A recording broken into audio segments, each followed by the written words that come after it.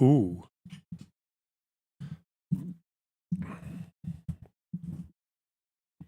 I guess the plan today is just stream until it crashes, and then we do the same thing tomorrow. Oh yeah.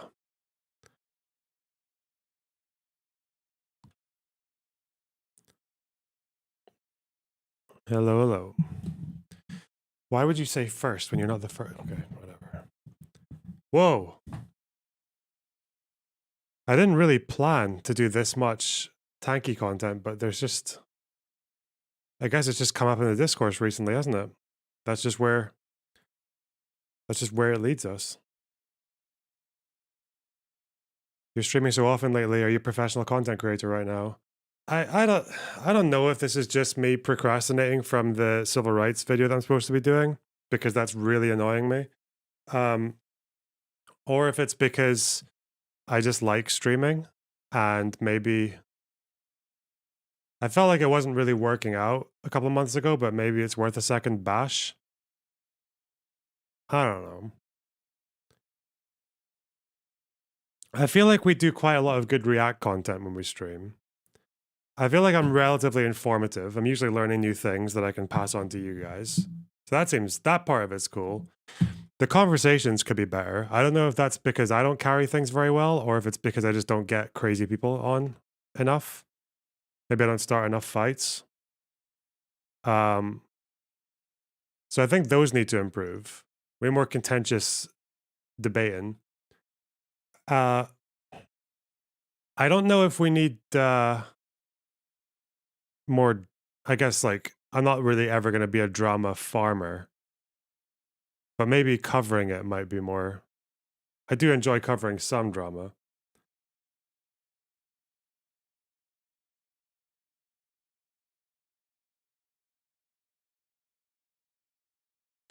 Like it's really funny.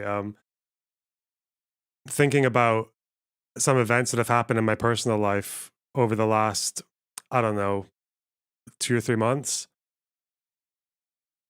There's just so much stuff in it that would be like banging content, but I obviously don't want, like, I don't want to do it for my own sake and for the sake of everyone else involved as well. Like, no one would really want to be involved in that. But yeah, God, that's really frustrating. And I also don't like the fact that those thoughts enter my head, because normally if drama's happening in my personal life, I should just deal with it rather or observe it and trying to help with it, but not just be like, damn. If I was streaming all this, oh god. Oh no. Intrusive streamer thoughts. I know, right? Now I can relate to Russell. What the fuck? Okay. Speaking of him, he's coming up. I don't know what's going on here. Apparently, Asmongold said something about Russell Brand, and it got taken out of context, or it led to a like a Hassan Abi thread, or on his subreddit. Like, hey, hi, this is Nick Diorio talking about it. Apparently, there's been like some big fucking. Apparently, it's all been solved now. But apparently, people were accusing Asmongold of defending Russell Brand, but I don't think he was. Oh, let's have a look. Hey guys, real quick, this is the Hassan Piker subreddit. This user with a name that I cannot say made like a semi highly upvoted post or whatever on the subreddit. Most people are laying into Asmongold, and as somebody who hates Asmongold, I was looking to find something funny I could post to Twitter. I think that'd be good. And this is not that. Now, Asmongold gave an incredible take on Russell Brand, and I need you to see how hard this Hassan fan fucking clipped this to like make him Ooh. look like he's like pro rape or something. Like, it was like an Oh, insane fucking you know thing. what I thought? You know that clip that went around of Ben Shapiro saying Russell Brand had a relationship with a 16-year-old girl.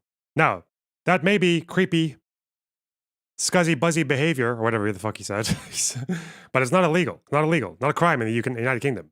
Scummy, scuzzy behavior, but not illegal. And then people were clipping it saying, like, fucking Ben Shapiro, apparently it's okay, like, doing the fucking libertarian age of consent shit.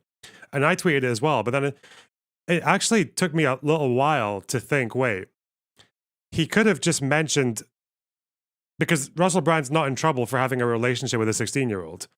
He's in trouble for having allegedly raped a 16-year-old, amongst other people as well. Like she had to punch him in the stomach to get him away from her. So, and it never occurred to me that like maybe 5 seconds after that clip, Ben Shapiro says that. I don't know.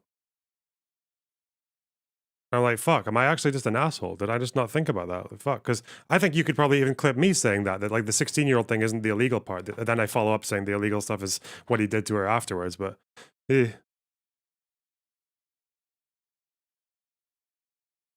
anyway. Thing. I haven't seen something clipped this badly in a while. Obviously, a lot of people instantly defend him, and then a lot of people also go and instantly attack him. Good. Both sides observing. That's true. You know what they always say, you know, nuclear holocaust impending. Some people think that's a bad thing. Others might quite like the idea. I don't know. Okay, good start. Because Russell Brand is a polarizing guy. Now, I actually kind of like Russell Brand and a lot of things that he's said. Like, I have a positive viewpoint of Russell Brand overall, right? I don't think he's a bad dude, if that makes sense. I mean, the clipping there is pretty obvious. And I think that every single time that something like this happens and none of the accusations stick, which I kind of think that they won't stick with Russell Brand. I'm going to be honest. I think they're not going to stick. I don't think he's going to go to jail. And if Russell Brand doesn't go to jail, then he didn't do it. Okay, that is like the hardest clip ever. Like that clip ends so ridiculous. Okay, I will say, if you fall for this, the Ben Shapiro clip is not chopped. At least it's close to a minute long. So this, on the other hand, you have to be.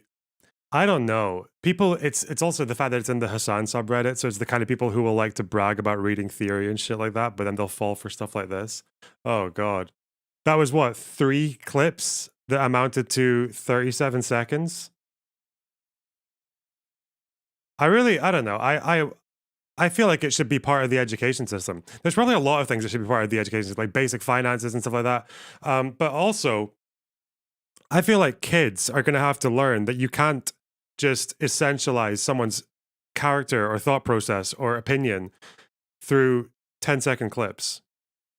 I don't know. I feel like that just seems to be a thing that everyone should be taught. Like, everyone should know about the Holocaust. Everyone should know about racism. Everyone should know, everyone should know what a verb, a noun, and an adjective is. And everyone should know that this clip chimping retardation needs to go. That's it. Like,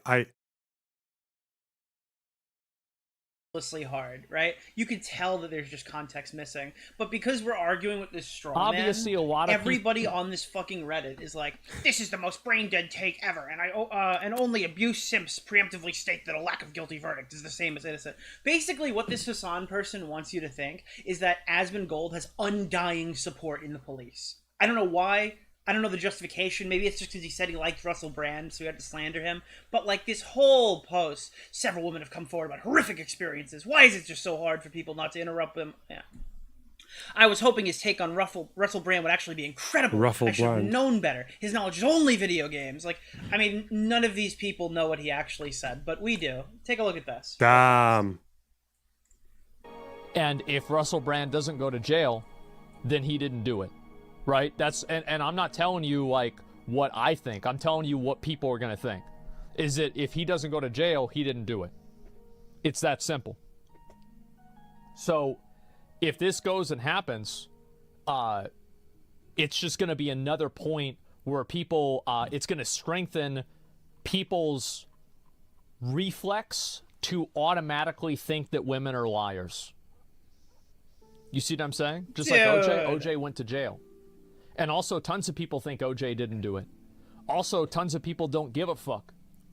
And also, sexual crimes are seen differently than violent crimes. That's just the way society is. His reputation's already done. I don't know. It's like there's TikToks where someone's doing their thing and someone has to appear in some weird, like, scuffed fucking green screen effect where their head's just floating around in the corner and they're just like...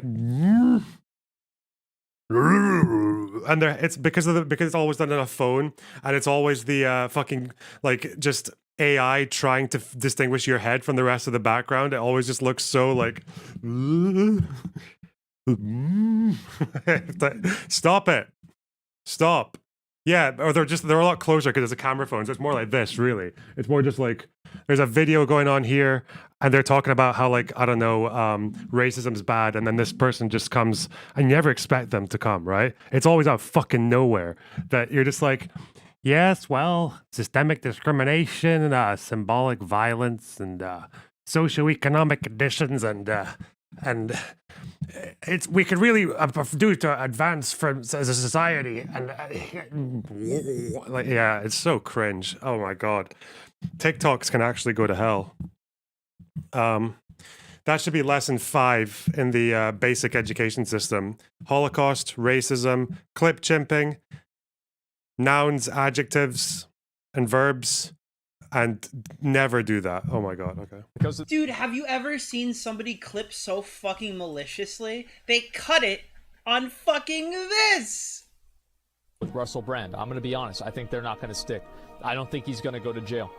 And if Russell Brand doesn't go to jail, then he didn't do it. Holy fuck, dude. How does this, like, stay up? This has been up for 10 hours? He isn't even very good at video games. He plays a lot, but doesn't hold any ranks. People like him because he embodies the man-child pseudo-intellectual that personifies many men and children on the right. Oh! Because he's a right-winger, so we get to lie about him. Like, this is just fucking psychotic, dude. Holy shit. Holy what shit. The fuck? What the fuck? Okay, well done. Okay. Hassan's subreddit issued a statement apology. Keeping it real, my goal as a moderator is to make sure we don't generate or perpetuate drama that gets us negative attention, and I failed here. I didn't have time to investigate the Asmongold post shown in this video to see if it was taken out of context. I took it down after a day or two. That was way too long for it to stay up. There were some good reports out there. Thank you to everyone trying to watch out for our community.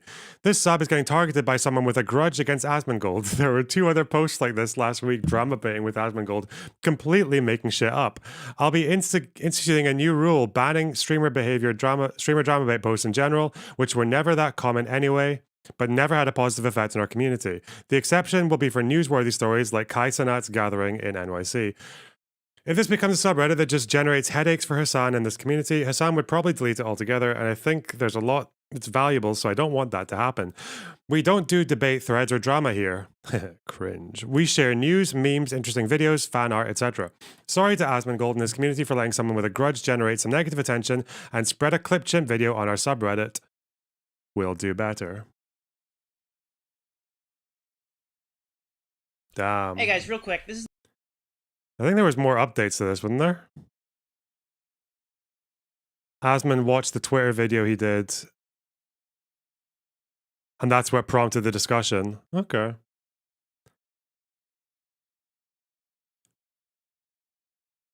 I was thinking of doing this. I was actually quite close to doing this on Twitter, just to show the disconnect with fucking Demon Mama lying about me, saying that I wanted to give people a 15-year jail sentence for shoplifting. Like, and apparently my argument would have resulted in people potentially getting 15 years for stealing a box of DVDs. Like, I was thinking of showing what I actually said versus her saying it after the debate, like within an hour. But then I was like, actually, no one listens to you, so it's not really worth the effort. But okay. At least we know that there actually is some kind of, that you can actually get recourse for this.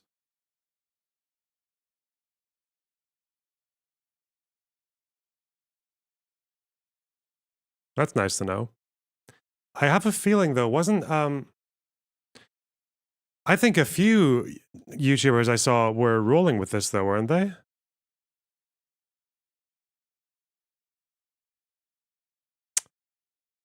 Oh, this guy went with it.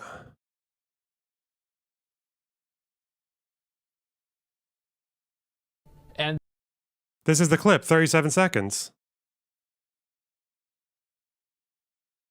I don't get this guy though, right? Because I don't really agree with him on all that much, but he's not a dumb guy. He's like educated and he knows like a lot of stuff. He knows, yeah. I think he's like, what is he? A history graduate? Yeah. International relations guy. Like, yeah, this guy's not a dumb guy. But when it comes to, I guess like right wingers or just people he considers right wing, yeah, fuck.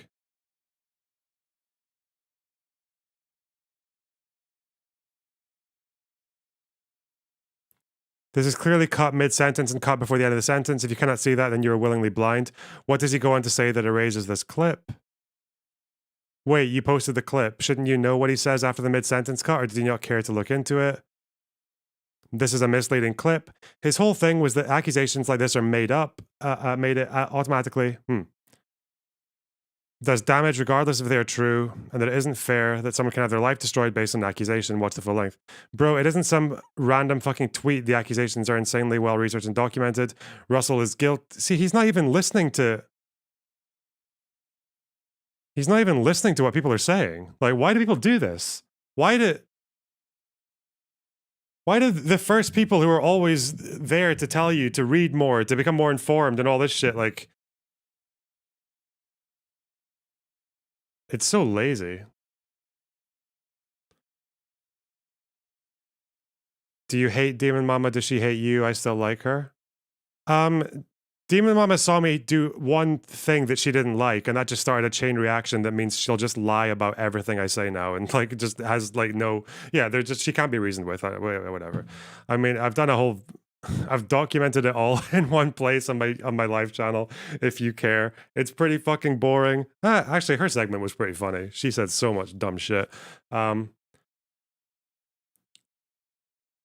I mean, she's guilty of this kind of stuff, right? Like she does this shit all the time. But okay.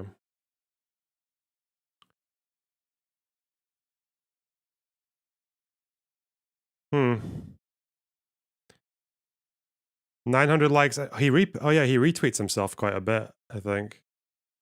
Carbonacle is clever. I mean, yeah, he doesn't seem like a stupid person, but again, it's that whole thing, like, you can be the smartest guy in the world, but if you are lazy for 5 seconds writing this tweet, then you're lazy and you're doing dumb shit, right? That's the thing, is like, they do have the capacity to be inquisitive about this stuff. They have the capacity to be skeptical. But it completely switches off when it comes to political opponents, when it comes to people who are not on your side. He would give all the charitability in the world if this was like one of his fucking Marxist-Leninist friends or whatever the fuck, but no, if it's Asmongold, no. Then a 37-second clip that's made up of 3 separate clips is fair game, right? And even after people are calling him out, he doesn't care. It's like... the response video. And then I guess it's just all his fans soying out. Asmongold, really, bro, you had to defend the pedo. It's only rape if someone goes to jail. I mean, that's not really what... Yeah. Golly.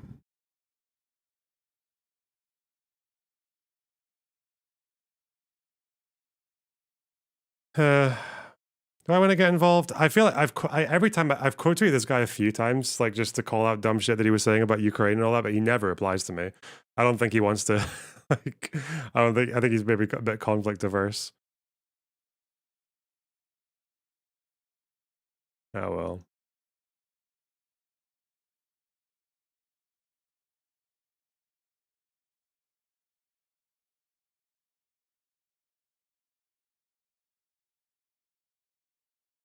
Has some real bad takes about Ukraine. Yep, he does. It's the same. I mean, content averse. Ooh, well, yeah, but I mean, that whole sphere hates debates. They don't like debates. They think it's like fake or whatever. They think it's like all made up or like pseudo intellectual. I don't even know what they call it. Yeah. Asmon isn't a right winger. That's not the point, though, right? Asmon doesn't need to be a right winger. He just needs to not be a left winger. He could be a left winger. He doesn't even need to not be a left. He just needs to be not a communist, and then he's fair game. Yeah. I thought Asmongold was a bit right wing, though. Well, I don't know. That might be old news. Second ship carrying Ukrainian grain reaches Turkey. Oh. Now, a second ship with Ukrainian wheat has reached Turkey despite Russia's withdrawal from the UN-backed grain deal. The bulk carrier, with more than 17,000 tonnes of wheat, left the port city of Chornomorsk on Ukraine on Friday, bound for Egypt. Now, it comes as Ukraine's testing a new sea route, avoiding international waters and using those controlled by NATO members Bulgaria and Romania. A first ship with 3,000 tonnes of wheat safely arrived to Istanbul last week. Well, earlier I spoke to Dr. Hannah Shelest, from the Transatlantic Defence and Security Programme at the Centre for European Policy Analysis. And she told me that this recent shipment could be a signal that Ukrainian grain exports may be possible without Russia's cooperation. We know that in addition to these two ships that left with grain within the last week, the three other ships are currently coming to Ukrainian ports. We're expecting them today or tomorrow. But at the same time, that is the clear demonstration that it is only, that is exception from the rule. That cannot be as a stable route, because nobody is guaranteeing security of the ships in the Ukrainian territorial waters. And even that most of the route is happening not even in the neutral waters, but in the NATO member states' territorial waters of Bulgaria and Romania. But then for several hours, ships are coming purely in Ukrainian territorial waters, and they need to be... I'm built different. I dislike Russell Brand even when he was a leftist. Yeah, me too. Yeah, because he was a shit leftist. Yeah, he was always bad. Always. If you ever had a period where you liked Russell Brand, okay, there was something wrong with you. If it took him turning to the conspiracy theory, if that was what changed your mind in him, I don't know. Yeah. You got to check yourself. He's my litmus test for how fucking mental a person is. If they've ever liked Russell Brand, I don't even know if it's forgivable. Once a Russell Brand wanker, always a Russell Brand wanker. Okay. In Ukrainian ports. And here, the Russian Federation is continuing missile attacks and drone attacks against these ports. So that is like half of the decision, but clear demonstration that Russia cannot control the Black Sea and cannot put their rules for the voyage of the commercial fleet. Are we likely to see more ships on this route carrying more grain? I assume that we will see not only grain, but maybe even other goods, because if you remember the first two ships before these grain ships, they were shipped with the metallurgical materials that been When the first grain ship left, it was supposed to be the 29th or something since the invasion started. It was like a really high number. Oh, God. Odessa port since February. That was a while ago as well. For more than a year, they've been waiting for the permission to leave the ports. However, more ship owners, more insurance companies will see that others already passed these and it was secure. The more definitely of those will be willing to use this route. But we also need to accompany it with the additional security guarantees for these ships, probably with the air defense of the NATO countries or with the certain patrols of their ships over there. So to guarantee that the Russian Federation will not be provoking the commercial fleet for the freedom of navigation. And just let me ask you this briefly as well. This all comes as Ukraine is targeting the home of Russia's Black Sea fleet. What's your thoughts on how all of that fits into this picture? The Russian Black Sea fleet is stationed in the occupied Crimea.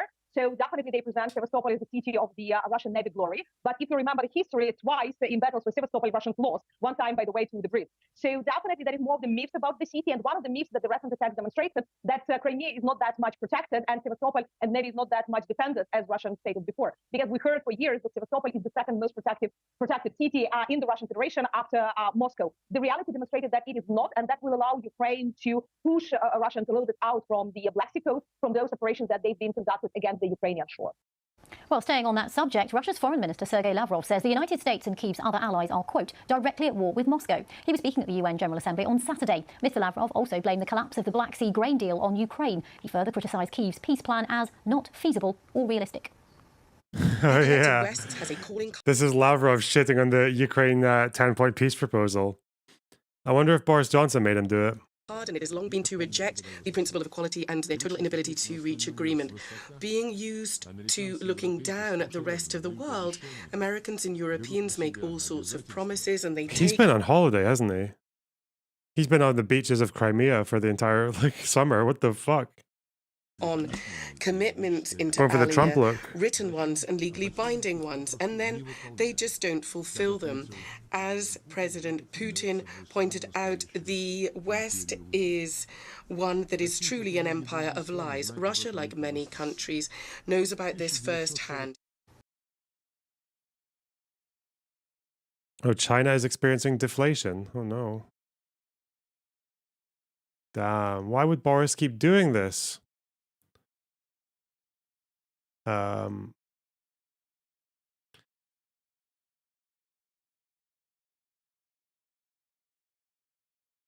Apparently, Jigson Kinkle, Jib Van Twinkle is firing shells that are definitely real in Russia. Look at him. Yeah. Внимание! Фаер! Внимание! Фаер! So I don't know why the fuck he's wearing white trainers under his camo suit. You'd think he would wear different shoes. And why is this? So I'm not a military expert, okay? Why the fuck is this thing not moving? Every time you see an artillery shell, wait, look. If you find a video of an artillery shell, usually I'm trying to find the same thing.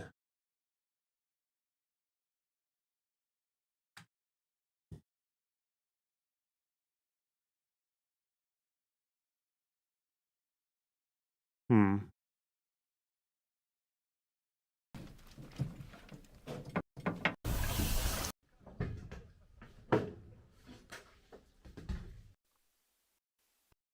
I not going to see a single fucking video of an artillery shell? Oh, wait, hang on.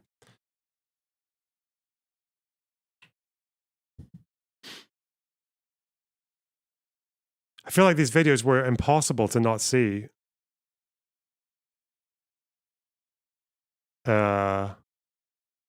Whatever.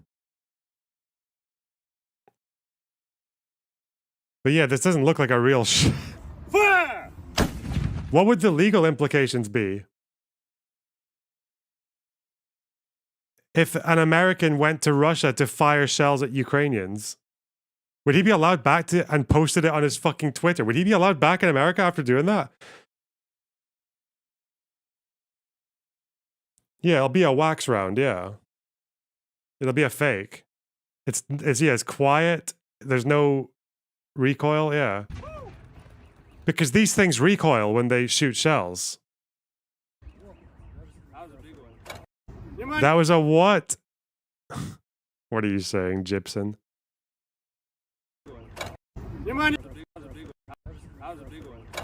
That was a real one. Oh, God.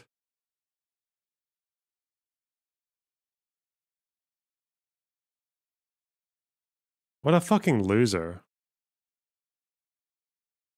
Внимание! Фаер! Внимание! What a fucking dipshit, man. Oh, God.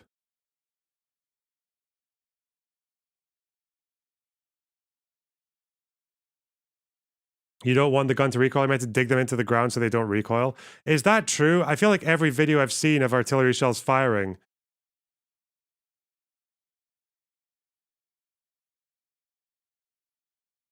the gun goes absolutely insane.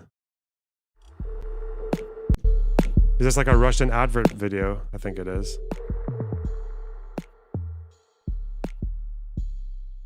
A lot of the older style guns from World War II have been improved or adapted upon to make more modern. I guess these are a bit gun is bigger. twofold.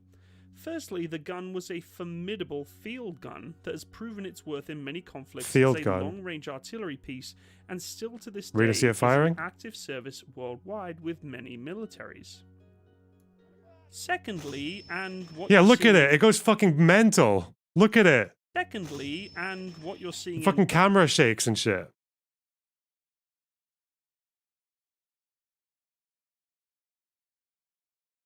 It goes big boom. Yeah. Fuck you guys.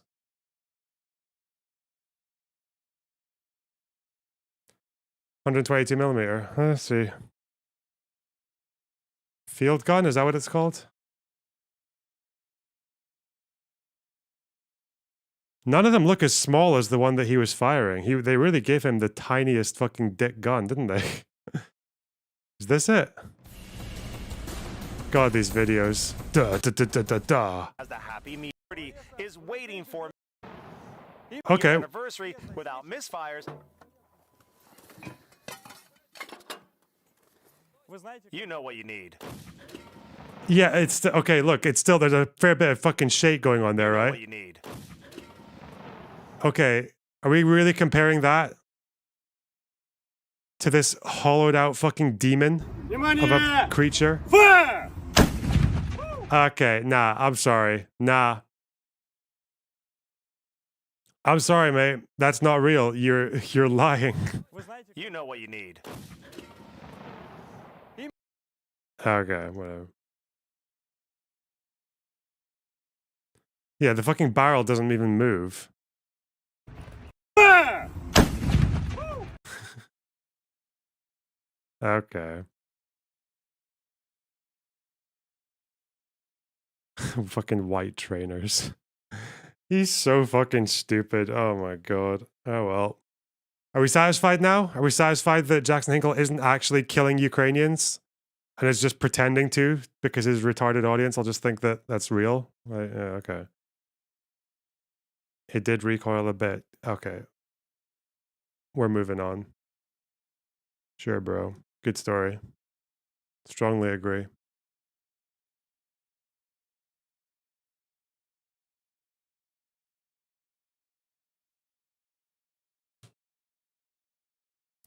Here's one in slow motion. Thanks, Morinaka. 3, 2, 1, on the way! I mean, it's... Are we really challenging me on this, you motherfuckers? Video and stream chat that's actually the same gun? Okay. Why are you people gaslighting me? I don't understand. Why are there still people in chat being like, the gun's actually supposed to do that? Fuck you. Get out of my life.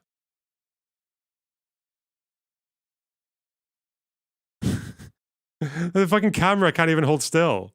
I was further away than I was from Gibson. Look at these people, like...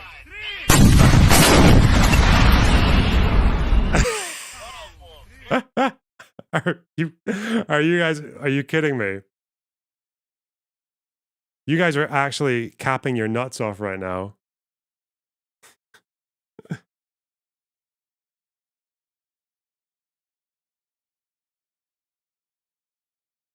Strong Hinkle. Man, maybe.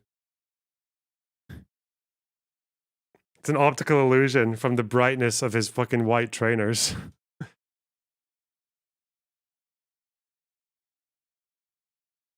Bro, what happens if he gets drone striked by Ukrainians? Is he actually even do you think he's anywhere even near the fighting or anywhere near any lines, or did he just do that from... He might have even just been inside Russia doing that, like in a fucking testing ground.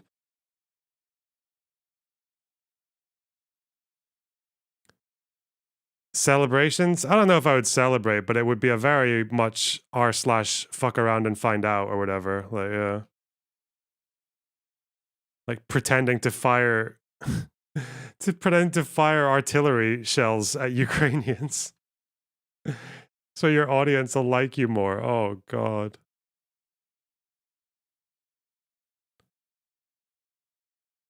This was a good meme.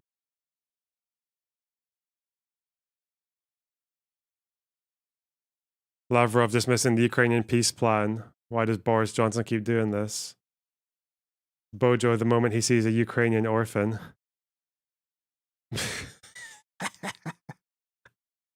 Good meme. Good meme, Tequila.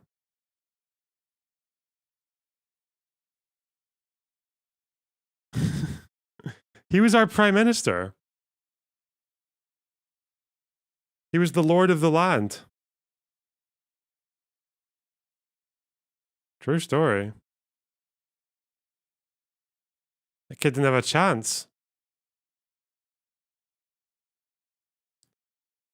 We are all appalled by tanky genocide apologia, but it is very disappointing how little pushback Destiny got for his pro-Palestinian genocide take from his own audience. I am quite surprised that that story just kind of came and went. I was even worried that I was going to put my video up and I guess people from like the Vosh or Hassan sphere would pick up on it and then just go absolutely insane. Like, but I guess, yeah, I don't know. It's because he's not really involved with those communities anymore. They don't really talk about him.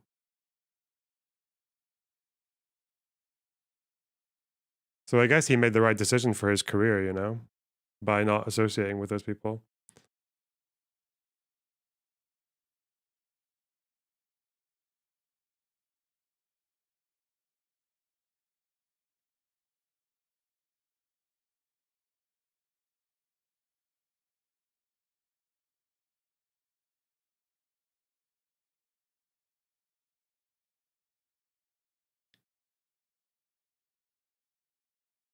Can you imagine if Vosh or Hassan said the same thing about Taiwan or Ukrainians? Yeah, I know. I still don't understand his position or what he was saying. His position initially seemed to be that this is what should happen because there's no alternative. And then it seemed more to be like, this just seems to be the most likely outcome. Obviously, the latter position is a lot less radical than the former one. The latter one is just being blackpilled, which most reasonable people probably are. Like, I think that. I mean, I think that's the most likely outcome, unfortunately. But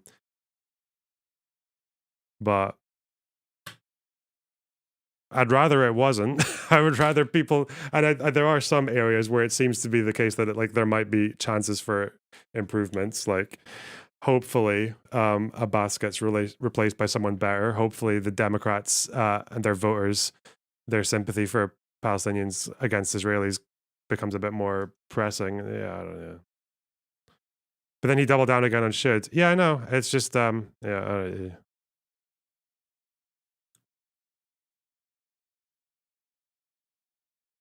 I did think, like, if I was only content brained, I could just go, would have just gone and done the whole like boisterous like virtue signaling shit like that, and like, but at the end of the day, if I came in saying like this position's dumb, I think there's better thing, and then he just starts asking, he just started like asking me questions, and I'm like, okay, it's just, and that's kind of like the world I want to live in. If someone has an opinion that's kind of a bit wacky, a bit out there, or even quite distasteful, just to say the least, I think you should be able to just say it to people and see what like the response is. Because bad ideas, like, and I consider that a bad idea, should really be easy to push back on. There should be someone somewhere who can explain to you why it's bad. And I think it should be okay to live in a world where, like, if you have these doubts or if you have these thoughts or whatever, you should be able to say them, and someone can be like, "All right, here's why I don't think so." Right? And I'll do this as well when I'm talking to people off stream, or like people who are more like academically minded or people I trust. For example, when I was like Googling, I was potentially going to have to get into a Holocaust denial debate at one point a wee while ago, and I was like, I couldn't find a good answer to the wooden doors thing. That's one of the ones they always bring up. Oh, the guy said there were wooden doors. Why were these wooden doors that gas can seep through and shit? So I looked around on Google. I couldn't find like a very satisfying answer that was like from an academic paper or something like that. So I just like asked someone. I was like, okay, look, what's the actual thing here about the wooden doors? And then I got like, I can't remember what the answer was. I think it was wasn't it because they were lined with felt because they were Nazis and they were fucking like lazy and shit. And everything was done very quickly and like makeshift and all that. So they used wooden doors to begin with and lined them with felt and then switched over to steel. Cause like you can like the order receipts for the steel doors are there. Like those weren't destroyed. So that's kind of,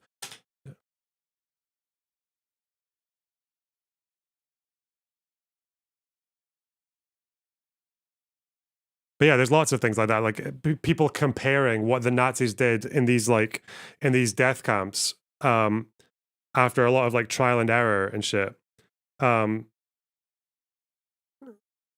People comparing that to some like professional who's trying to do it in a really perfect way, and like the same with the cremation thing, like comparing how long it takes to cremate bodies in a military industrial fucking genocide compared to how like a fucking undertaker would do it. Like that's just so, yeah, that stuff's easy.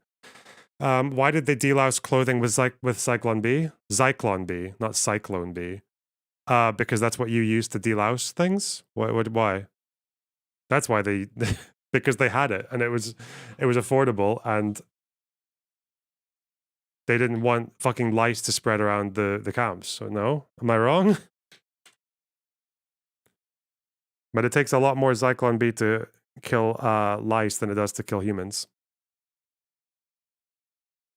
Crazy that. It's just depressing how one can have horrific views of Palestinians and suffer very little consequences. I think the thing that I thought was weird was that, like, he didn't seem to know that much about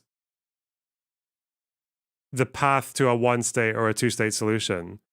Like how that would actually work, or what the kind of proposals have been, or what peace deals in the past have been. But just immediately jumped to the wild conclusion, like the genocide. It's kind of, but the same thing that leftists do as well, right? Leftists who don't know that much about it will just say, yeah, just like abolish Israel and turn it all into a Palestinian state. That'll be fine. There'll definitely be no there'll be definitely like no risks involved in doing that, or just call it like a settler colony and just yeet all the Israelis out of the fucking country and shit, not considering how a lot of them got there and the circumstances that brought a lot of them there. They're kind of different from how people usually arrive in settler colonies. Yeah, it's just I don't know, but I guess people I don't know why people do that. It just seems to be one of those issues. Isn't it funny that like how many people have we interacted with in this space who has gone to those extremes, right? Because no, it wasn't just Destiny, right? It wasn't just Destiny with the whole like one Israel state and fuck off the Palestinians. It was also Vosh with the Glass Israel, fucking Bad Empanada with the re-education camps. It's like, I don't know, for some reason that particular topic just sends people down a fucking vortex of chaos, and like yeah.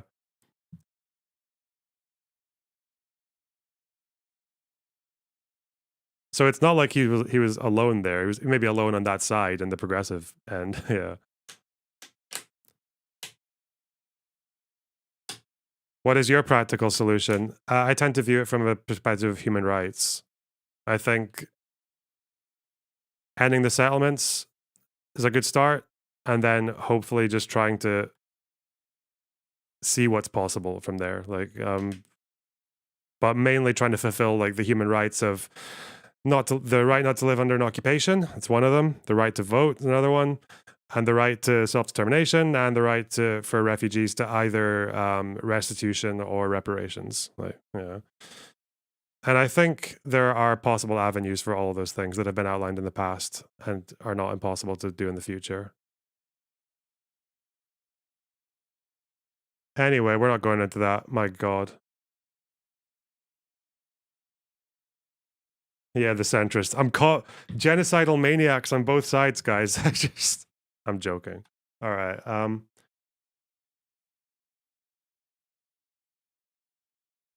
They should do the meme. You know, someone should do the meme of like the two fucking cliffs, and in the gorge is like me hanging with the two parents. One of them is Glass Israel. The other one is Palestinians can go somewhere else, and I'm just hanging there like, you know. That would be good. I think that fucking schizo Reddit account, Vosh Destiny Forever, would like that. How do you identify? Leftist, socialist, capitalist? Are you agnostic on the question? No, I'd still identify socialist, but I'd rather just people talk about the positions. Yeah.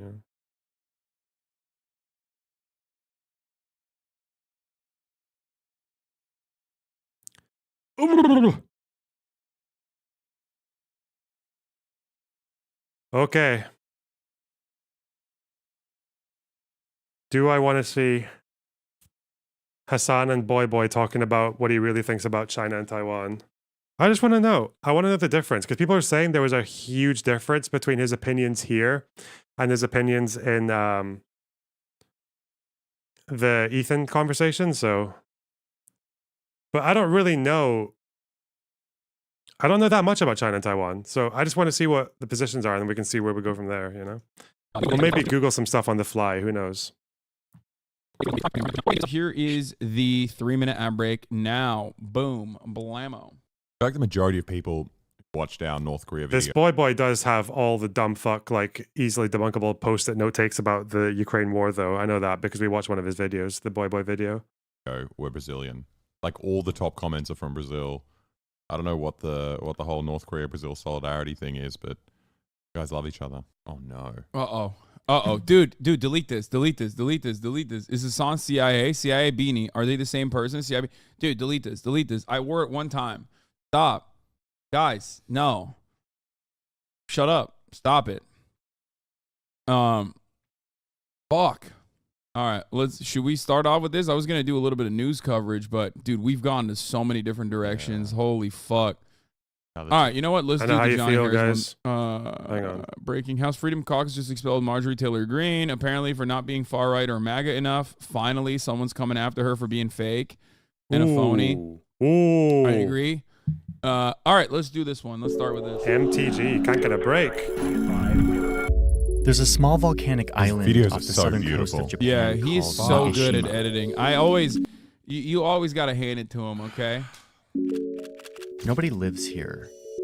But here's footage from January 2023 of construction workers arriving to this island. Ooh. Their task is to build a couple of runways on the island and some storage facilities for ammunition. Ooh. The Japanese government has been paying local fishermen to stay away from this island. That's because they're turning it into a military base. Uh-oh. The island is being built by Japan, but one of its main purposes... Which is very cool and good. I sure hope China's not doing that.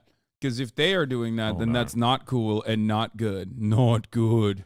Not good or nor. Has to do with the United States. American fighter jets and aircraft carriers have had to do their drills and practices down here on this island. What? But now so they're able to station at this island, moving them much closer to this ocean and to one country in particular. China. Magashima is just one of many islands. I don't actually know anything about this Johnny Harris guy. Isn't he just like some kind of fucking polished kind of neoliberal cringe? Isn't that basically his thing? That's kind of the criticism I always hear about him. I also just don't... I think these videos are really aesthetically pleasing. I just don't trust them ever. I don't trust any of them. But, yeah. Being loaded up with military hardware, most of it coming from the United States. It's part of this chain of militarized islands, an effort of defense militarized or islands. Aggression, depending on how you look at it. It's a line that centers on Taiwan. Ooh. And it's what one official was referring to when they said that 2023 is likely to stand. By the way, Janet Yellen is currently in China. Is this over the contested waters in the South China Sea? Is that what we're talking about here? Yeah. Okay. So what I want to know is there any international agreement on where the borders are, like the maritime borders are for fucking the South China Sea? Or is it all just like people throwing boats in there and just hoping? Like this map tells me absolutely nothing. Does anyone have the internationally recognized, is that what it is? So, okay, yeah, so that line is very correspondent with the China and Taiwan thing. So Japan is building those bases on what is recognized as their waters, right? But within here, the Philippines feels like they've got this. Vietnam, do they feel like, oh, it's contentious. Oh. So, but all this is like not, even China doesn't claim this, right? Where Japan is, because that was up there.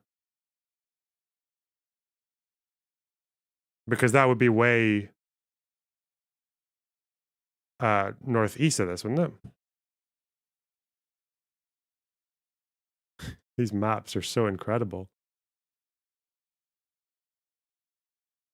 So I'm guessing, oh wait, what's this? This might be valuable. Why have they cropped this? What the fuck?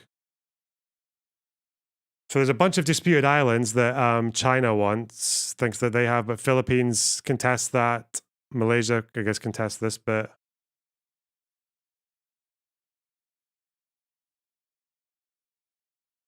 Japan is quite away. So Japan building a military base. Okay.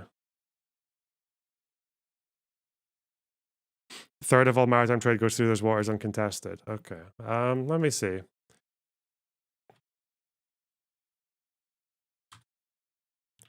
I want to see the international borders.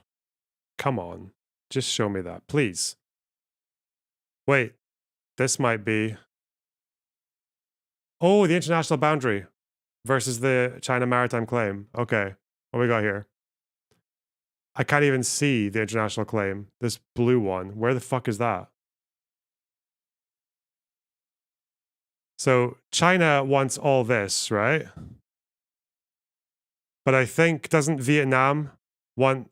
Isn't that the problem? Isn't this why Vietnam doesn't like China? Because of this?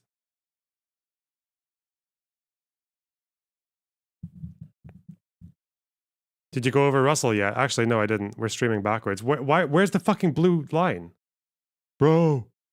Am I colorblind? Yeah, the international boundary isn't there. This map would be perfect otherwise. Okay. Let's see.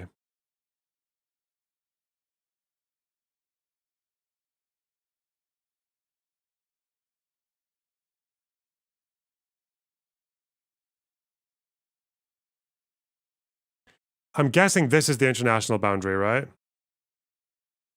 Which would mean that Vietnam... Yeah, okay, because the Chinese one is the red one. So Vietnam doesn't like China because they probably want this, and Chinese boats come in here, right? And these islands are contested? Okay, I got you. Okay. Philippines, they want this. China's like, nah, fuck you. Malaysia, okay. Why is there this box in the middle? Who gets this? Who the fuck is this in here?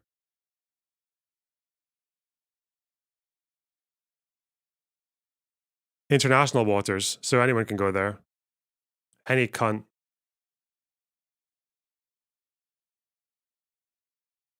Okay. And doesn't the United States get involved here as well? Doesn't the United States send ships through here so that they can protect Vietnam people like trading, or is that... And these guys... Isn't that why the United States is involved in South China Sea?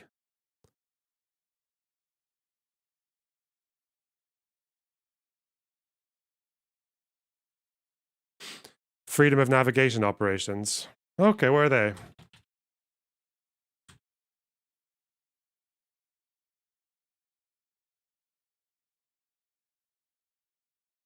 It's like an image. Oh, that's spicy. That's a spicy meatball there.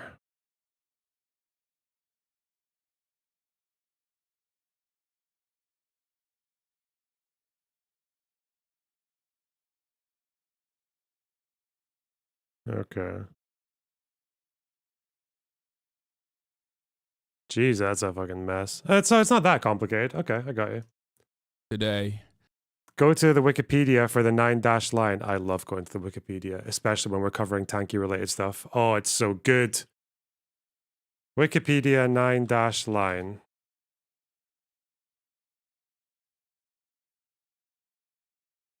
Would you join the Chinese army or the American army if there was a war? You know what you sound like?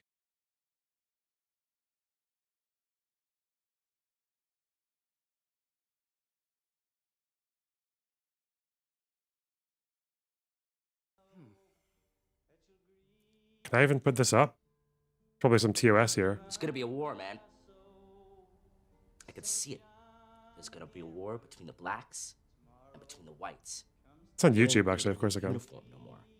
This ain't gonna be a war where you pick your side. Your side's already picked for you. I don't know whose side I'm fighting on. Fighting with the blacks. Whites are gonna get their heads kicked in. You don't decide this shit, man. Well, who are the half-cats gonna fight with? With the blacks, man. It's obvious. But what about the Pakistanis? The blacks. What about... Think about it. What about the Vietnamese? The blacks. Well, I'm definitely fighting with the blacks if they got the Vietnamese.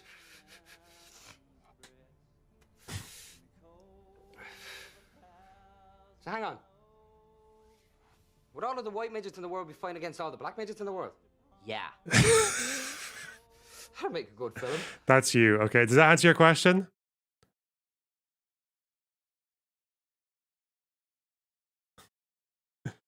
Okay, that film's so good. All right, what was I looking for? 9-line. Okay, okay. Stay focused, guys. What movie is that? It's called In Bruges.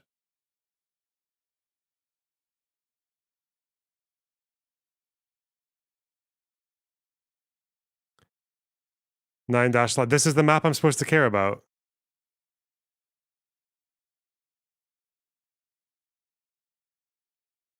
Okay. Whoa. Okay. Cool. Talking to them about God knows what. And as the most transformative year in U.S. force posture in this region in a generation. This line is a symbol of the rising tensions between global superpowers. And I want to show you why this is happening now and what it means for the future of this conflict. This is unlike anything the U.S. Navy has done since World War II. Tensions are rising in one of the most hotly contested regions on the planet. This music, this video is so good and informative. Why? Why? Why? Why is it one of the most hotly contested places on the planet? A question we must ask ourselves. Like, I'm sorry, I always have to ask, why is America there? Like, no, I know that we have this attitude where, like, of course we have to be there to preserve freedom, right? But it's like, well, why are we there? Really? I'm guessing America's there because we have trade partners in places like, because America has trade partners in fucking Vietnam and probably Malaysia and the Philippines, and they have alliances, and they feel like their maritime sovereignty is getting fucked with by China, and the international recognized borders are being not respected by China, so they send ships in to allow them to do their trade. Is that kind of the idea? Is that why they're doing it? Because fuck you! What's wrong with that? What's wrong with a bit of international policing? I don't know. You fuck with international borders, mate. What's up with that? Doesn't make any sense.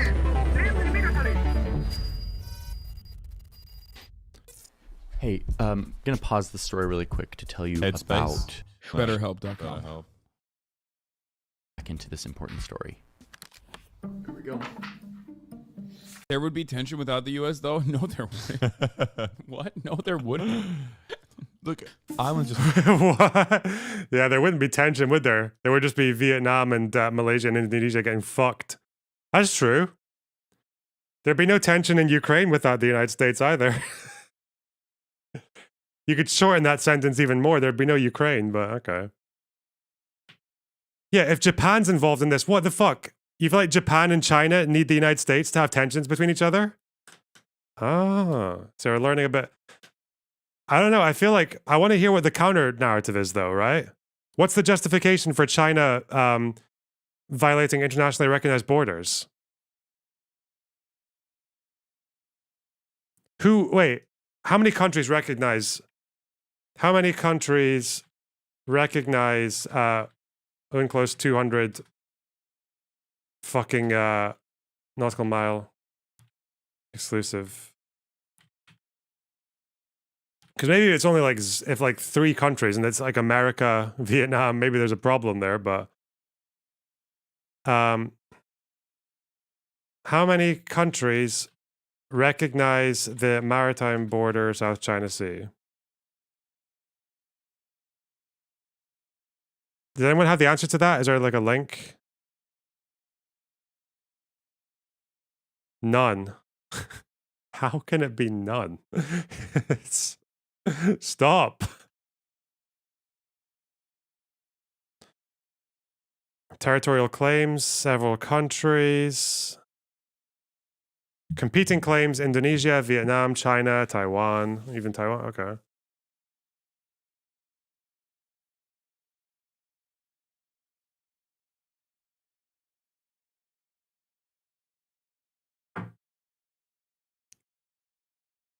Is there any like UN recognition for this, or is there any resolutions?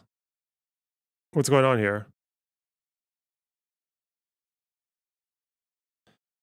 International.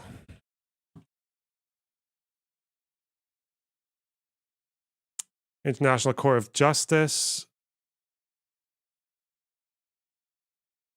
Because I know that Australia has appealed to international courts. They've taken Japan to the international courts for whaling.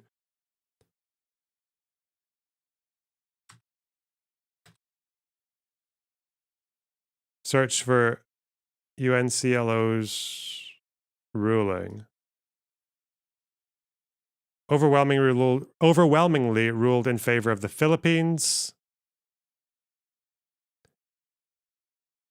No legal basis to the 9-dash line. But what countries is this?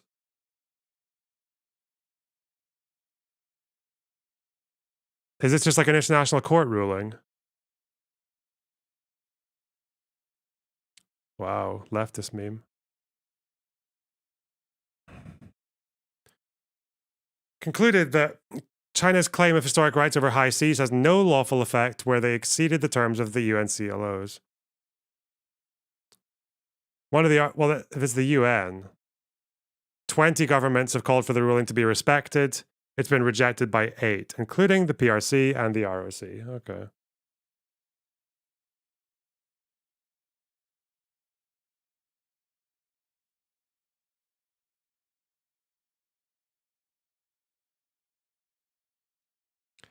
You learned the whaling stuff in class. What about Australia and Japan?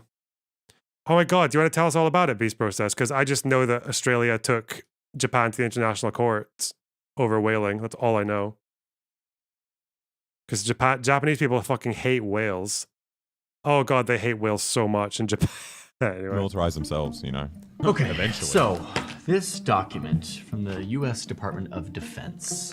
This document is called the National Defense Strategy of the United States of America, which also includes the Nuclear Posture Review and Missile Defense Review. It's basically a report that they release every 4 years that gives us an understanding of what the U.S. military is up to, what they care about.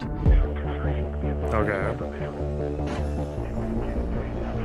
Like China and who would have tension without the U.S.? Imagine no U.S. involvement in that region. What you think the Filipinos are going to rise up against the Chinese or something? Like, what do you think is going to happen? Wait, sorry, what's the logic here? That if the United States wasn't there, Philippines and Vietnam would just get cucked? Like Chinese imperialism would just win? Is that the argument? I don't understand. Bro, there'd be no tensions over Poland were it not for the United Kingdom and France and the United States. Okay.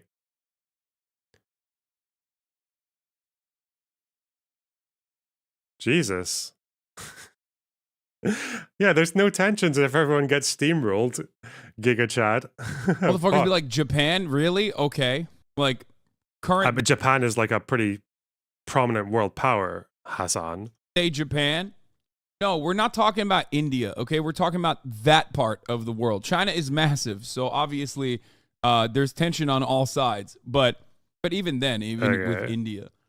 But this year's is more detailed than normal. The document focuses a lot. Can I just guess? Okay, I want to know how trustworthy my viewers are. You guys, you fucking barbarians. I want to know what Hassan's justification is for the 9-dash line.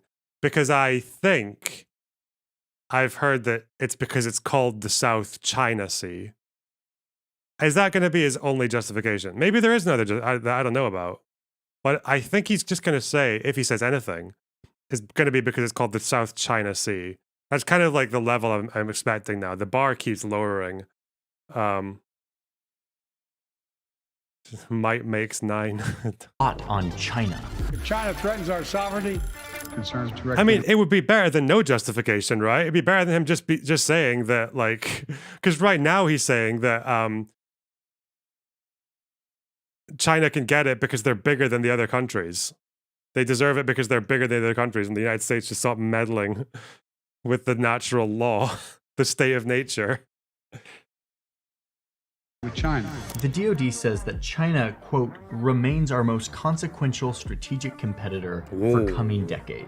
Why? Because, the Pentagon says, China is bullying its neighbors to, quote, reshape the region and the international system to fit its authoritarian preferences. Now, remember, the United States, who spends loads on its military, has set they just hate democracy. That's what it... Fuck, I was thinking, like, what is China trying to do? Oh, they're trying to stop the Indian democratic process from taking root, or the Philippines, the Filipino democratic process from maintaining its blossoming democracy. Or I think just the idea of a Filipino person voting is just like so hard to deal with for a yeah, Chinese person. they hate that, dude. Fuck it, Japan, the Democrat. What kind of system is for the Philippines? Where do they rank on the democracy fucking index? I don't actually know. Isn't this where fucking Duterte's from? Or is that fucking Duterte, or that crazy fucker, the fucking Batman? Well, he was elected though, wasn't he? What is the, how does it compare to China's?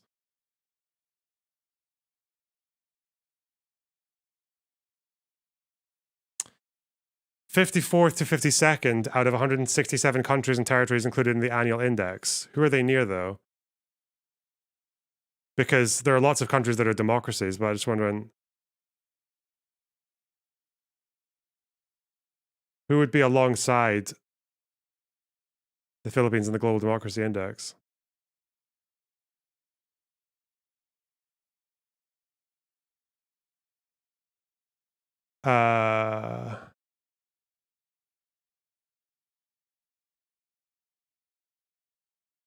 Oh my God, these. Okay. Brazil is at 51. Philippines at 50. So they're next door to Brazil. Is that bad?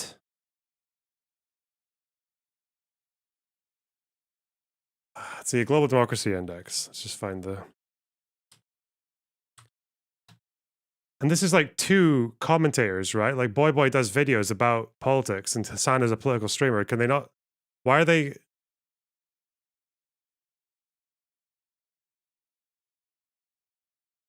The authoritarian thing isn't just about having elections, though. It's also about territorial sovereignty.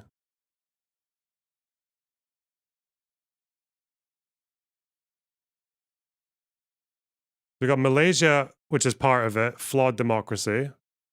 Lithuania is a flawed democracy. Damn.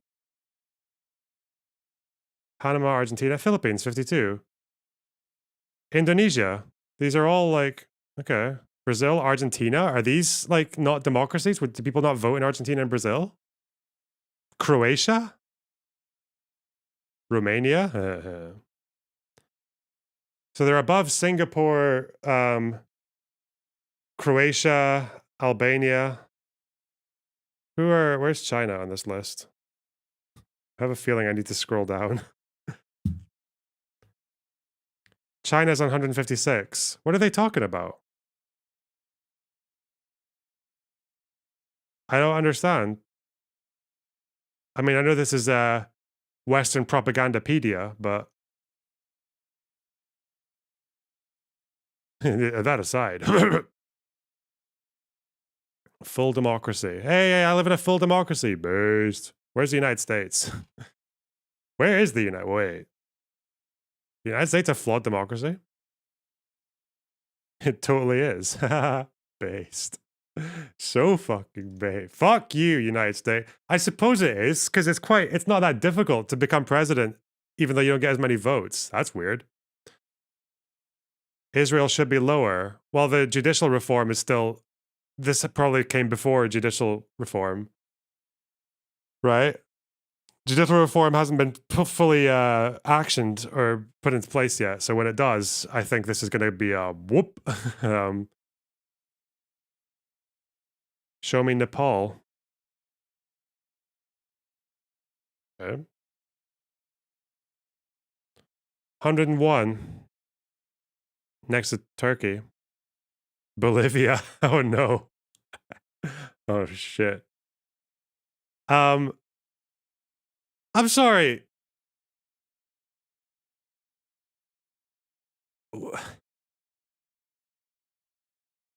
What's wrong with these two guys? I don't understand.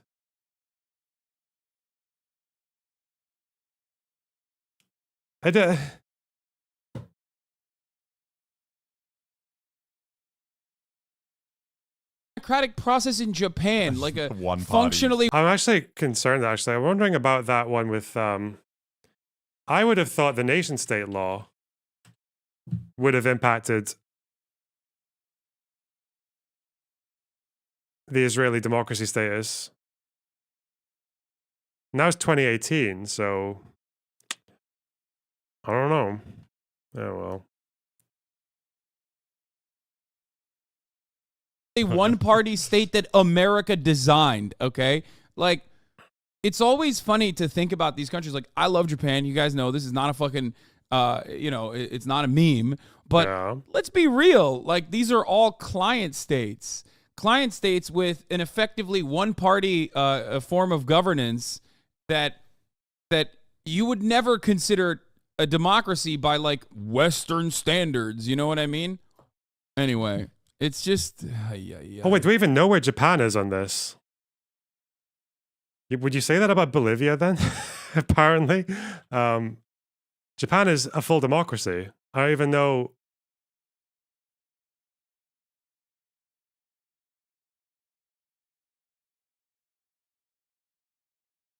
You can say Japan has flaws, but yeah, they're a pretty democratic system.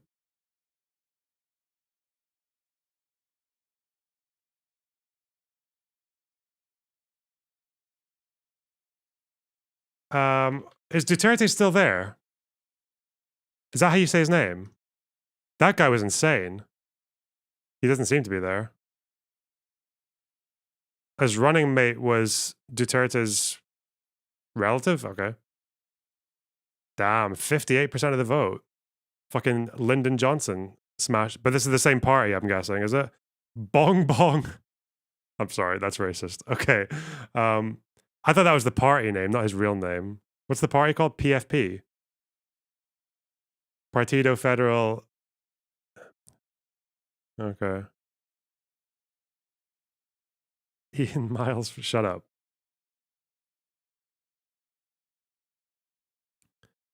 So they have more than one party, which is, that's all right, isn't it? Incumbent president was ineligible. The president's limited to a single term. I don't know if that's good or bad, but it means like... How long are the terms? 6 years. That's probably okay. Yeah. Liberal.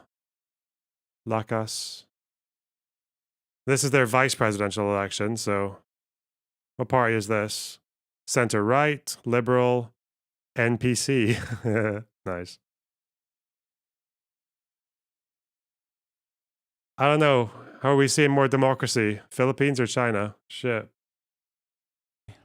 Rules for our global order, how we trade, what political system. Okay, wait, actually, I'm going to stop being dyslexic and see actually how to read this guy's name. Duterte. This guy was a wacky dude, though. Let's see if I can pronounce Duterte. Okay, that's what I thought. Okay. We favor, who participates in the system, and now we see a country that wants to dethrone them, to create a new system based on other values and other rules. Yeah. Unlike...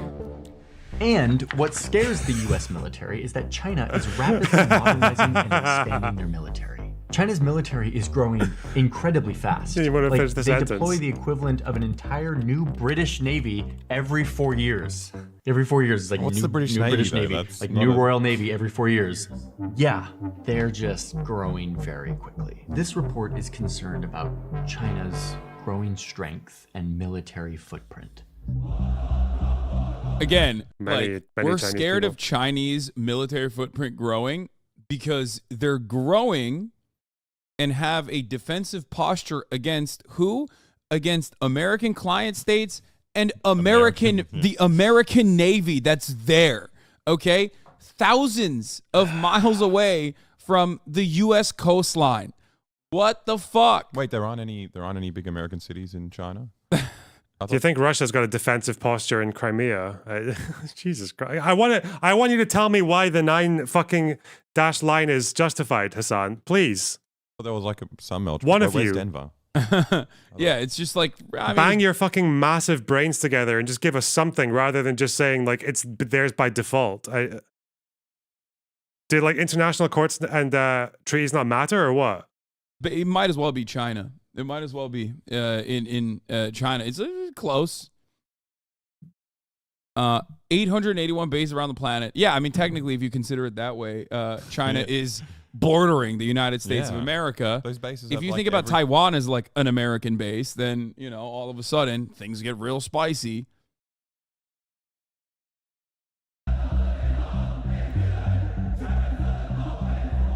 How China is coercing its neighbors, disregarding ocean boundaries, testing missiles, bullying fishing vessels in other countries. Like, why did they just laugh? Do they have any claims here? This entire video is only we get to do that, and not even in our backyard, which we already did that, but other people's backyards we get to do that in, and you can't do that. Countries' waters, building islands and military bases on those islands. China's building and islands? flying over other countries' airspace, and especially in Taiwan. I knew the island that China claims as their own, and where the globe Also gets that we nearly claim all of as their advanced China's. microchips, which is a topic I made an entire. Okay, to be fair, yeah, as Alexa also pointed out, it's not just China that claims that it is Chinese. It's the United States of America that also has maintained that same position since motherfucking Nixon, which is a position that they have routinely lied about. And it's not just me saying this, like, this is very clearly the American foreign policy. The very clear American foreign policy has always been it's China. It has some level of autonomy from China, but they call it strategic ambiguity. The position isn't some level of autonomy, it's de facto independence, isn't it?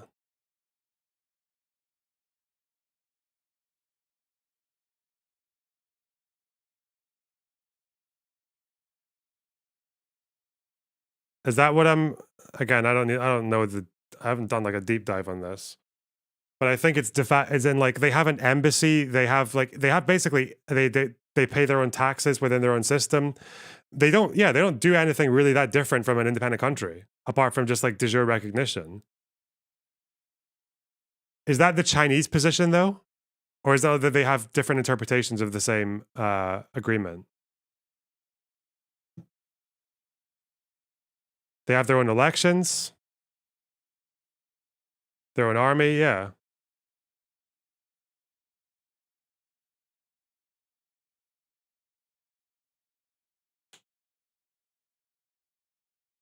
I remember it was the Dylan Burns and Jackson Hinkle debate, and Jackson Hinkle was saying it's not actually a U.S. embassy that they call it, isn't it? What do they call it in Taiwan?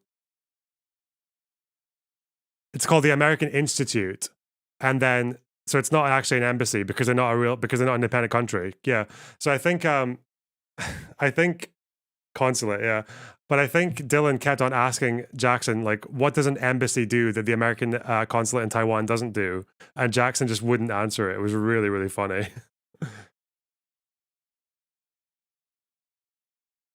Yeah, it's the de facto embassy, yeah.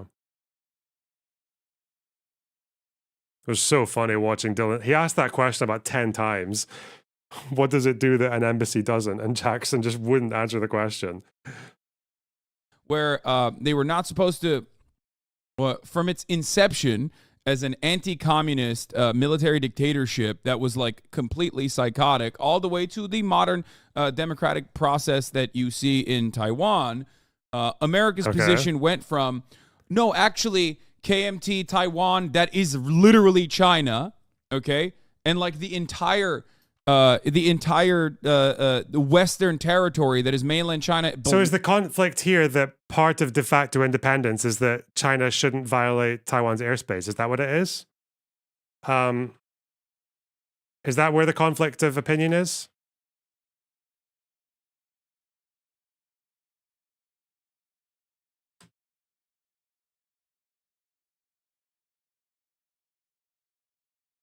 (2021) Because airspace is kind of important. I know that because every fucking Israel-Palestine deal has some mad fucking dispute over the airspace. Where I think Israel tends to be like, yeah, you can have sovereignty, but can we just like use your airspace? Yeah. Can we just keep controlling the airspace? I think that was Camp David, huh? Anyway.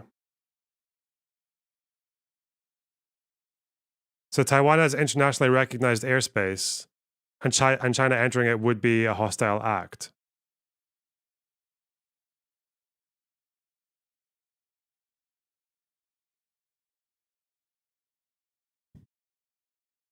This is in 2021. Not all states have declared. What's ADIZ? Okay, oh yeah. They sent 150 warplanes into Taiwan's air defense identification zone. Okay. Massive escalation of its military activity directed towards the island. People's Liberation Army has increased its activity.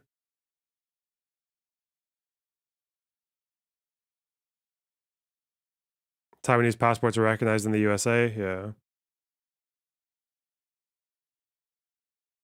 Yeah, so it would be, if it's de facto independent, that would mean they've got their airspace, they would have their maritime borders, they would have their embassy, they would have their own passports, they'd have their own, would they have their own currency, or will they have their own internal tax system? They'd have their own democracy. So, yeah, I'd be interested to know actually what Taiwan has other than de jure recognition that would stop it being like, yeah, because I don't know, maybe there are other things, but.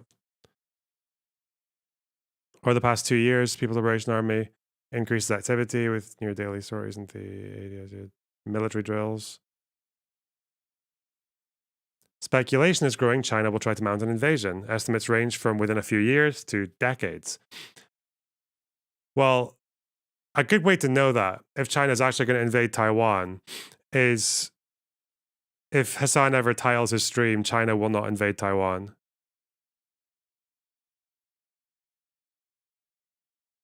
I think if he starts saying that, I'm going to be quite anticipating an invasion, but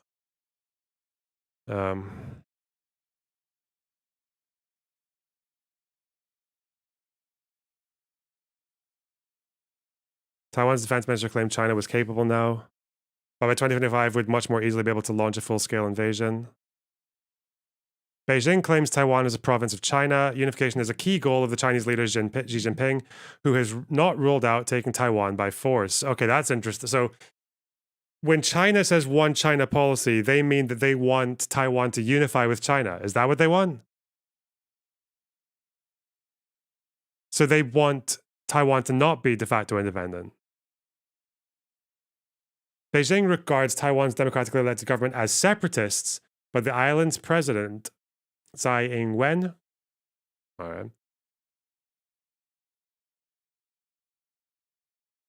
has said Taiwan is already a sovereign country with no need to declare independence. So so Beijing's line on Taiwan is that it's a secessionist state. Is that what they say it is? It's like the fucking Mason-Dixon line. Is that how they see it? Okay. Wow, we're learning so much. Taiwan holds democratic elections. So that means Taiwan's a bad boy in China's eyes. You know what? I like this person, okay? I'm not going to disrespect her, right? But a couple of years ago, I dated a Chinese girl, like very briefly. And she was really progressive. Like she'd lived in the UK for a while and she had like progressive values and all that shit. Until I asked her about Taiwan.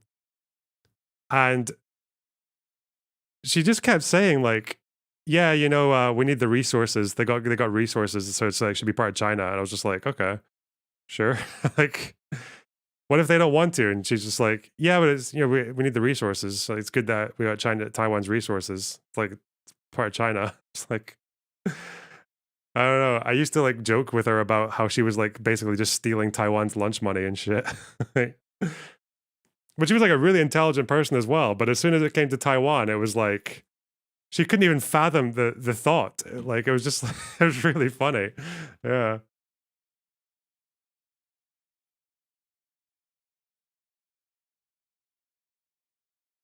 The Chinese Communist Party has never ruled Taiwan. Oh. Oh, and I guess the tankies will probably hold on to this guy for dear life because he was a big old fascie, wasn't he? Taiwan holds democratic elections, has free media, its own military, and currency. It has enjoyed de facto independence since the end of the Civil War in 1949. When losing Kuomintang, the losing Kuomintang faction led to the island. So I guess these guys were the fascistoids who didn't like Mao, and then they ran away to Taiwan and took what they could, right? Is that the idea? Not that any of that really matters now, but okay. But since that, how did they go from being a fascist dictatorship to like a democracy with free press and shit? How did that happen? Was he overthrown, or did it just kind of evolve, or what happened there? Kuomintang is a party, okay.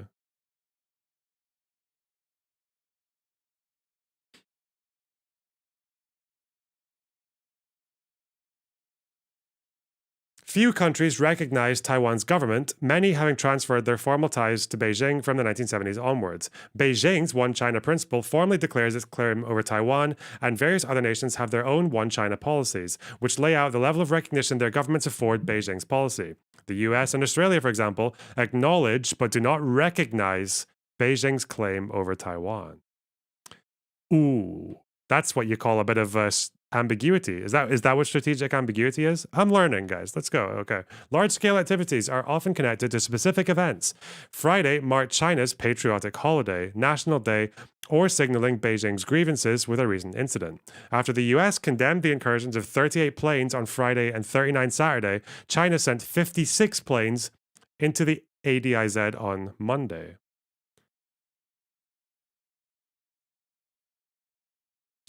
Bonnie Glazer, oh, Glazer's in chat. The director of the Asia program at the German Marshall Fund said the flights were increasingly used for training, but also to signal to the United States and Taiwan not to cross Chinese red lines.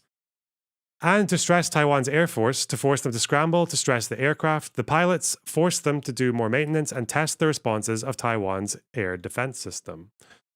Okay. Just say AIDS. I'm really tempted. Yeah.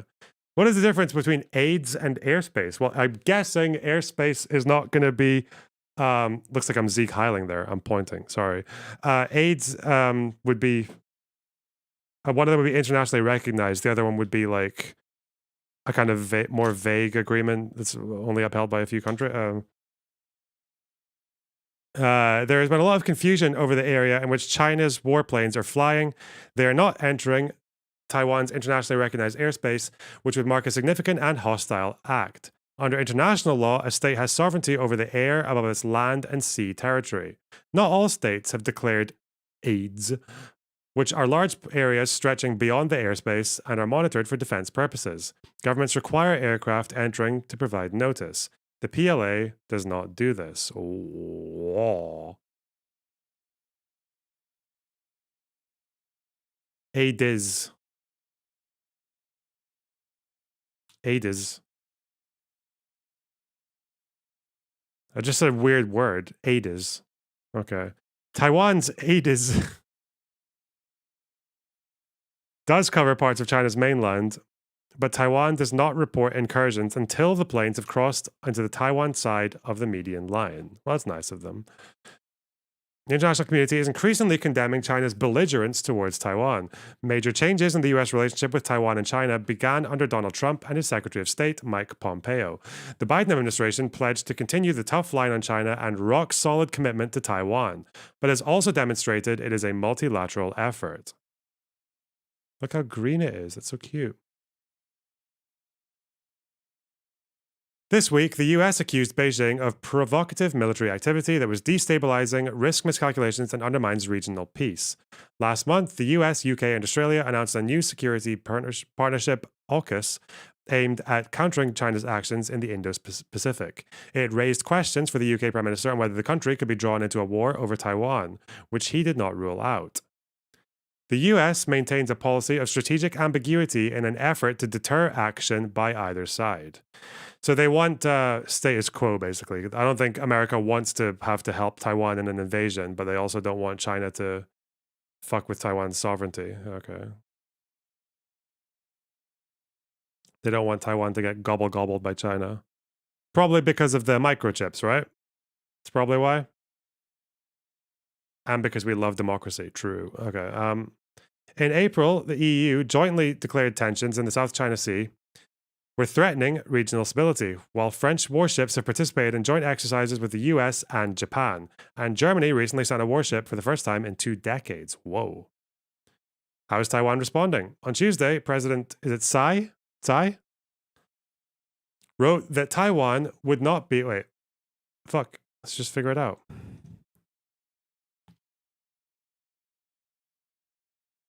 Oh, she's a lady. I did not know this. Damn. Hassan not even respecting a woman president. Interesting.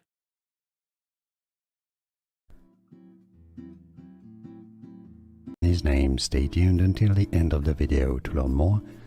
Tsai Ing-wen. Tsai Ing-wen. Cool. Wrote that Taiwan would not be adventurous, but would do whatever it takes to defend itself, and warned the fall of Taiwan would see catastrophic consequences for the region. The island's premier, Su Tseng-chan, said Taiwan must be on alert to China's behavior. The world has also seen China's repeated violations of regional peace and pressure on Taiwan, he said, adding that Taiwan needed to strengthen itself and come together. Only then will countries that want to annex Taiwan not dare to easily resort to force. So is Hassan's position on this what? That Taiwan is like a separatist fucking like rogue state, basically? And that, because if you, I don't think he would say that though, because if you say that, then China would be justified to roll fucking tanks and planes in there and take it over. He thinks they're a rump state. What does that mean?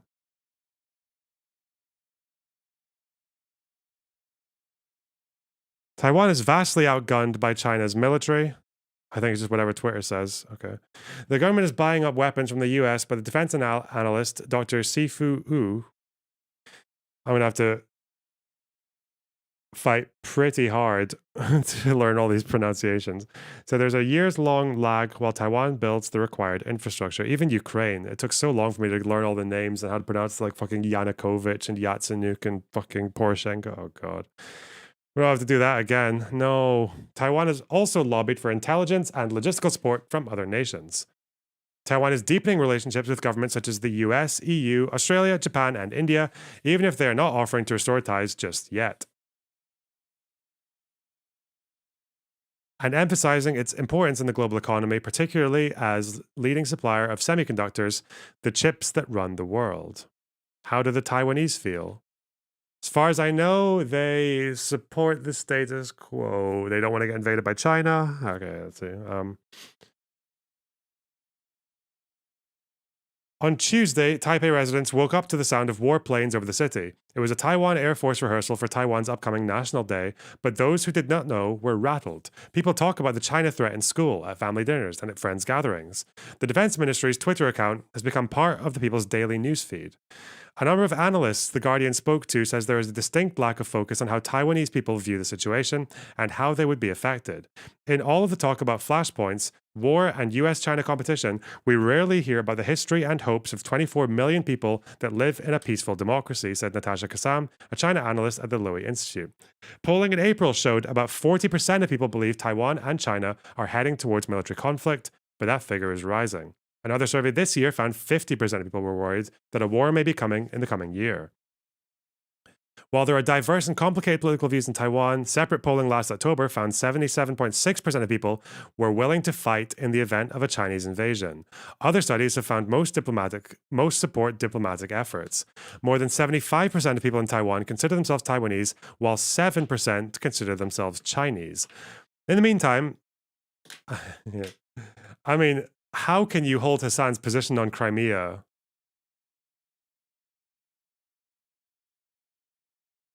Oh, but okay, whatever. In the meantime, life goes on.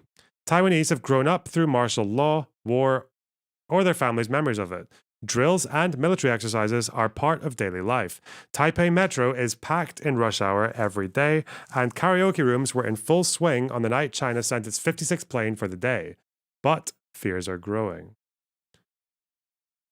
And I'm guessing, so I feel like the right thing to do, surely, would be China to give Taiwan an independence referendum. But that's just not happening. So we have to get a bit weird with things, you know?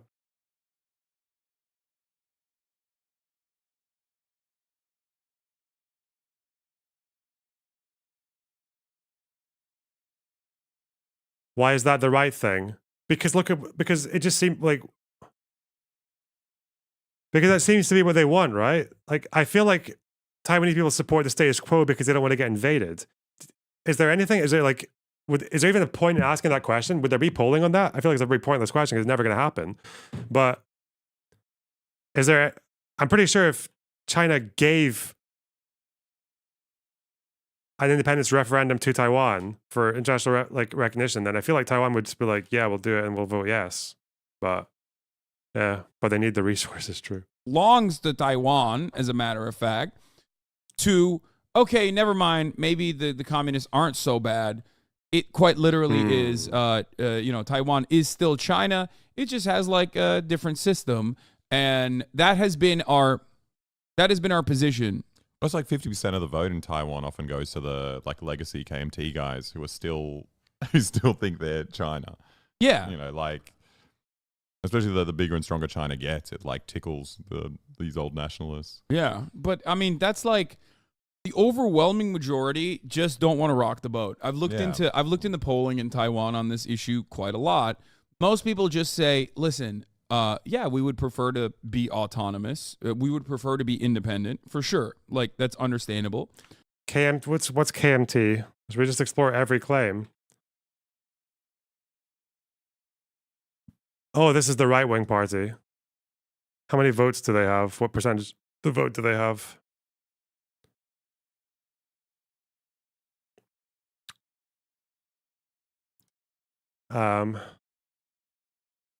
Taiwan elections 2024. Okay, I don't need to know that.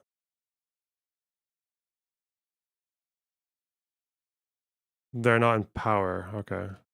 By quite a bit.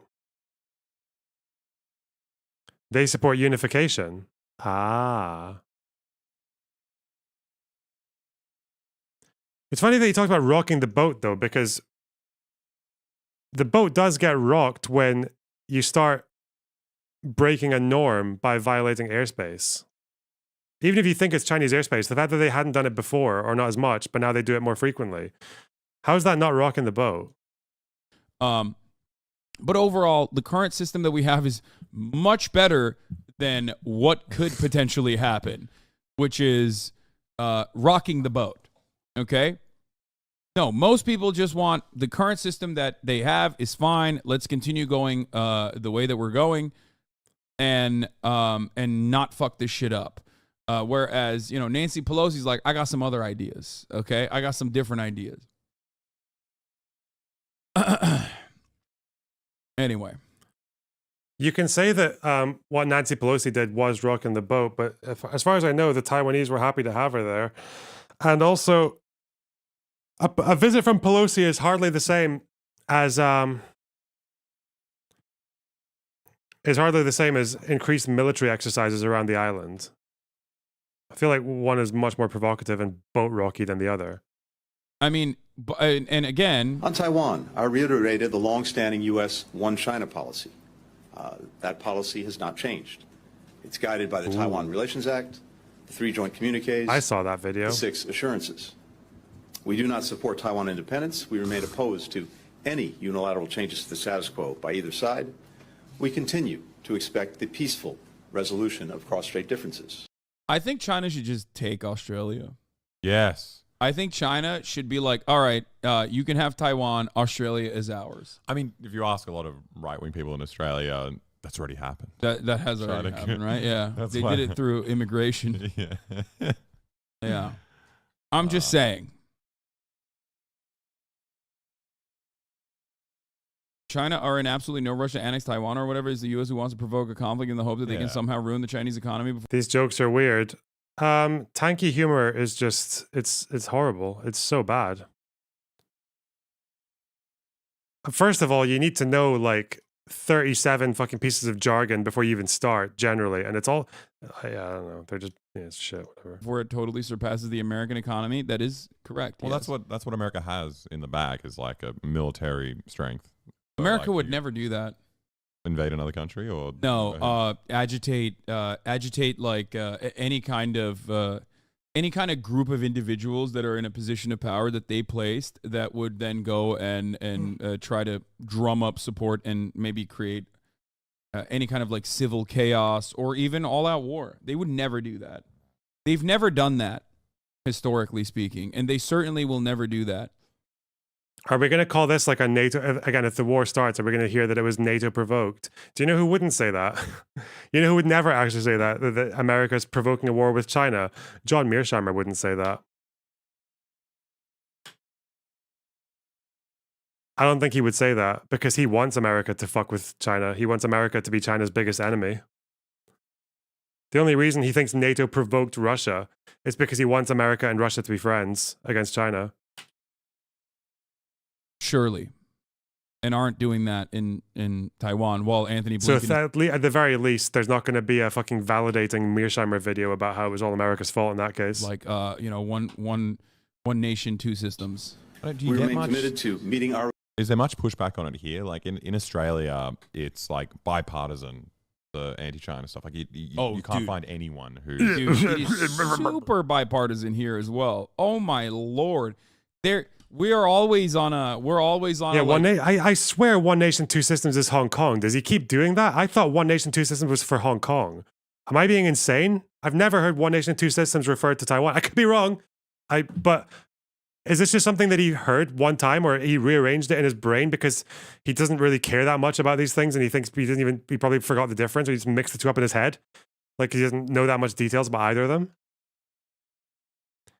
I don't know. It's technically though. I'm asking does anyone ever say one country, two systems for China and Taiwan?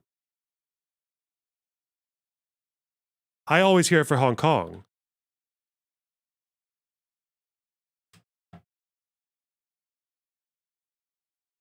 One country, two systems. Constitutional principle for China and Hong Kong.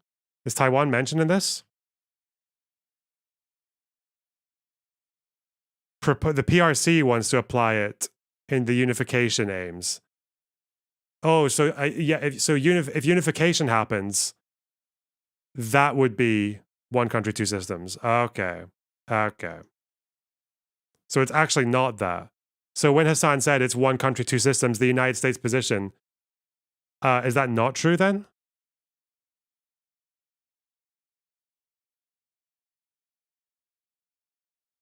Proposed application to Taiwan. So proposed application, they don't see it that way now because I guess they see Taiwan as a separatist region, right? They see it as a rogue state. So it can't be one country, two systems right now, right? Or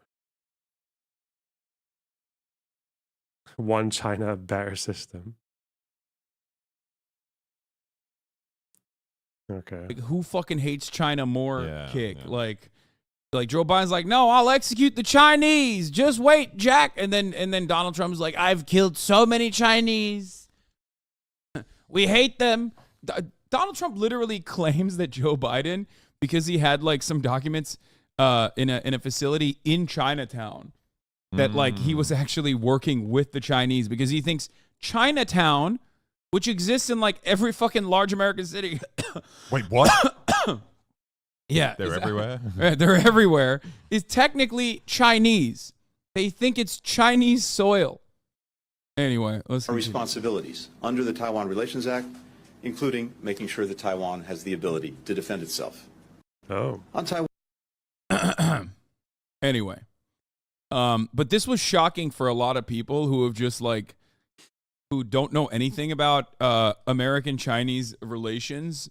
Okay. Or like America's foreign policy on China, but instead have just been like paying attention. He's conflating one China principle, one nation, two systems, with the one China policy, which is strategic ambiguity. Yeah. Because the one China policy is that it's one de facto is that that Taiwan is basically independent. We just don't recognize it de jure because we don't want to rock the boat. Yeah, that's what I thought. I feel like there's no way that. It's funny. Do you think just Hassan is being strategically ambiguous when he talks like that? Uh-oh. When he fucks with the terminology like that. Eek. Damn, chat. There are 430 people watching this stream. That's so crazy. You should like the stream. It doesn't cost you anything. You should also support the stream. That does cost you something. But fuck you. Into how bad China is, so they're like genuinely shocked when they heard this. They were like, "What? I can't believe Blinken reiterated like long-standing foreign policy with China like this." Ooh, the likes are going up. Yeah. The point is, Taiwan is an incredibly important. Those likes are building up like a Chinese invasion force around the Taiwanese border. Oh yeah. Important island for the United States. All of this together makes China, quote, the only country that has the intent and power to actually challenge the US-led global order and rewrite global rules and norms, something the US has gotten really comfortable doing over the last 70 years. So this is why the US considers China the most consequential strategic competitor for coming decades. And they've created a plan to respond. And in their words, we cannot delay. They give themselves this 10-year window to I'm gonna start highlighting. I don't like this guy, Johnny Harris. Don't remember why. Because I don't know how you could ever learn about a topic in this way. Like, I don't know if maybe he put sources in the bottom, but like the way it looks like it's like you don't really know where any of these things that he's referencing are coming from. And yeah, you would be quite biased. Yeah. Like all the animation and the music and all that. Like it's just, it's a lot of, he adds sources now. To me, it just looks like a lot of, aesthetic with like if I know how second thought videos do it, for example, like it could just be like that but for neoliberal stuff, you know. But that's just me. I tend to not trust channels like this. Stuff in my videos more. And this is what it looks like. Okay. Like I would never want to learn an issue. Like I would even say that honestly, like I like to think people can trust me because I'm so massively anal about checking sources for every single claim that I get. But yeah, generally speaking, like I wouldn't watch these like kind of like fancy animated YouTube videos to get informed on a subject because the more I learn about a particular topic, and if I look at it like a Vox video or one of these videos or something else, like I just find so many problems with it usually. First, the U.S. military is already very present. I would do it to maybe get like a skeleton, maybe. That's what I would probably do, to get like just a kind of bare bones understanding and then probably go through reading after that. Because I think some people find it easier to read when they can have something to reference, when they have like just a reference point for like the basic events and basic outlines and basic terms. In Asia, we've got about 8,000 troops in Guam. We've got over 100 bases. Wait, what is 100 billion? By making a stance and say that we can stand with Taiwan, we make sure that they stay democratic. China won't ever attack Taiwan, so this is good. Okay. You lost me there. Anytime you fucking claim that America is like legitimately defending democracy, it's over. Okay? It's a wrap. I will never take you seriously. America does not. Would you believe that they can incidentally protect the democracy, even though that might not be their primary interest? Do you not think that like a country's interests can overlap with things that are good, Hassan? Is that impossible? Or are they literally just like fucking magnets pushing against each other? Like, give a single shred of a fuck about the democratic process. We don't even have a democratic process here in the United States of America. Have you seen the Senate? Have you seen the Electoral College? Like, what the fuck are you talking about? It's just completely about whatever their strategic interests are. Okay? No, they do not. They fear multipolarity. That's it. That's literally it. Because it's not like China is going to become the single force, the hegemonic power that the United States is. They don't have 800 fucking military bases around the. Wait, is Taiwan on the Global Democracy Index? Someone's saying they are. oh no, we can't trust this because it says, is this from The Economist or is it just, yeah. And apparently we can't trust The Economist because they're far right. And every time I ask someone to show me like a far right article from The Economist, they can't show me. Anyway, sorry, I'm just reminiscing my old Discord regulars. Thank fuck they're gone. All right. Taiwan is 10th, bro. Golly, above the United Kingdom. As a full fat democracy. That's so much it's democracy everywhere. And they've been on a upscale trajectory since 2006. Upward trajectory. Wow. Taiwan. Well done, guys.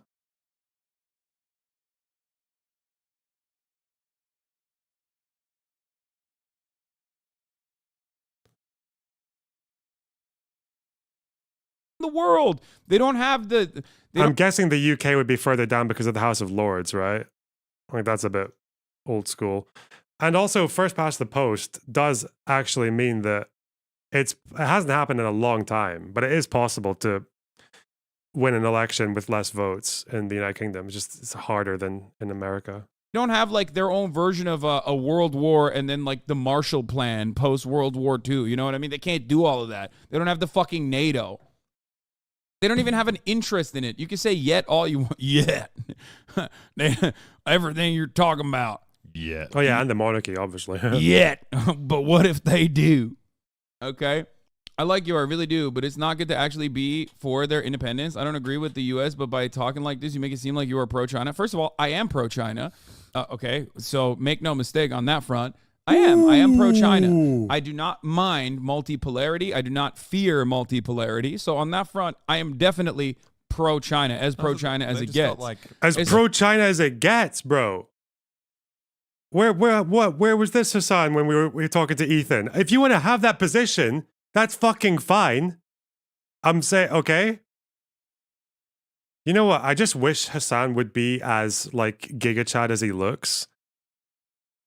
I feel like a visual representation of Hassan's personality and Hassan's conviction when it comes to politics is like this fucking weedy little like pasty, hasn't been in the sun for the last 8 years, basement dweller, guts just turning to fucking goo because of the amount of energy drinks they're consuming, hunched over posture, a spine like a fucking noodle, like chronic back pain, and like shoulders up to here, who talks like he's just such a fucking coward, bro. How old is this video? Maybe he's changed. 6th of July, 2023.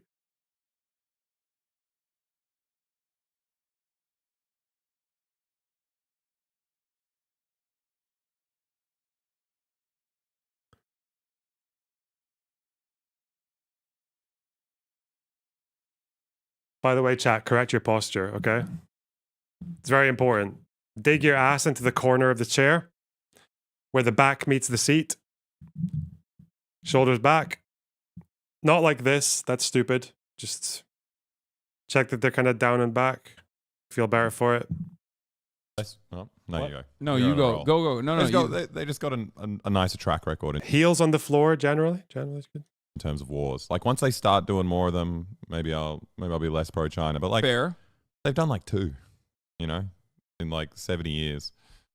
Chosen Reservoir, baby. Yeah. And one of them was glorious. Yeah, it was fucking glorious. So, geez, your foreign policy take is so bad. This is like the Crimea stuff in Hong Kong. You can't be so. Hong Kong is famously on fire. Yeah. You know, I always check in with Hong Kong to see how bad things are in Hong Kong, because remember they like, you know, when the Chinese took over, they executed everyone. Yeah. It was so crazy.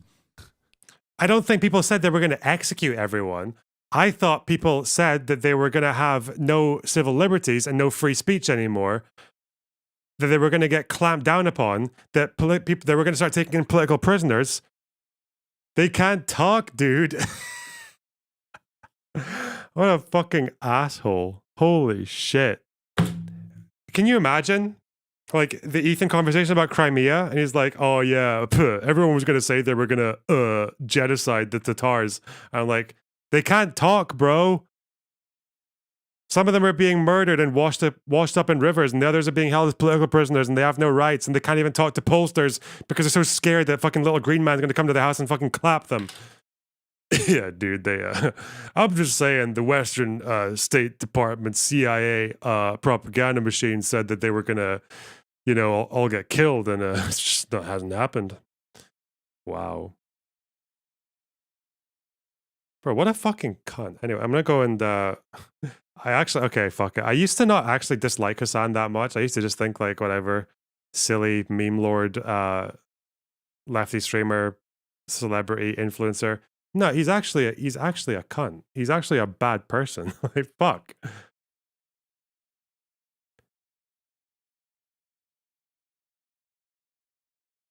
Oh well.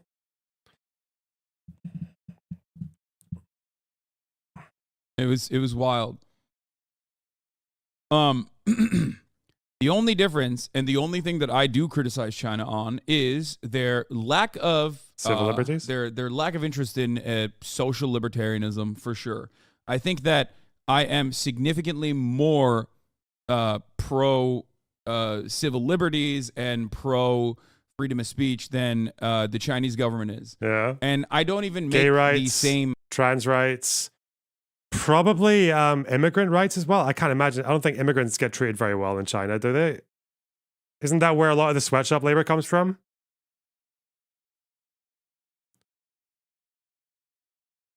Poverty in the rural areas. One party rule. Yeah. I mean, that's why you're pro-China. Why would you call it social libertarianism? What a strange thing to call it. Kinds of, I would say, I don't even make the same kind of excuse that I would make for Cuba, an island that has been constantly under war for, their lack of interest in like free speech. That is absolutely something that I am very critical on with respect to China. But Hasan being shocked that the normies in the chat really don't fuck with his foreign policy takes. No, I'm not shocked at that at all. This is like a big part of what differentiates me from a lot of other, I would say, left-leaning, left-adjacent content creators in the United States of America. This is why they always say Hasan is so American-centric. I wonder who he's talking about there. Hong Kong is no longer a democracy because of China.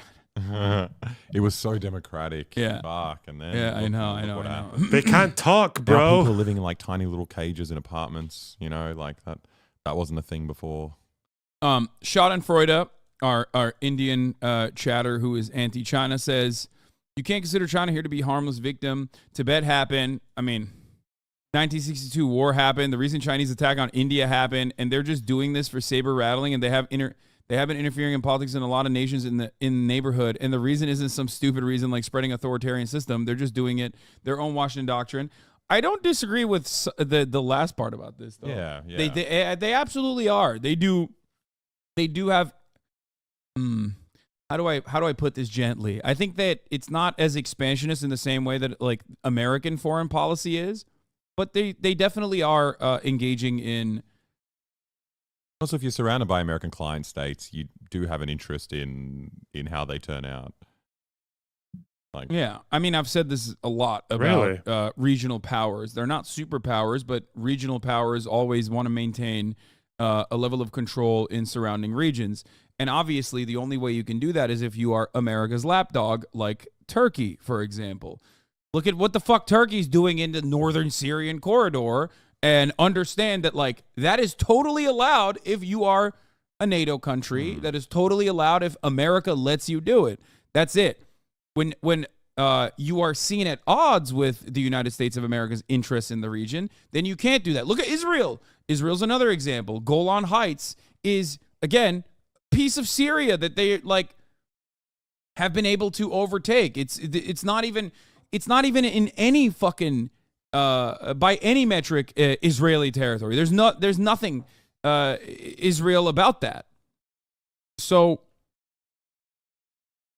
Hasan, do you think China is the bastion I feel like Golan Heights should have gone back to Syria quite a while ago, but is there any realistic path for Golan Heights going to Syria now with what's happening with Assad and all the different factions in there? How would that even work?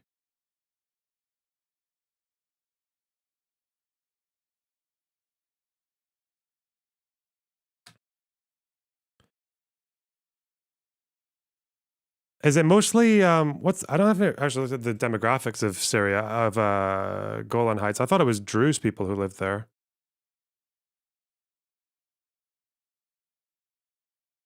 Not that I don't know if Syria was at peace. I don't know if they would necessarily get the Golan Heights back. I mean, well, Egypt got the Sinai Desert.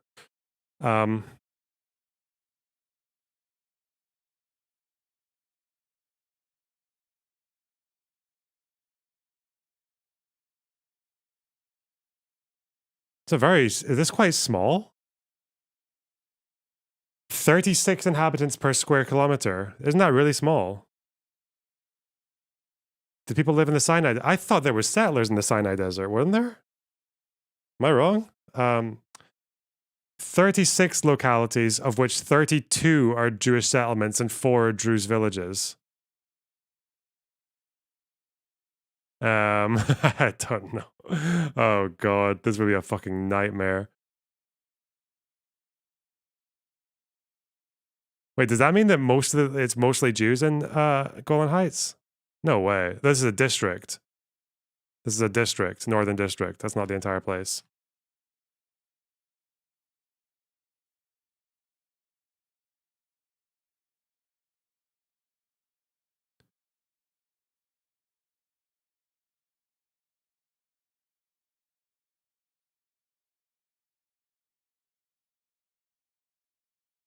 I feel like Hassan would have a better claim here talking about the annexed parts of the West Bank, but in the settlement expansion, but I don't know. Again, it's like you don't need to say America is right on everything. I don't think America's has been right on Palestine for a very long time, so you know. The beauty of not having to throat a full side like some cuck. All right. In progress more than the US? No. That is what he's been saying, to be fair. Like, I have been secretly. Secretly, I've been maintaining the secret position that China is the bastion of social progress. Yeah, I know people are saying that Golan Heights is like, because it's a security thing as well, because it's very easy to get attacked from there. But the problem there as well is that that would mean that it would have to be part of a mutual assurance with Syria, the same way it was with Egypt, right? Because with Egypt, there was a normalizing of relations. So the fact is, there would have to be a Syrian government that can offer Israel assurances that can be upheld long term. And I don't think Syria is really in a good position to do that right now, which is very sad for the people who live there. But I don't know. That's with very limited knowledge as well. I don't know if there's like a Golan fucking independence movement or whatever that's got more to offer on that end. Actually, there is that Syrian guy who tried to join my community once but got chased out by tankies. Let me get him back and talk about it. Interesting.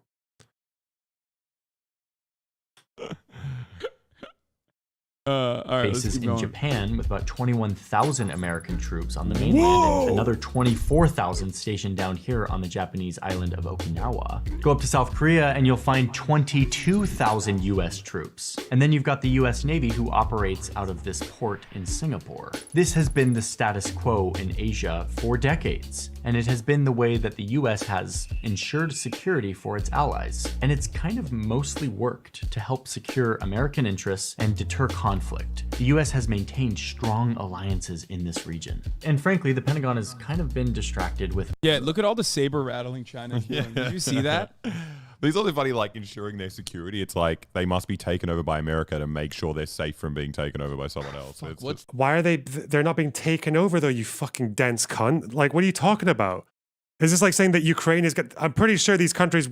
I don't know about the other ones, but as far as their views on the United States being there, I think they like it, no? Vietnam polling on United States. It was like one of the highest in the fucking world. Okay, let's see. Not the Vietnam War. That's obviously not popular. Let's see.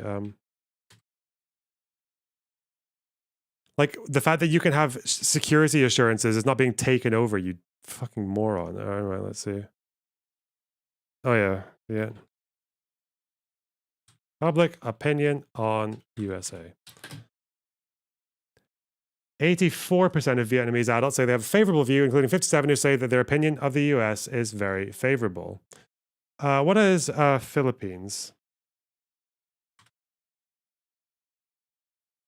The United States was consistently ranked as one of the Philippines' favorite nations in the world, with 90% of Filipinos viewing the US and 91% viewing Americans favorably in 2002, 90% in 2011, 2013. So unless there's been a massive fucking dip, seems strong. Singapore?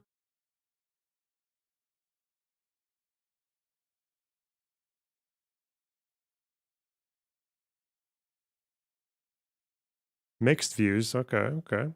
Where's Singapore? Are they here? A bit more split. 51-48. Malaysia, a bit less. I don't know why that is. Japan, fairly high. South Korea. Where's Serbia?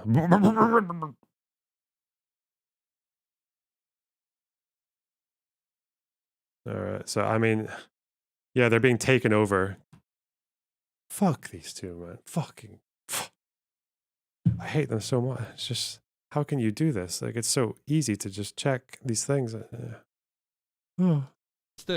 What's the Navy? I think the American foreign policy position is literally considering the Philippines as like an unmovable, like military cruiser. Like they literally treat the Philippines as like, especially with like the recent elections and the new form of governance in the Philippines. Would he ever talk this way about like Chinese elections? Why? Is this based on something? Is there like a famous famously corrupt political system in Philippines that separates it from countries that are ranked near it, like Brazil?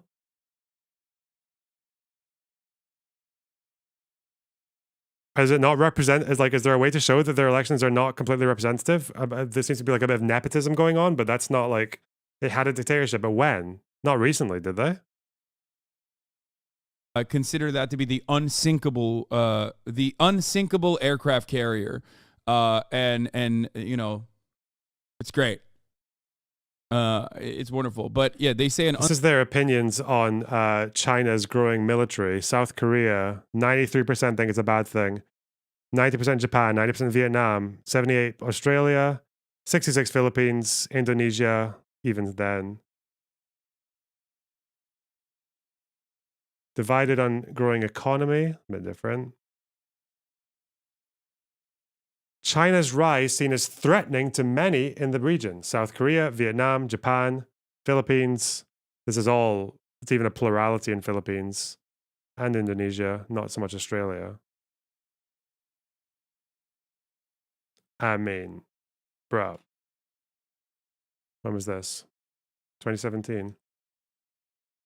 Unsinkable aircraft carrier. That's what they consider it. But, you know, it's not saber rattling. That's just ensuring that the client states have security. Other things, 2 wars that happened in the Middle East over the past 20 years. My fellow citizens, my fellow citizens, my fellow citizens. Hello, but George. As those conflicts wind down, and as China militarizes, the Department of Defense says that this status quo, all of these troops in Asia, it's not enough. They talk about this new kind of deterrence. Integrated deterrence. The only kind of military posture that will actually keep China at bay. And this is what it looks like. The smallest part of the strategy has to do with American bases. They're going to reopen a base in Guam and move some troops there. But the majority of this strategy has to do with American allies in Asia.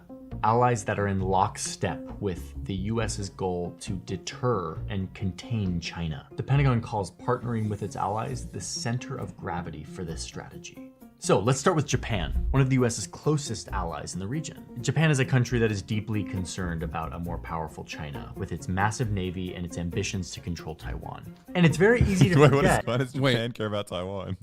Wait, what do you mean, dude? Like, of course Japanese homeland of Taiwan. Yeah, no, they. They care about it. Just don't worry about it. They care. They care. Maybe it's because Australia like, cares about it. So like, if Australia feels enough of a connection to Taiwan, I'm sure Japan does. Yeah, dude, they care because they hate the undemocratic Chinese rule. They were really critical of like the original Taiwan governance when it was just like a genocidal military dictatorship. They were like, Taiwan, why are you doing this? Come on, guys. To contain you, Taiwan. I mean, it seems right now that they're both democracies who have close relations. I don't know why that's so surprising. They're not even that far from each other. Okay. Yeah, that's what they kept saying. Same with South Korea, as a matter of fact. Was it genocide? Yeah, what genocide did they commit genocide in Taiwan? I don't know about this. Maybe they did. In 1949, wait, what happened here? What did they do? There was a massacre? Okay.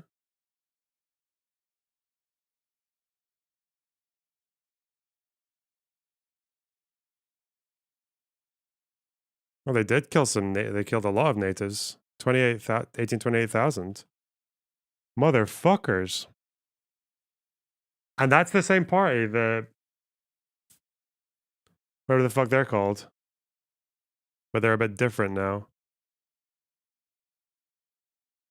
Nationalist government. Oh, before their arrival, the nationalist government admitted its army killed. Okay.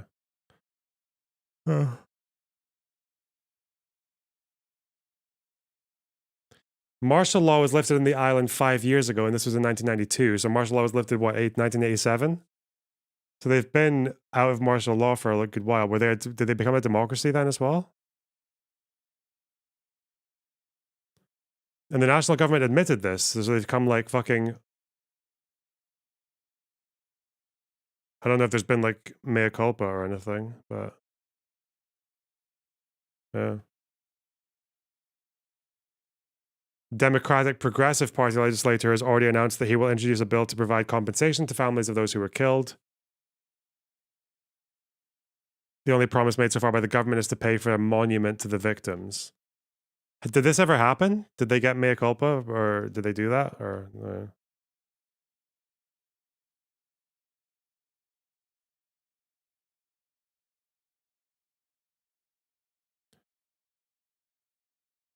native-born Taiwanese. Were these like who were these people? Tension.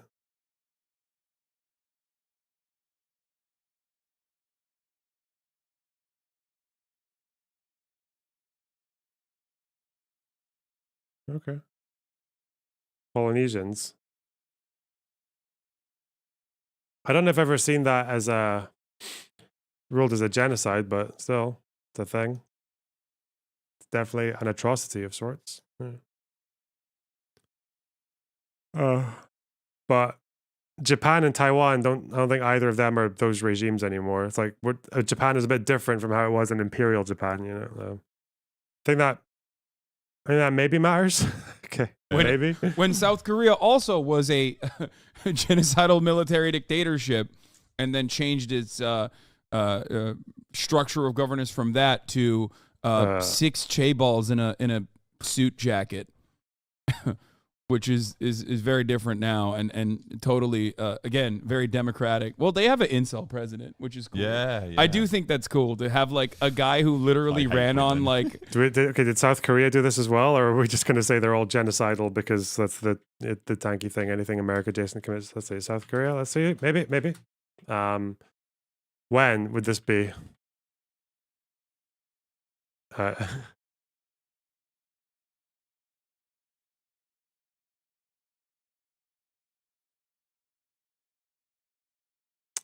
There's a Medium article about it, so maybe this is where Hassan got it from. The secret genocide in South Korea.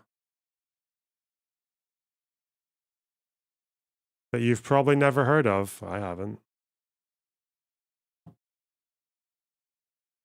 1950, there was a massacre.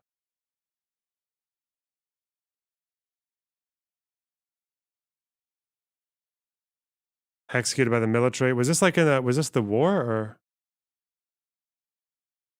Yeah, I don't know if this has ever been seen as genocidal, apart from by this Medium article, but okay. Cool. Right. Yeah, women fucking suck.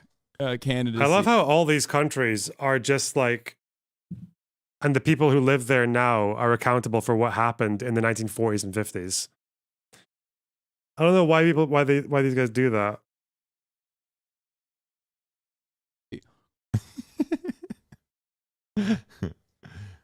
Important to note that the 11 dash line that he calls the Chinese claim is actually a claim that Taiwan also advances Lamau. That was Central Committee who said that.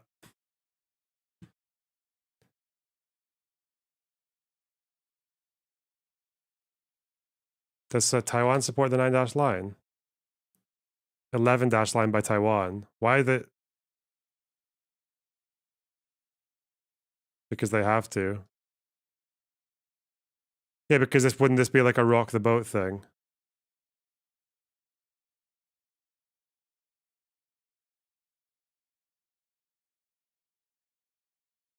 Excuse me. Also referred to the 11 dash line by Taiwan.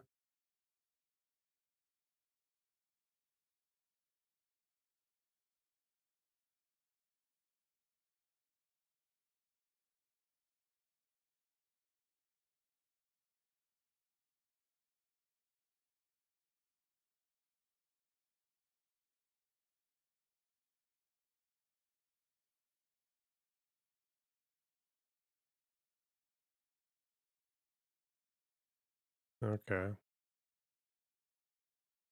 Why does I'm just trying to see what if there's any articles about it.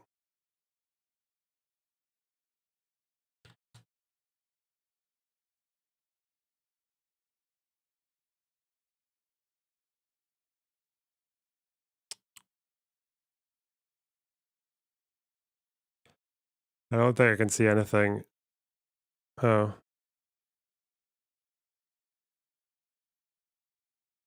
What is this?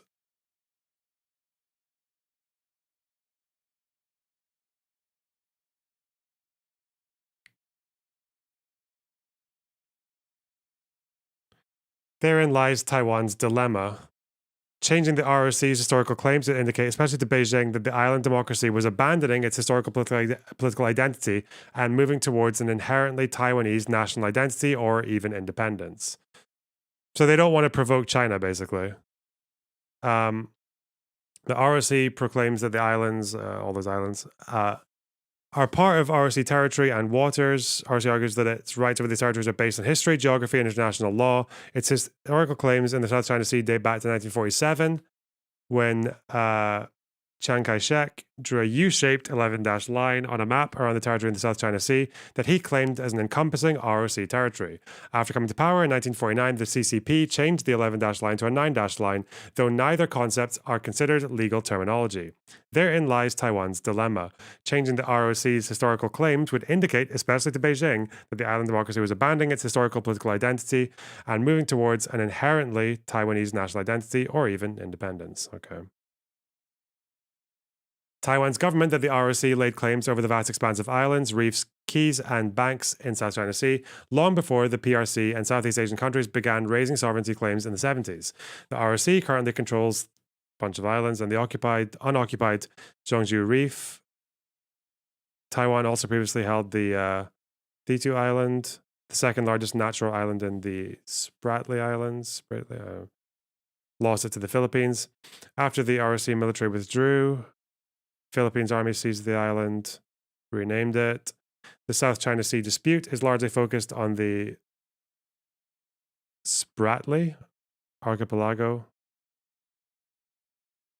which is claimed in whole or in part by Taiwan, China, Vietnam, the Philippines, Malaysia, and Brunei. Damn, that's a lot of countries. Differentiating Taiwan and China's claims. Past and present.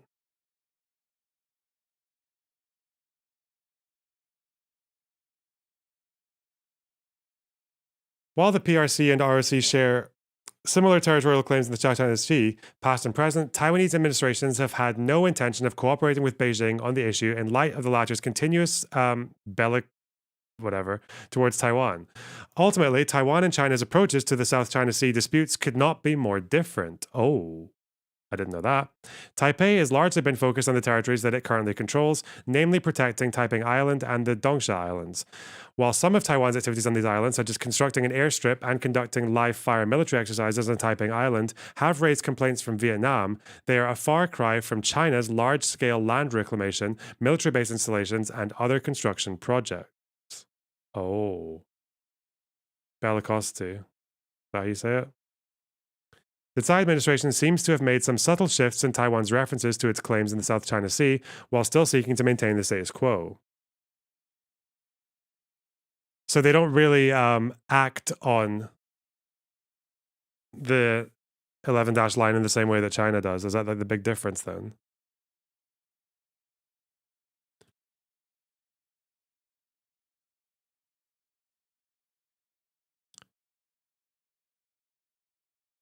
In contrast to Ma Ying-jeou, who often referred to historical claims that dated back to late imperial China, the Tsai administration has moved away from mentioning the U-shaped line and historical waters. Oh, they don't okay.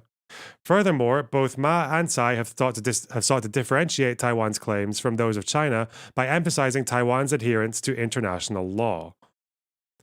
The Ma administration did not acknowledge Beijing's creation of artificial islands in the South China Sea as a basis for territorial sovereignty and argued that the dispute should be resolved through international law.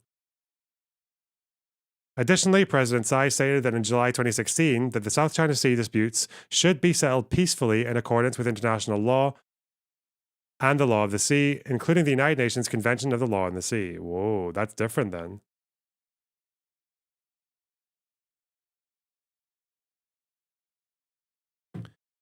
So that's not really as Mike from PA put it out. It seems to be another thing where they seem to support it on paper, but then their practice is that they don't really. And they even signal towards support for international law instead. They don't mention the U-shaped line anymore. They've moved away from it. Oh.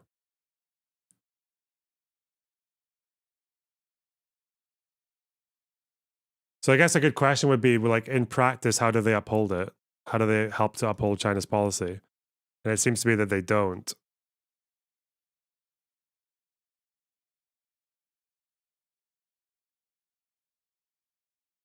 Interesting. Where is the I didn't closest ally? Well, they also there's a funny little trick that isn't that funny? It's just like Mike from PA says a thing and we just read a couple of paragraphs and it turns out he's completely full of shit. Okay. Well. Maybe me as a Turkish person, I'm a little bit more aware of that, like Western forces always utilize. They'll constantly say, you know, Taiwanese airspace and, you know, China is flying on Japanese and Taiwanese airspace. And if you don't really pay attention to the map, you will look at that and go, oh, wow, that's really fucked up that they're flying in Taiwanese airspace, until you fucking realize that it's literally the border.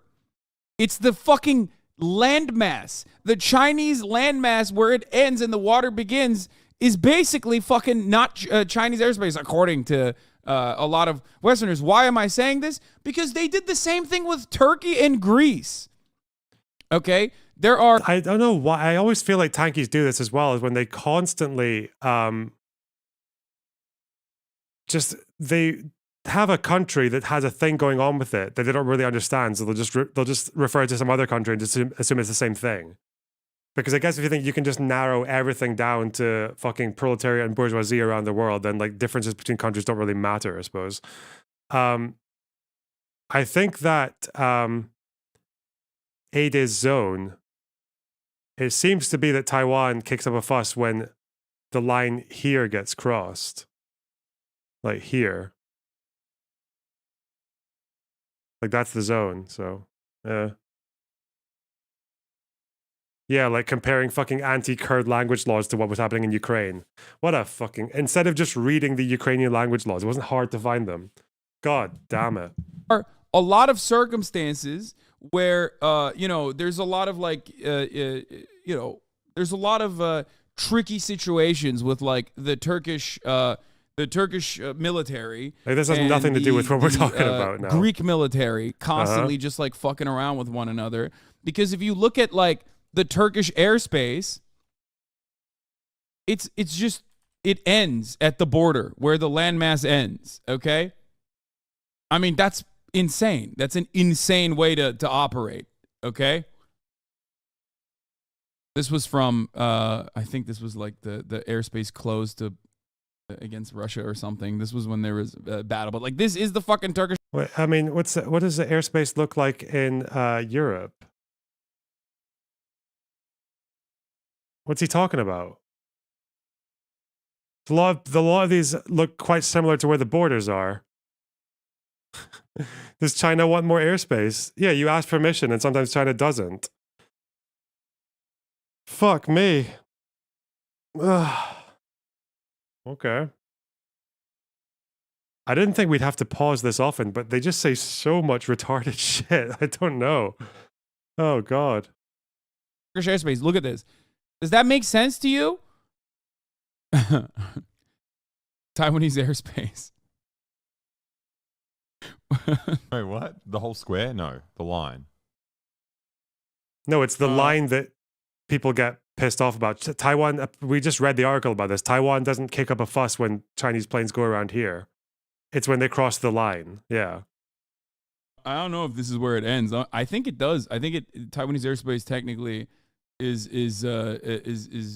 Chinese landmass too. Really? Oh, so are we going to say that all the complaints about China violating Taiwanese airspace is just Chinese planes going around here? Is that what we're going to extend it to, Hassan? And the Taiwanese fucking breathe a lot. They're sucking in all that air from mainland China. CNN reporter, why is this Chinese that they say is armed? Why have I just read about this for the last couple of hours and I know more about it than both these guys put together? Fuck me. We just read that. With air-to-air missiles, and it's been shadowing this U.S. Navy plane now for about 15 minutes. It is pretty remarkable to see this Chinese warplane operating at such close proximity, just several hundred feet away. 11. It is interesting that China got so close to our plane. Yeah, what the fuck? The Why country are you just like moved towards where we were it's flying. literally is like the why are you hitting yourself, but on a global scale. It's like, dude, what is your plane doing there? You know what I mean? We understandably took care of a fucking balloon that was Chinese that happened to fly over U.S. airspace because it caught like the wrong wind current, which we again openly admitted months later was not doing any kind of spy reconnaissance, as I correctly told you at the time. And everyone was like, Hassan, you don't know what the fuck you're talking about, blah, blah, blah. It's like, I'm like, why would they do that? They have satellites. The best way to do actual reconnaissance is put fucking cameras. If you want like up close and personal photographs of like, I don't know, some military base dude's asshole hairs, then you just strap cameras under a fucking... I don't know this story, but I know there were people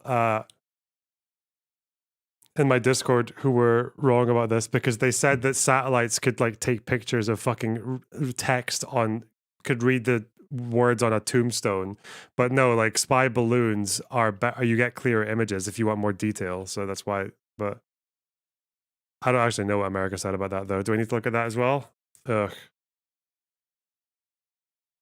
You guys are saying that they're way off. Oh no. Yeah, the balloons that had those big fucking like satellite fucking things on them. Yeah, there's a lot of memes around that. Low flying Cessna or under a private jet. Okay, you don't have to fucking literally fly this like dumbass balloon that's like clearly visible. Okay, or just use, you know, the satellites that they have. Anyway, and remember what we did. We blew that shit up. Air defense identification zones in East Asia. Oh, so the blue square is Taiwan. Yeah. There's like a huge chunk of... What do you mean? There's nothing wrong with that. It's like they deserve that land. I'm sorry. So is there not enough China for you that like they can't take some of it? Give some of China it's a pretty big country, to Taiwan. It's a big country. Anyway. These guys are so fucking dumb. Okay. The best part about I that don't need was to say it for a third time. that it's we fine. shot missiles at a high school weather balloon after that. Yeah, I know. I mean, that's like the most American thing you can do is get like so schizophrenic about both aliens and also a potential Chinese air assault that you start blowing up like weather balloon projects that high schoolers have made. Anyway, where the fuck were we? Let's get back to the Johnny Harris video. Japan is a country that is deeply concerned about a more powerful China, with its massive navy and its ambitions to control Taiwan. And it's very easy to forget that Japan isn't just this. It's actually all of this. It extends way down here because of all these islands. These islands curve nicely all the way. They aren't going to watch it. They're just going to call him a tanky if they even know who Bad Empanada is. They aren't a serious person. Uh-oh. way down till they hit Taiwan. All of these are Japanese islands. We aren't a serious I mean, person. if you look at Japan's national defense strategy, translated into English, you will see something that looks strikingly similar to what the Pentagon released. They're both really freaked out about China, and they both are ready to act in lockstep to deter a more... Even his chat is saying B's a bit of a nut job. I think someone else up there like fucking Pepega'd him. Shit. English, you will see something that looks strikingly similar to what the Pentagon released. They're both really freaked out about China, and Bad Empanada, they both Pepega. are ready to act in lockstep. BE is a clown ass though. Oh god, even if fucking Hassan's community don't want. Oh, okay, well. Step to deter. Yeah, well, you did it to yourself, fucking moron. All right. A more aggressive China in the region. So it starts up here with that island. I that love we the talked idea about that at the the beginning, security state in Magashima, China and this new military base. Japan and America just like coincidentally wrote exactly the It's same so thing. weird. It's just like it just means they agree with each other, you know? Yeah, it's just so odd that I mean they clearly are. Yeah, how many? They're just kindred spirits. Yeah, that's why Japanese people famously love American military bases on the island. It's just like they're just friendly with one another. They have similar opinions. That's why they were like, hey, can you after you are done using the atom bomb on us twice, can you please write our constitution? That's what the Japanese said. An airstrip to be used by both Japanese and US militaries. Further south is Amami Island, where Japan has recently added long-range missiles and anti-ship missiles. Potentially they're going to add cruise missiles. These are missiles that they're buying from the United States. These are missiles that are definitely in range of the Taiwan Strait. Next to the chain is Okinawa, where the US has a huge presence of tens of... Very famously beloved U.S. military presence in Okinawa. They're like, oh my god, they love that. I only found out recently. You said you knew about this for ages. That Psy, Gangnam Style guy. Was like riffing about like killing American soldiers. Yeah, he called like American soldiers like baby killers. Yeah. It's awesome. Like, I want to strangle them. Oh, your mic is again. Sorry, that was me. I just touched it. Touching it. Wait. Is it good now, or is it still fucked up? Just don't touch the cable. Okay. Thousands of troops already. Japan also has military bases here and is as an Okinawan person, the U.S. Army treats us like dogs and sex objects is sad as hell. Yeah. I was being sarcastic. I'm being sarcastic with most of the things I'm saying. But imagine what China would do. Yeah, but yeah. Come on. Well, when you talk about the Chinese and Japanese relations, oh yeah, maybe maybe China could be worse. I don't know. That's interesting. Even Hassan wouldn't go that far. Yeah. Okay. I don't know if they got revenge on the mind, for example. But not modern China, at least, as far as we know. I was deployed to Japan in 2014 with the Navy. The week before I got there, two sailors got drunk, couldn't afford their cab ride home, so they beat up the cab driver, put him in the trunk, and then drove the cab on base. Jesus Christ. adding even more long-range missiles and electronic warfare units for military installations meant to disrupt and deny communication signals. On these two islands down here, they're adding even more long-range missiles, which could potentially be used to attack Chinese Is Hassan now just a tanky? I mean, he kind of always has been, right? Like, I mean, I told you I was kind of like told about this by viewers of his when the Ukraine war started, by viewers of his who got sick of him and some of them came into my chat and started telling me that he basically just courts tankies. His audience is full of them. He's a tanky, like, and I was just like, I don't really want to have the evidence. I'm not going to care to look into that too far, but no, like, I think it's quite clear now. Naval ships and aircraft, and Japan is guys. This is for defense. This is defensive posturing. It's classic. Placing nearly 600 troops on Ishigaki as well. And finally, you've got this last militarized island in the chain, Yonaguni. It's the closest island to Taiwan. And here, Japan is adding more of those electronic warfare. By the way, if by some magic, okay, not saying that this is happening, not saying that this could ever happen, if by some change of heart, that the entirety of the Taiwanese population was like, actually, we're Chinese. What the fuck are we talking about? Let's just openly be pro-China. If you think those missile bases would not be turned on Taiwan, which would now be like fully openly authoritarian, openly authoritarian and Chinese, you're out of your fucking mind. Okay. Yeah. Well, who knows? I don't know. I don't know. Maybe it's fake news. I saw some article maybe like a year ago that China was planning to build the world's longest like underwater railway, connecting mainland to Taiwan. Can't do that. How is this not considered escalation? We are literally aiming our guns at them. Guys, it's defensive. Oh, didn't you hear what Johnny said? He said it's defensive because China, coincidentally, violates sovereignty in the South China Sea and says that they're doing it constantly. Or not China, sorry. Japan and America have the same fear of China, coincidentally, verbatim. Yeah, it's the Defense Department. I don't know. It's just so sad. Yeah, Like when North Korea is doing defensive military. Again, it's funny. What scenario are you expecting? Do you think America and Japan and Taiwan and Singapore and fucking Philippines are preparing to invade China? Are they launching fucking attacks on China? Are they going to shell China? What do you think they're going to? What exactly are they doing?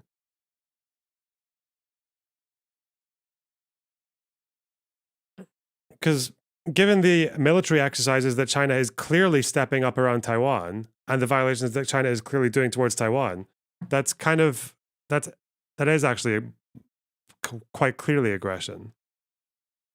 So I don't know. Testing, like missile testing. They're doing it defensively. Okay? Oh wait, no, sorry, that's a foreign adversary. They're doing it to scare Japan because they're gonna nuke America and then nuke Japan first, which is like kind of like an extension of Hawaii, I would say. So that's why they're doing that.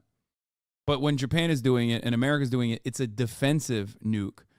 The nuke was just defense. Okay, first of all, America literally claims that the atom bombs were defensive because the firebombing campaign was significantly worse for Japan overall than the two atom bombs. If you've never talked to like an American history nut, I don't know what to tell you, but there is quite literally Did they ever say that the nuclear bombs were defensive? I don't think they said it was defensive. I think they said it was necessary to get an unconditional surrender. But okay, is literally the take. They consider like we did something worse, so don't worry about it. Yeah, they have genuinely and openly explained that like the atom bomb had to happen so that the firebombing campaigns would stop. Oh, all right. Yeah. That's really good. I didn't get that. That's hilarious. That's not even a joke, though. That's like actually the position. What people believe. Signals or to listen in on their communications. They're right next to China. I mean, the position is that more people would have died in a ground invasion or if they just kept up the firebombings to the point that they got a surrender that way. again, I don't know why they talk about like, oh, you talk about historians. As far as I know, that's one thing that historians will never agree on. They'll never agree on whether or not it was the right decision. It's just like one of those topics, like how did Rome fall?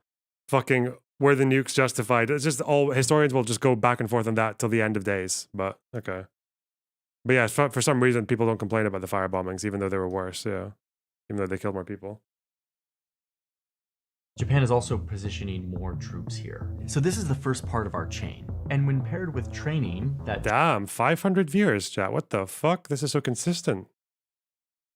You guys. Nice. Just mentioning it. Okay. Japan and US troops are doing to simulate island and amphibious warfare, it sends a really strong signal to China. It's crazy, chat. It's absolutely insane. To respond if needed. This line also serves as like a physical not barrier as an aggressor, that they're any Chinese responding ship to something. or submarine would have to pass through in order to access the Pacific Ocean. It's a line that Japan can easily control and monitor. And it also builds a wall of missiles. Any calculus that China is making... Dude, look at all of these cool little missile systems that just happen to surround China. Like, look at that. It's cool that this chain of island just somehow belongs to like an ex-colonial power that expanded all across Asia. Like all these natural parts of Japan are just like coming all the way down to China. Yeah, and also then the rest of it is like it's like peace. I feel like they've made the same joke about 400 times now. They've just gone over this map and gone, isn't it really funny how all these American installations are facing China? Like, guys, it's defensive. It's really defensive. There's definitely no reason that the United States would have any incentive to send military aid to their partners who are having their territorial sovereignty constantly violated by China. I can't imagine why they would do that. It's probably because they want to... What are they going to do? Invade China? You need to... If you want to contest it as defensive, you need to say, what are they going to do next?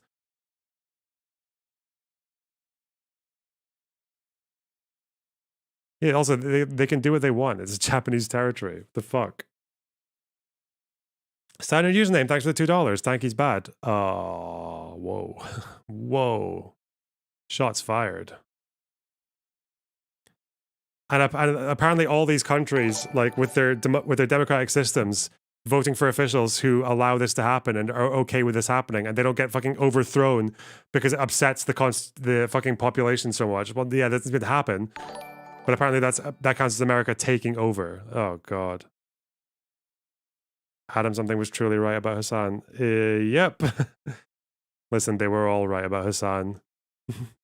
I was right. Adam something. Vosh. Dustin. Do you know what? I think I might do some... I don't know. He's just been in the public eye. He's just been in our space a little bit. With all the H3 episodes and shit. Like, yeah, I don't know. It's quite interesting. Maybe we should keep it up. You know what I want to watch? I maybe want to watch him and Destiny's debate about the N-word. And how difficult it was to get Hassan to actually own a position, because it seemed to be that what he was doing was just trying to make everyone happy one at a time separately. And that was the last conversation they ever had. I wonder if going back to that would be quite funny. Holy shit, you guys. What's going on here? This is like a hype train, but for YouTube. Maruzzi, thanks for the $2. Hassan stupid. Oh, well, I wouldn't. Tim R with the $5 US. Have you considered America bad? I would. Whoa. Imagination Scene with the £2. And another one, thank you very much. Ret Fit Man with the £2. America worse. Whoa. Remember, we have a donut, we have a sound for the memberships now. If you get a membership, we have a sound for it, okay? Just Lexi with a 5 Canadian. Please review the Destiny Hassan and N-word debate. I will coom. Patience, my friend. We'll get to it. Through all of the other allies. Yeah. Surely. Surely this is, Damn, you guys, just simply for defensive posturing. You are such an unbelievable fool to believe that China actually has a democracy. Maruzzi, thanks for the tier 1 sub for 7 months now. I really appreciate that. to believe that Depending on whether or China not to actually invade has a Taiwan or democracy. to do anything in the region, we'll have to now factor in this wall of missiles ready to roll. Overall, this increased military presence on this chain of islands gives Japan, and by extension the United States, the ability to monitor communications and troop movements of China, preparing them to act quickly. And it also gives them the ability to pre-position troops and supplies throughout the region, which is a major logistical advantage. But all of this comes with a massive price tag. So Japan, which is formerly a pacifist nation without like a famously the famously pacifist nation of Japan. Where did they? What? This is where the thing where we're going to essentialize the nation to its entire history. Like, how long do you have to not go to war or do anything to be a pacifist nation? I don't understand. What the fuck has Japan done since the war? I don't. It's. They do this as well. Do you notice how? You know how Eastern Europe around the days of the Nazis in World War II were quite fascist, like all those nations. They were never, none of them were as bad as the Nazis, but they were quite fascist, and a lot of them had factions that were complicit in the Holocaust and were quite happy to have Nazis taken over. But in the year of our Lord, 2023, people will just essentialize the fuck out of Estonians, Latvians, Lithuanians, like Polish people. Same with Japan as well. It's like, yeah, Japan, Japan's a peaceful country that hasn't really done any like military aggression for a very long time. And they're like, Japan, you mean that nation that 80 years ago was very aggressive and imperialist? Like, oh, okay.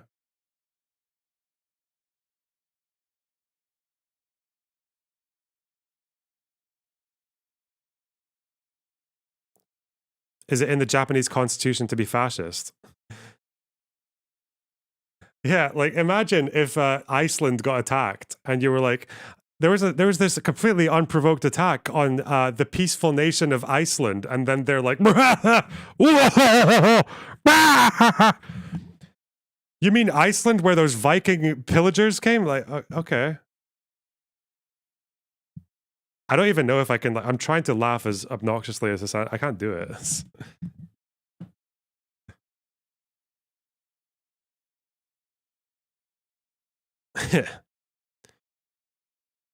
Imagine if Norway gets attacked by like Russia and people are just like, Norway?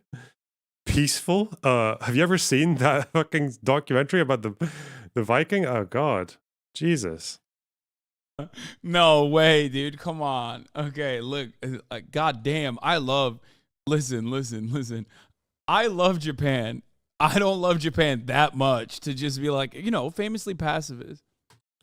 They mean like after. Oh, they mean like what? Like recently? Like in recent, when it's relevant? Like now? You fucking retard? Yeah, probably. That's probably what they mean. You dumb cunt. Jesus Christ. World War II. Wait, they weren't involved in the war on terror, or they invaded Korea with the Americans? No, were they chilling the whole time? I actually don't know Japanese involvement after World War II in other shit. I think they were, he said formally, not famously. What the fuck?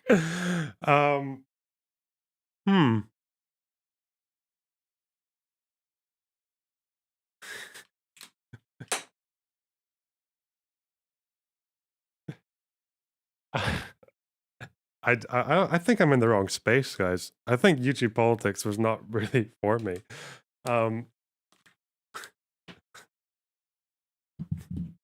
If you don't know,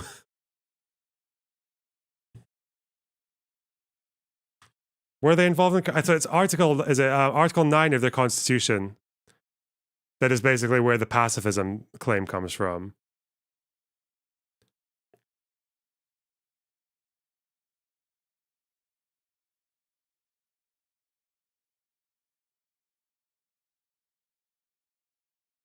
So I think in Korea, Japan had a role as a rear base for the supply and transit of soldiers and materials. Were they involved in the war on terror? They're not in NATO.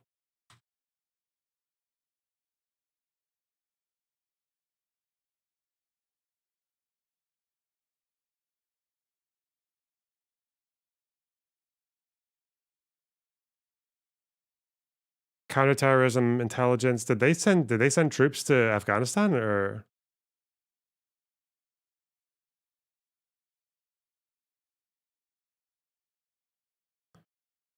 Providing base access, humanitarian relief.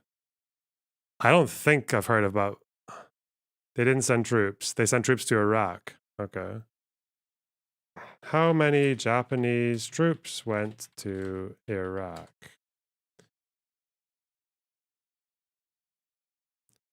Contributed 13 billion.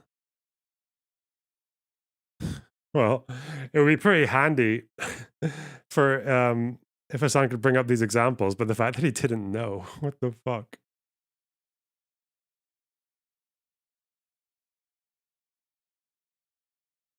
$200 Japanese air troops.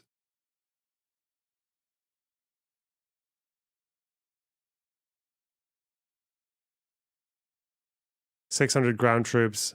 Non-combat. Oh, everything I'm seeing here is non-combat. Air troops.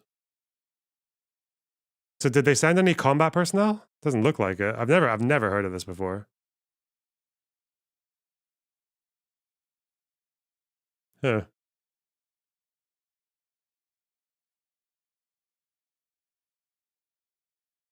Bans the use of military force and the maintenance of armed forces or other war potential. They're forbidden from being in foreign combat zones. So that's why they send non-combat support. I mean, so yeah, so for a pretty big global power, that is relatively pacifist, no? Okay. It would help to know these things before you start making the comment. Oh shit. Formally, they're pacifist because of anime and they're so kawaii. Oh my Pacified, not pacifist. I mean, that seems like a more realistic way to approach the situation. That is they are pacified. That part is true. Since World War II, that is not okay. That is not fake. That part is real. So that does make sense. Probably okay to call them a famously pacifist nation. Oh, it makes sense now. Okay. Wow, we got there in the end, didn't we? Is actually planning to double their defense spending. They're spending way more on buying weapons than they ever have before, and 97% of those weapons are coming from the United States. The island change strategy. 97% of their weapons are coming from the United States. Do you still remember how to pronounce the Soviet version of Operation Paperclip? Yep, it's Operation Osoviakhim. Fucking like a slam reverse Uno. Oh god, it's gonna be the. I can't wait till Tanky brings it up to me. No, an unwitting Leninist fool will approach me with Operation Paperclip, and I will slam the most fat reverse Uno card. It'll be like a steel chair. Oh god. Japan did not involve themselves in Korea. Japan military. While no, I did say that. Like, if I say that word, they're gonna think I made it up. It's gonna one vowel off. Oh, well done. Shit. Resident. Is it the middle one?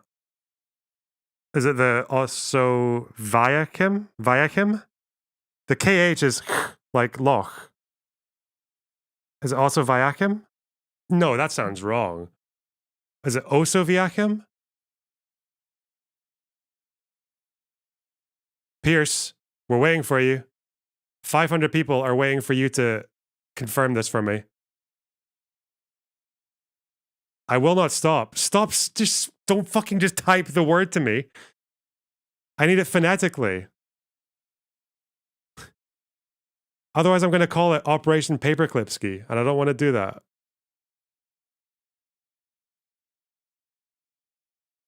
I looked up. Okay.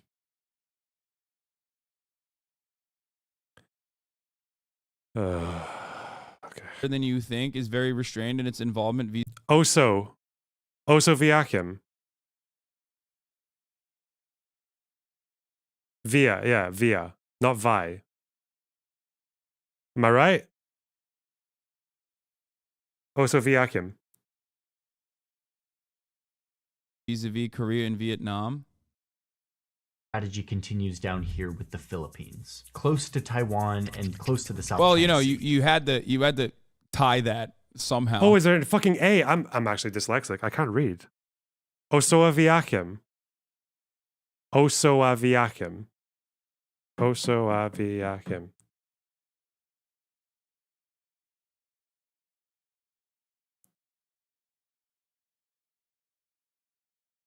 Osoaviakim. Is it via or via? Osoaviakim or osoviakim? Fifth syllable, so osoviakim. Osoiv. Oh, you know what I mean? And then you have Vietnam right here. You Vietnam, that's it. No gaps. The U.S. knows that it needs to bolster its presence here. It's not as straightforward as it is in Japan. Wait, I just need to double check the numbers. That's the important part. Operation Paperclip, I think, was about 1,500 scientists and other engineers and shit. 1,600. Jesus. 505 for Operation Paperclip? Interesting. 1,600 German scientists, engineers, and technicians. Osoaviakim was 6,000.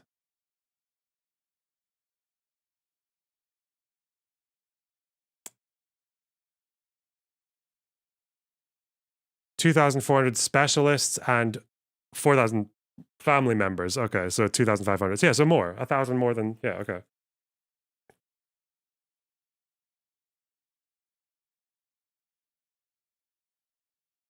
Osoaviakim.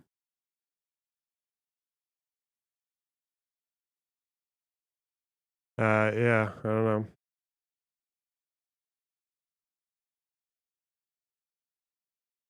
So, yeah.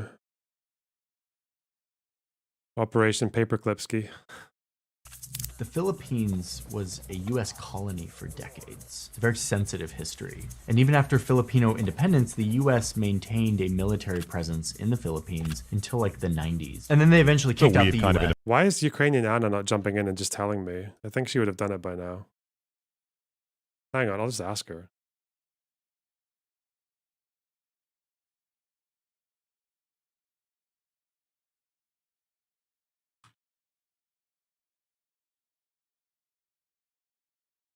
As many saw it as just an enduring legacy of U.S. colonialism. But a more aggressive China has become a major threat to the Philippines. Now listen, I'm not going to go into like a full South China Sea thing here, but just know that China claims all of this as their... Doesn't the Chinese, the Chinese government not even recognize the Maoist rebels in the Philippines? Oh, it's apparently the V is a W. Osoawiahim. I'm getting a fucking Serb as DM me, our local Serb. Hang on, wait, what is he saying here? This is interesting. Government. All of this as their... Doesn't the Chinese, the Chinese government not even recognize the Maoist rebels in the Philippines? Like they don't even give a fuck. Yeah, they're funding the, I think, the Filipino government fight them, giving them weapons. No, I don't think the Chinese government is funding the Maoist rebels. No, the Filipino government against them. I think it was like they did a little swapsy in like 2016 or something. Let me see. Yeah, Johnny not getting into the nitty gritty of that, I guess, huh? Yeah, I mean, it's like, guys, just focus on the issue at hand, okay? Which is what's the issue at hand? China is a threat, and China is scary, okay? And maybe it was a U.S. colony for a while, and maybe since then we still use. Just this? Because I'm a fucking idiot. I'm the dumbest person you've ever encountered, and I believe these things. Tequila Sunset said that he went into Hassan's chat and asked him why he believes the things that he does. Okay, I got a good meme. Well done. Use it as again, like I said, unsinkable U.S. aircraft carrier.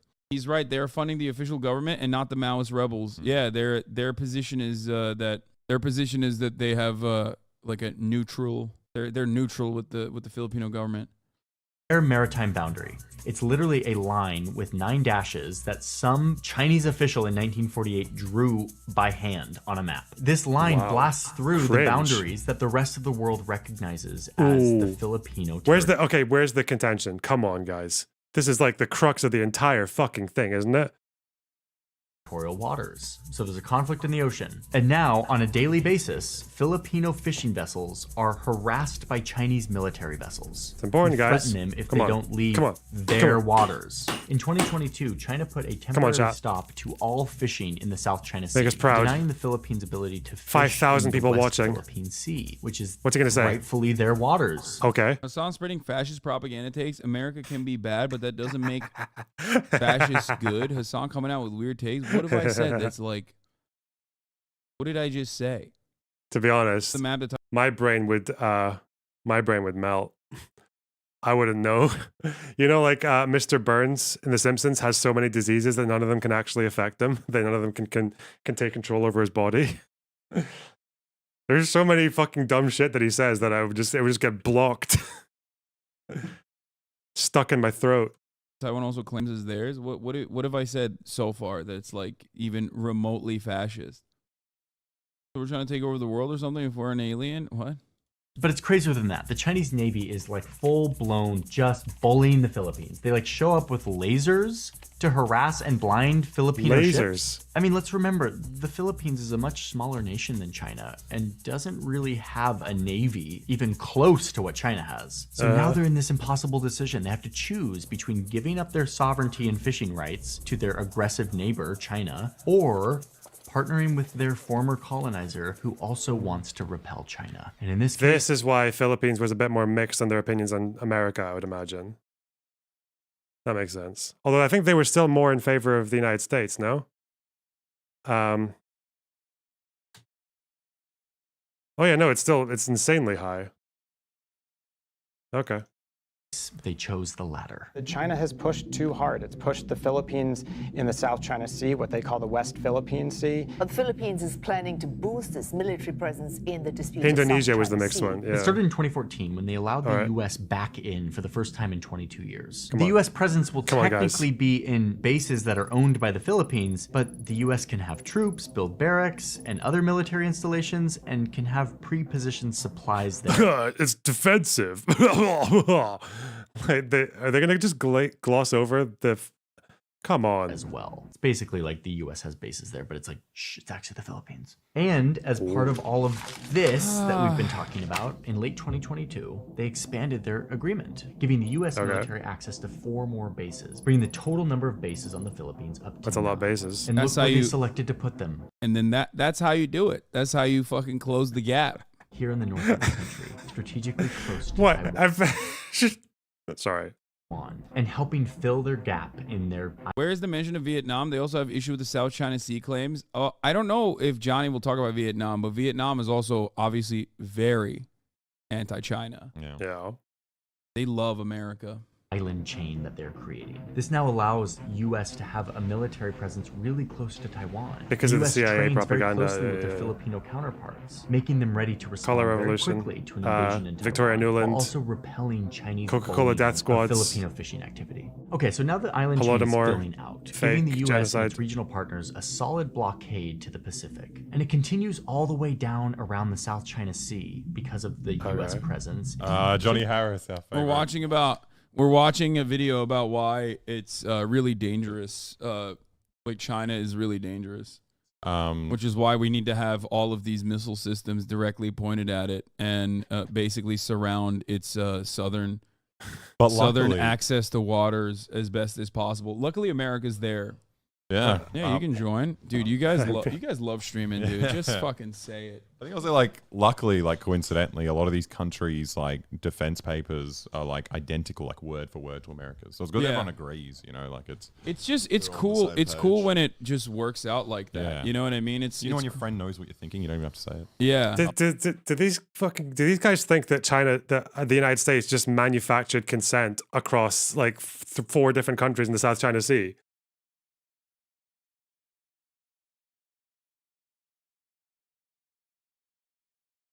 I love that shit. Yeah, it's just perfect.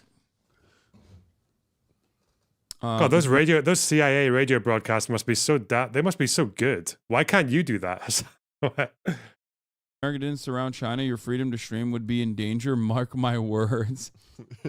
What, you mean streaming is over? What the fuck? You can imagine a free Hassan just playing basketball every day. Yeah.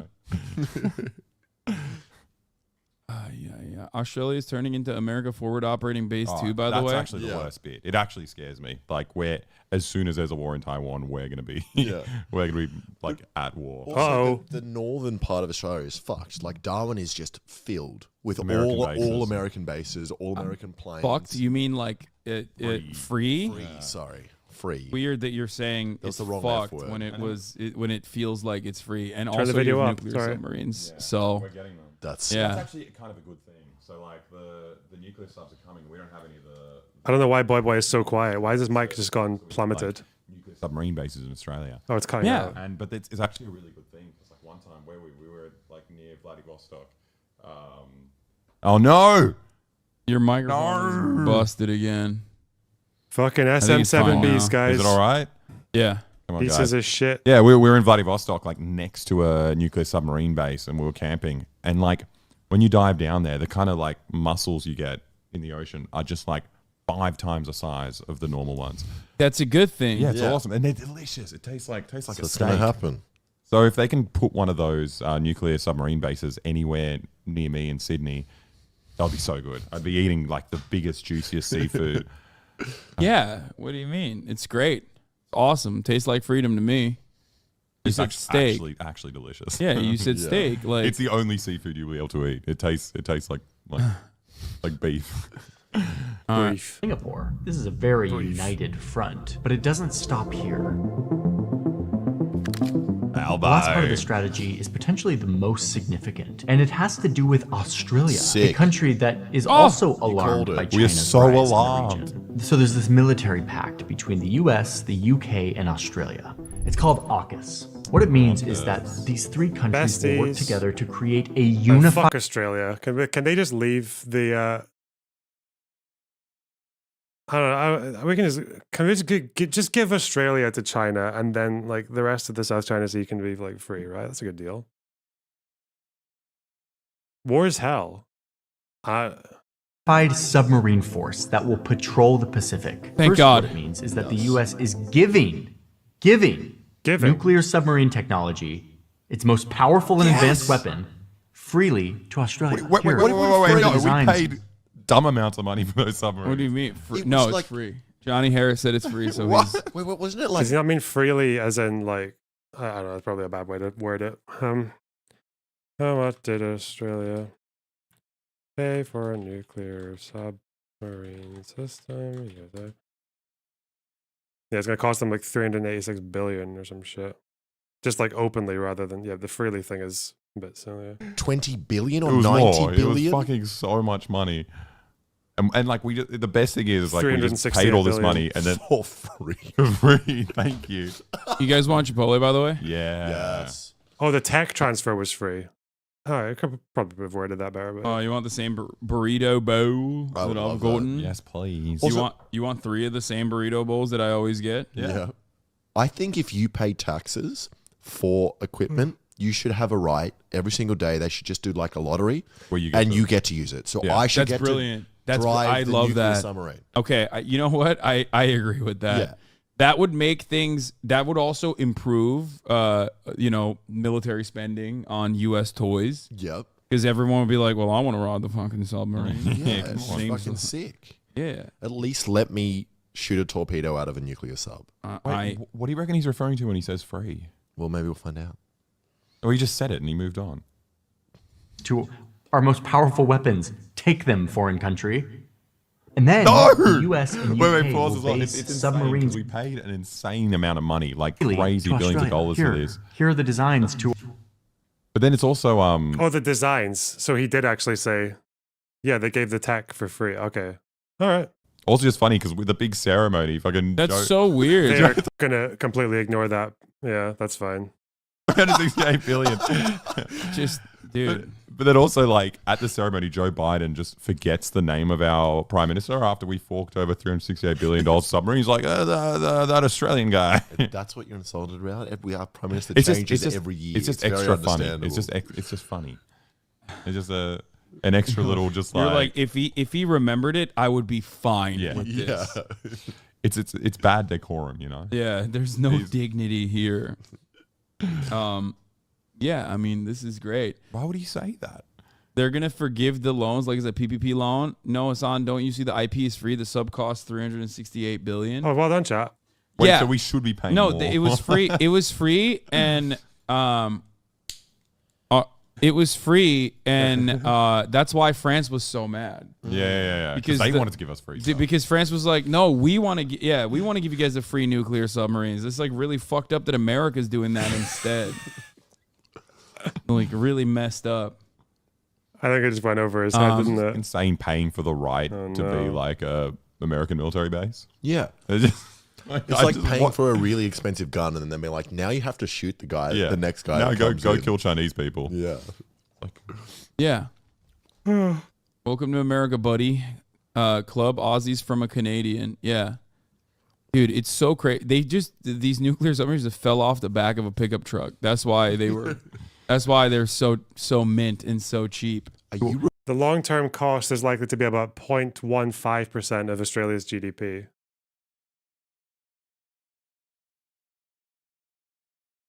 Okay. Our most powerful weapons. To the block of nuclear waste that fell off the back of a pickup truck recently in Australia. Wait, that's the thing that I thought that was like, that's the most amazing reference I've ever heard. Hassan. No, I was just saying that's like a classic bit where they'll say like, "Oh, I got these radios, I got these stereos. They fell off the back of a pickup truck over here." That kind of thing. Yeah. I didn't realize there was nuclear waste that fell off the back of a pickup truck. Literally like 2 months ago. Yeah. Take them, foreign country.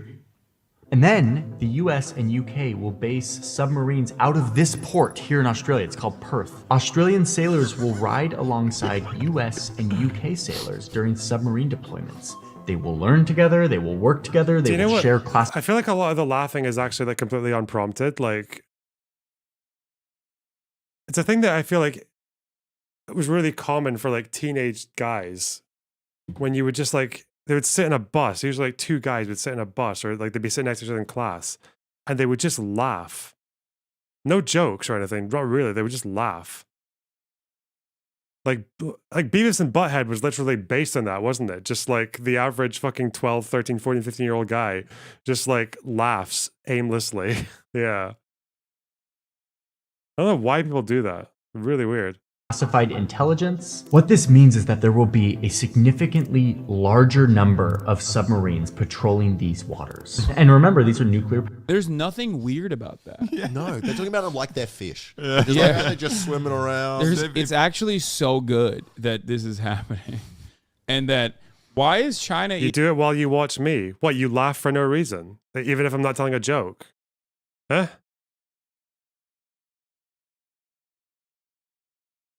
Mate, like, I think there's a familiarity that makes people laugh. Like, sometimes when I'm watching a Voss stream, I will just laugh, like, for no reason, just because he's funny. Like, I just find him really funny to, like, watch and look at. But that's more like, because it's familiar. I've seen it, I watched a lot of it, and I just associate him with funny things. Funny mannerisms, yeah. So it's not like you're laughing at nothing.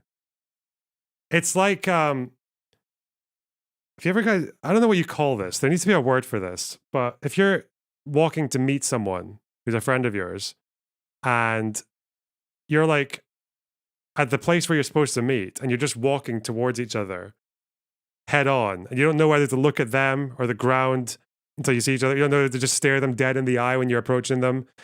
And then you both just kind of start laughing. I feel like that's a pretty common thing. What do you call that? Why does that happen? Do you guys know what I'm talking about? It's not made up. The greeting distance, yeah. You're like, you look away, pretend you didn't see them so they can just approach you peacefully. Yeah, fuck. Even remotely It's worried called about autism. that. Yeah, okay, I know. Yeah. Like, what do you mean? These are defensive nuclear weapons on their border. Yeah, what? Like, so odd. I love that what China's doing is saber rattling. Yeah. Like, That's just a silent submarine just cruising around. No noise, no rattling. You can't see it. Shut up, China. It's under the water. What do you Australia want? defending their trade routes with China from China. One of the nicest. I feel like it was quite clear why they said that what China's end of this was. It was violating fucking sovereignty with the boats. Oh my God. Partial pressure, thanks to the $4.99. Facts. Things for us about being part of an American client state is that it gives lots of opportunities for satire. It creates our jobs. Yeah. Very funny. If America wasn't in control of Australia, man, what would we even? We'd have nothing. I'd have to go back to working a normal job. But I think Australians are pretty fucking retarded. This is not funny at all. Yeah, I know it's not funny because it's very serious. It's But that's why it is funny. It's Australian foreign policy. Not funny. I mean, it's pretty funny, but so I mean, there's nothing wrong. These guys will talk about the Cuban embargoes like it's a fucking blockade and shit. Like, but when China does it with the Philippines or Vietnam or Indonesia, apparently that's just like a huge fucking problem. We just gloss over it like it's not even happening. They were so silent over that bit. It was really weird. With that, there's nothing weird about submarines, which we made a whole video on as well. These things can be underwater for months. They can go on these long patrols over to Taiwan and the South China Sea. They can close up these key choke points, plugging holes in their growing line against China. And crucially, we can be pretty damn certain that a lot of these submarines will be carrying nuclear weapons, adding yet another layer of deterring power to an already really powerful line of defense. And if this wasn't enough, dude, all the ones that we already launched. You on have to people in have, the region. you have to have like, you have to double up on the defense to protect the region. Dude, nuclear weapons are the best defensive weapons. Everyone knows. It's never been used as an offensive. It's only. Do they think America is going to nuke China? I feel like in most of nuclear history, they've mostly just sat there and done nothing and protected you from getting invaded. Okay. It's only a deterrence measure. And it's also Australia it's not is a real threat 'cause it's never even been used in this region. Yeah. Like, Yeah, America Oh is my not. God. America has no interest in using their nuclear weapons on civilian territory, specifically on this map, like a little bit, just like a little bit. If you peek up a little bit on the map, you Then he's might excluded there. Yeah. Yeah, Oh my it's just God. this map they've never used it technically. my so God. what They do you have to think- say to that? Okay, there's nothing else on the map. Someone asked the Also question. building- Someone just be like, "Look, do you think America's going to nuke China?" Just Hassan, please. The largest political streamer in world history. Please just sit down with us for a second and let's assess the pros and cons, the incentives, the disincentives, the deterrents, the lack of deterrence.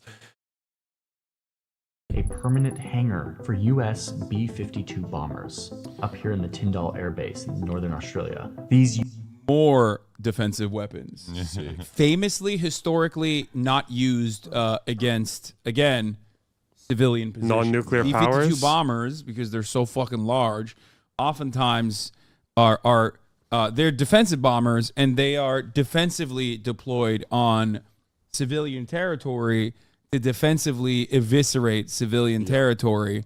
I thought the way the bombers worked is that, like, when an enemy plane's there, they fly like a little bit above it and then drop the bombs onto that plane. Yeah, that's how it works. Bombs. Yeah, that's how it works. US bombers carry conventional weapons, but they also carry nukes. So now, US bombers carrying nuclear weapons will have a permanent home in Australia. There's going to be a lot. He's talking about it like it's a puppy that you adopted. Oh, finally, these cuties, these little cutie patooties will have a permanent. You know what? I don't hate any of them. All three. These guys are whatever. You know. What I don't understand is the thousands of people who are listening to this thinking that they're either getting informed or educated or entertained or like. I don't understand. It's so weird. I try not to have a very high opinion of myself. I try to, because as soon as I get into that world, I tend to just get lazy and not fact check or whatever the fuck else. But it's like, if I was having to sit with these people or like even just sitting listening to these guys, or if I had to sit in a room with them, I honestly just feel like it's not good for my ego. Like a lot of these people I engage with in this space, whether it was that Benny person from yesterday, Demon Mama from the day before with her reaction to my debate panel, these three, I don't know. I feel like fucking Gandalf in the asylum for retarded hobbits. Like I don't know. And that's not a good place to be. You know, it's just.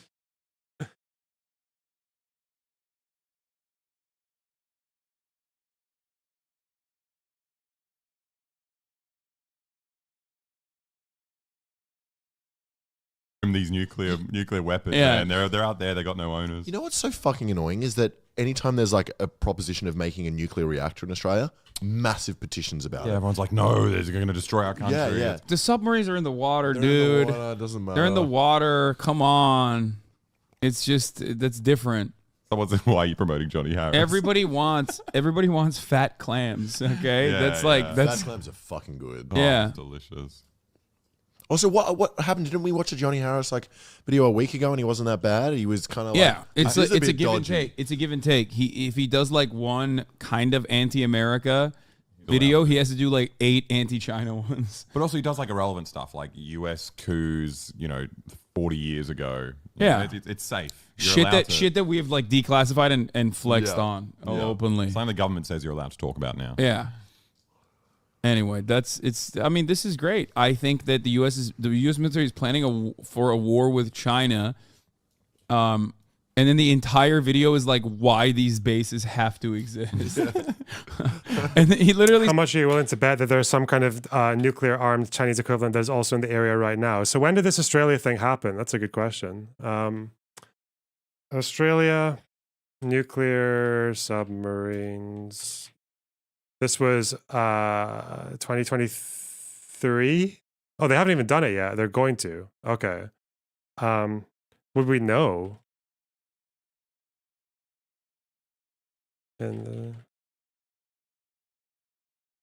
Actually, I thought Chinese nukes were all detectable. I thought the United States has the submarines that other parties can't detect, but China is intensifying nuclear-armed submarine patrols, add complexity for the U.S. Oh, look at them. Keeping at least one nuclear-armed ballistic missile submarine constantly at sea. Where is it, though? 6 ballistic missile submarines were operating near continuous patrols from Hainan Island to the South China Sea. So they have a patrol there constantly now, but how long have they had the 6 missiles that were operating on patrols?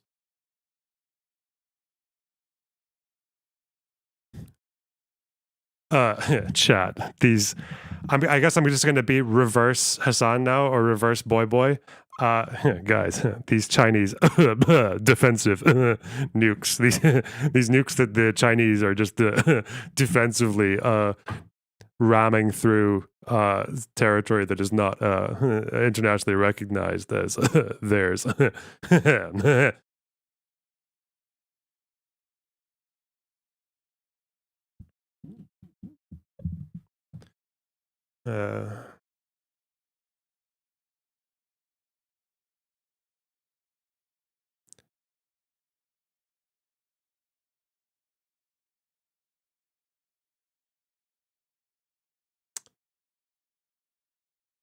So they've had patrols going from, let's have a look at the map.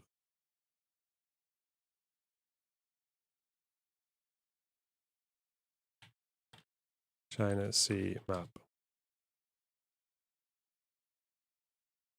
Let's see, is there a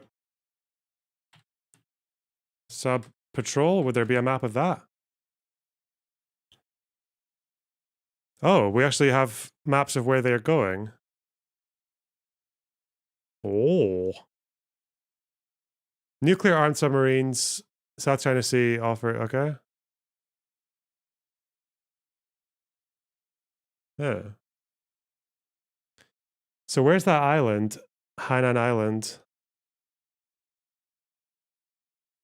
There.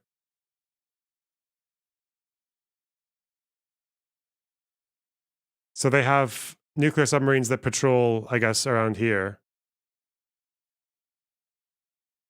Wait, what? I need to do this a few times. Holy shit. Taiwan. Okay.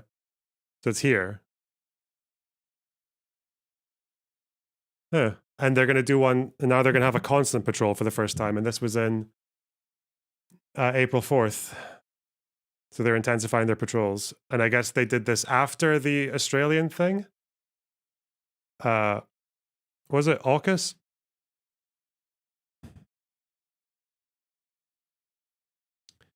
Even as the AUKUS deal will see Australia field its first nuclear-powered submarines over the next 2 decades, the constant Chinese ballistic missile patrols at sea pile strain on the resources of the United States and its allies as they intensify Cold War-style deployments.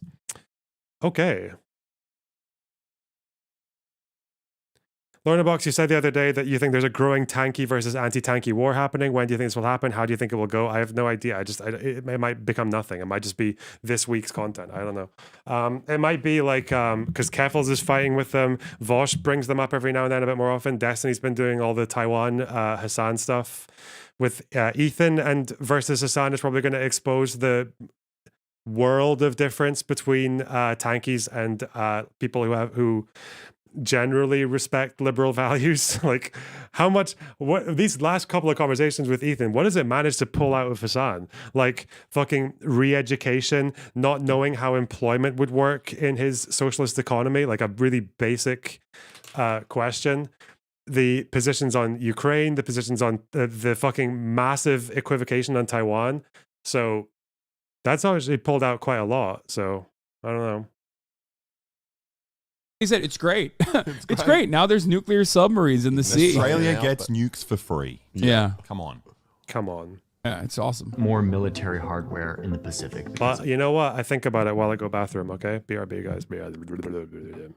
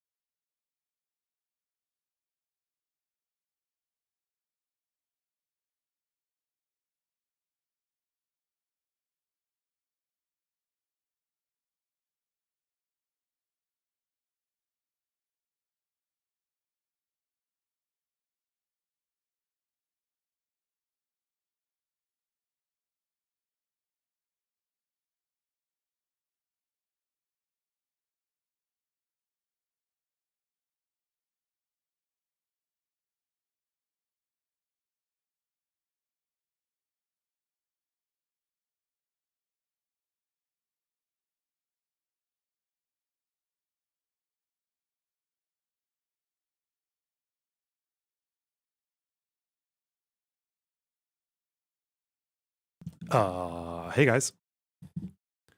Hey guys. What if I yelled my commentary from the other room? That would be smart, wouldn't it? Okay. Let's chug along, guys. Let's go. This hardware that carries the most powerful and dangerous weapons we have. This is a very aggressive signal to China that the West is ready. So now, if you look at the whole thing, this whole chain, you see how robust this presence is. This is what that military official meant by transformative. The military name for this is the First Island Chain, and it is at the heart of the US and its allies' strategy to counter and contain China. And it's easy to see that this island chain, while protecting a lot of different interests for a lot of different countries, really centers on Taiwan. A major purpose for all of this militarization, the missiles, to the defend subs, democracy in Taiwan. the air bases, the troops, is to prepare for conflict in Taiwan. And this is where we get to the paradox of deterrence. You prepare to fight so that you don't have to fight. All of this preparation might be just what is needed for China to decide that it would be too costly to invade Taiwan. Yeah, dude, totally. That's what I was thinking. Yeah. Yeah, thank God. Oh my God. Thank God for the 385 billion Australian dollars, which is what, like 10 US dollars? Yeah. That were spent on the nuclear submarines. So you could deter China from invading what the United States government, not me, the United States government claims is just more China. Okay? That's not me saying it. No. That's Anthony motherfucking Blinken saying it. That's not mutually exclusive with the fact that you could invade them, though, right?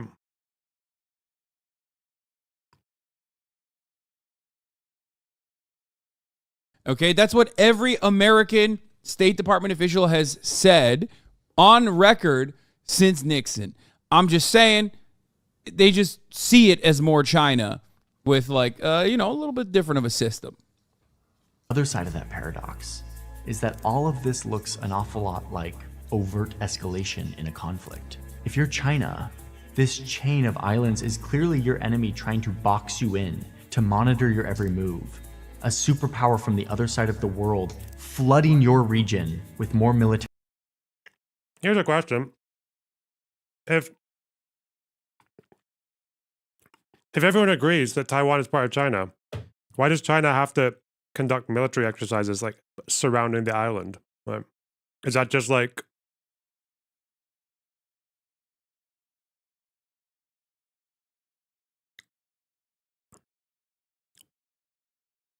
there's like a normal thing to do to parts of your own country? Like hardware to stop your influence. Yeah. It would be impossible for this plan to not contribute to a rising of tensions between the two superpowers. It's not All impossible for this it not as to. the It's like that's U.S. the intention prepares of it. for Yeah. a potential conflict with China. How close are we to To contain Beijing. Where are they trying to go? What No, are you talking about? dude. I'm so glad that these guys are here to contain Beijing. Like 95% of those weapons are just well, they're harassing people from different countries in waters that aren't recognized as theirs. That's what they're doing. That's what needs to be contained. That's the idea. I think now we know, though, that while these countries have like U.S. military installations on them and shit, they would all get fucking invaded. If they were on their own, China would just fucking take them all. If they take the war, if they're taking what they can. Japanese islands are American. Yeah. Shit take us on. Arrogant and ignorant. No, you're right. Ooh. Beijing needs to be contained. That's why it's perfectly valid for. That's such a modest and not arrogant take. Yeah, You're a I'm modest so. man. No, I think like the only good take in the situation is if you say China are a bunch of genocidal, bloodthirsty monsters. And all of America's allies, xenophobia, racist. Oh no! Who came to the conclusion the Asiatic hordes that they need to defend democracy against Chinese anti-democratic interests, have to do so by purchasing metric tons of U.S. munitions and nukes, and even nuclear submarines. Like you got to do that. That's a thing that you have to do. Thank God. I hope everyone can take a deep breath at the top. I just want to say, if China ever does invade Taiwan, Hassan is going to say it was because of Western military bases all around those regions. And then I'm going to ask, like, how fucking dumb do you think Chinese people just bought the bait then? That they're actually that retarded that the Western countries were just able to put some military bases there, not launch any attacks or anything, just sit there, and then that was enough to like rub China the wrong way that they invaded a territory and started a war. And then China is going to be this like brain damaged 4-year-old that just gets like cause and effect manipulated completely unwittingly in a way that even you were able to notice, apparently. Yeah. The hour and recognize that I am, still pro-America all the way. And modest. Okay? And modest and not arrogant, finally. Finally, a non-arrogant take. Also, just the nukes, so overkill. Like, yeah, come on. The only use of a nuke is to blow up everything. A city. The entire city. No, first of all, these are nuclear-powered submarines. Oh. That means they can be underwater for, months on end, okay? Okay. Secondly, even if they had nuclear warheads in the submarines, let's say, maybe. I mean, that stuff is classified. Who knows? Yep. Who knows if they have nuclear-powered submarines with nuclear warheads in them? They might. But even then, I present. It's when someone who's wrong in the most obvious way is being like sarcastic and smug. Oh God. Can one person in this chat of like 8 million people just ask him if they think America's plan is to nuke China? You with the alternative. Radiated clams. Yep, I forgot about that. That taste like steak. Okay. I present you with the alternative. It's a defensive nuke. Yeah. Yes. You shoot the nuke at another nuke in the air, and then it because just let China have Taiwan, Papega. That's what. Yeah. This is all done to stop China from having Taiwan, which the American government claims is more China. But but it's good to have this. It's just good to have it. Who amongst us does not need a couple spare nuclear warheads in a submarine? It's nice. Yeah. I do feel safer. That's the one thing as an Australian. It just, Bro, I feel like war is less likely in my country now that we have American. If you love China so much, why don't you think marry it? The Ethan Klein quote. Funniest part of this entire equation is that none of this shit matters, and the only thing that matters is trade.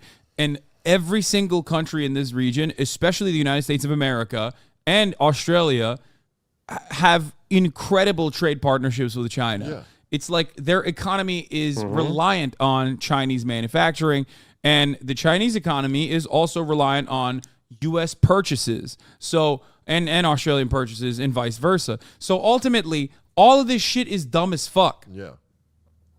Anyway. Yeah. Isn't the claim Taiwan is more China optics to make China happy? No. Kind of, yeah. It's not yes, optics it is. They to don't make want to get China invaded. happy. It's just what they consider to be the Tara and your ass. Well done. truth, which they legitimately have always just been like, yeah, we're just gonna say that, but like we're gonna keep beefing up the island so that we can eventually use it as a fucking as a weapon Launch against pad. China. There's A no nuclear optics in that launch pad. situation. That's It's what called Taiwan's lying. gonna be. Or if you're in the U.S. government, it's called strategic ambiguity, which is another word for lying. Okay, that's what it is. And it's not like they lie about this. They openly state it. Like I said, they just rename So they don't lie about it. Yeah, okay. lying and say it's strategic. Uh-oh. Did we reach the end of the fucking brain damage? Am I going to crash? Oh, no. What's going on here?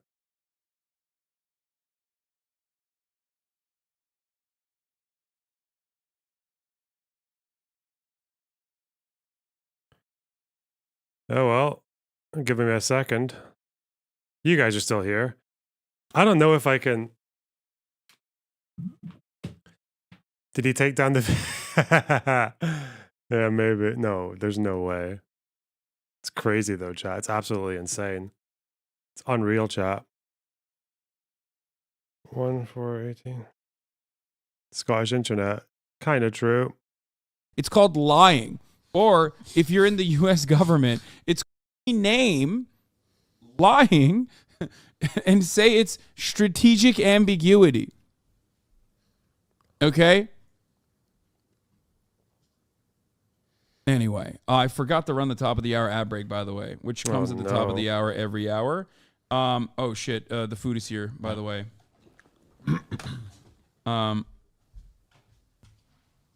Literally being strategically ambiguous. Yes, exactly.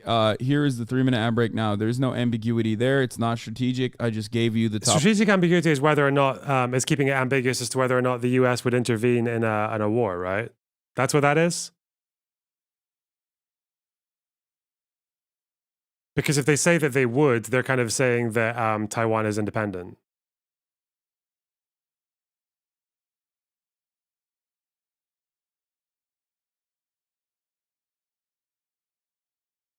Top of the hour ad break. It is funny given the amount of strategic ambiguity that was employed by Hassan in his talk with Ethan about this. Oh God, why wouldn't you just say? It's the problem with Hassan is that he doesn't actually want to be a political commentator. Like, not really. He wants, well, he does. He wants all the zeal and all the fucking excitement and the, like, aesthetics of being like a political radical. But he doesn't want any of the unpopularity that comes with it from other sides. So he wants to be he wants all the love and adoration of a celebrity, but all the flair of a political radical, you know. But I'm sorry, bro, you don't get both. And the fact that he went on Ethan's stream, and what did he actually say again? He actually said, like, I'm not going to state my position because of what they're going to say, because of like the subreddit will go crazy or some shit. Like, where was the thing there? Was it here? Is there a timestamp for Taiwan? Yeah, here. Yeah, I don't like that. He said he wants to preempt a war against China. He wants to like fight against China, but he also kind of wants like a phobic and intelligent like leave them all. How do we the American policy? No, I'm saying it's like one country, two systems, you know? No, it's not. It's two different countries. Really? Taiwan and China. Is that according to American foreign policy? No, what's your opinion? What's your opinion? Taiwan independent? My opinion on Taiwan is that Taiwan is the Chinese concept of Taiwan should remain in the hands. Put this in contrast with what we just saw for this entire thing. Like, I'm as pro-China as you can get and shit. Oh God, what a fucking invertebrate fuck! Jesus Christ. The people in Taiwan who therefore it's independent. Who, for the record, for the most part, just believe to not disrupt the ongoing relations with. Why are you being so carefully footed? Because I know that there's going to be a subreddit. Issue. There's going to be a subreddit post with like 1 million fucking comments being like, Hassan wants everyone in Taiwan to be killed because he loves China. He's a Xi Jinping. That's what I heard. That's what I just. It's already over. You asked me that question. Then just say it. Just say your opinion. If the Reddit post is coming out anyway, why the... I can't imagine. I'm trying to get into the headspace of someone who's like, I don't want to give my opinion because people will criticize me on the internet. Because I'll upset people.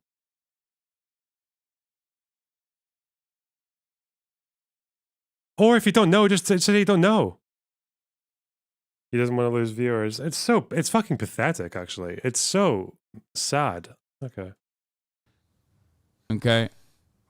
Anyway, back to the real Hassan, I suppose. More YouTube apologies need to use strategic ambiguity. Anthony Blinken coming out with a fucking ukulele to be like, Toxic Gossip Train is finally here. You see the one I sent Alexa?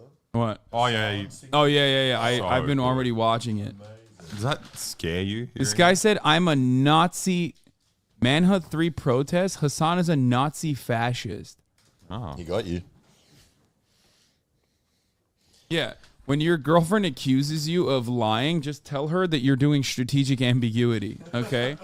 Like, excuse me, I'm doing strategic ambiguity. Well, you have to balance your tanky audience with a Soakdam audience with Ethan Klein. Employ Strategic ambiguity. To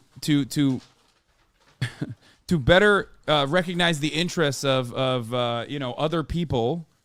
I'm more thoughtful of other people that I've cheated on you with. Strategically. No mistake. Here, take a week off. Aww. Because appeasement works so well against Hitler. China today is as socialist as Hitler NSDAP was socialist. If you travel back in time to 1938, would you argue for selling out the Sudetenland?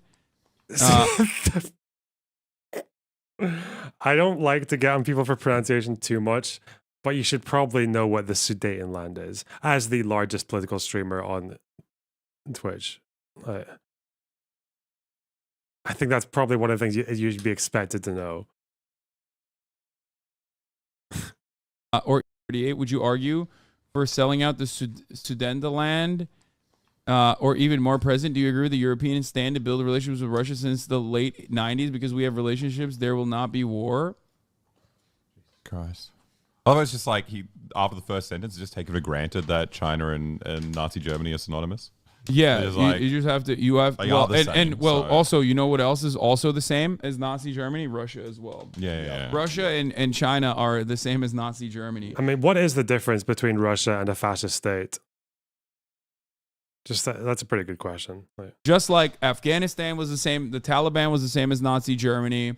Vietnamese, the North Vietnamese liberation was the same as Nazi Germany. It's a comparison. It's allowing someone to take territory that's not theirs by appeasing them to try and as a way of a misguided way of trying to reduce tensions later. Hello? Hello? Hey, how are you doing? I'm okay. It's just I'm from my phone. So if it sounds bad, I'm sorry about that. That's okay. Listen, I have a very, very important question for you, okay? I have a huge ask. Go on. How do I pronounce this Hello, everyone. How do I pronounce this fucking word? Let me see.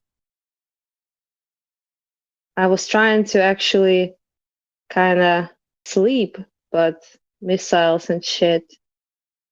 Oh, sorry. You have sent me something, right? Yeah, it's in your DMs. Heck. I'm trying to see what's up.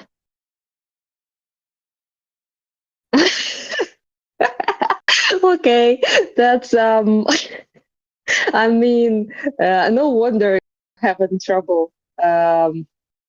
So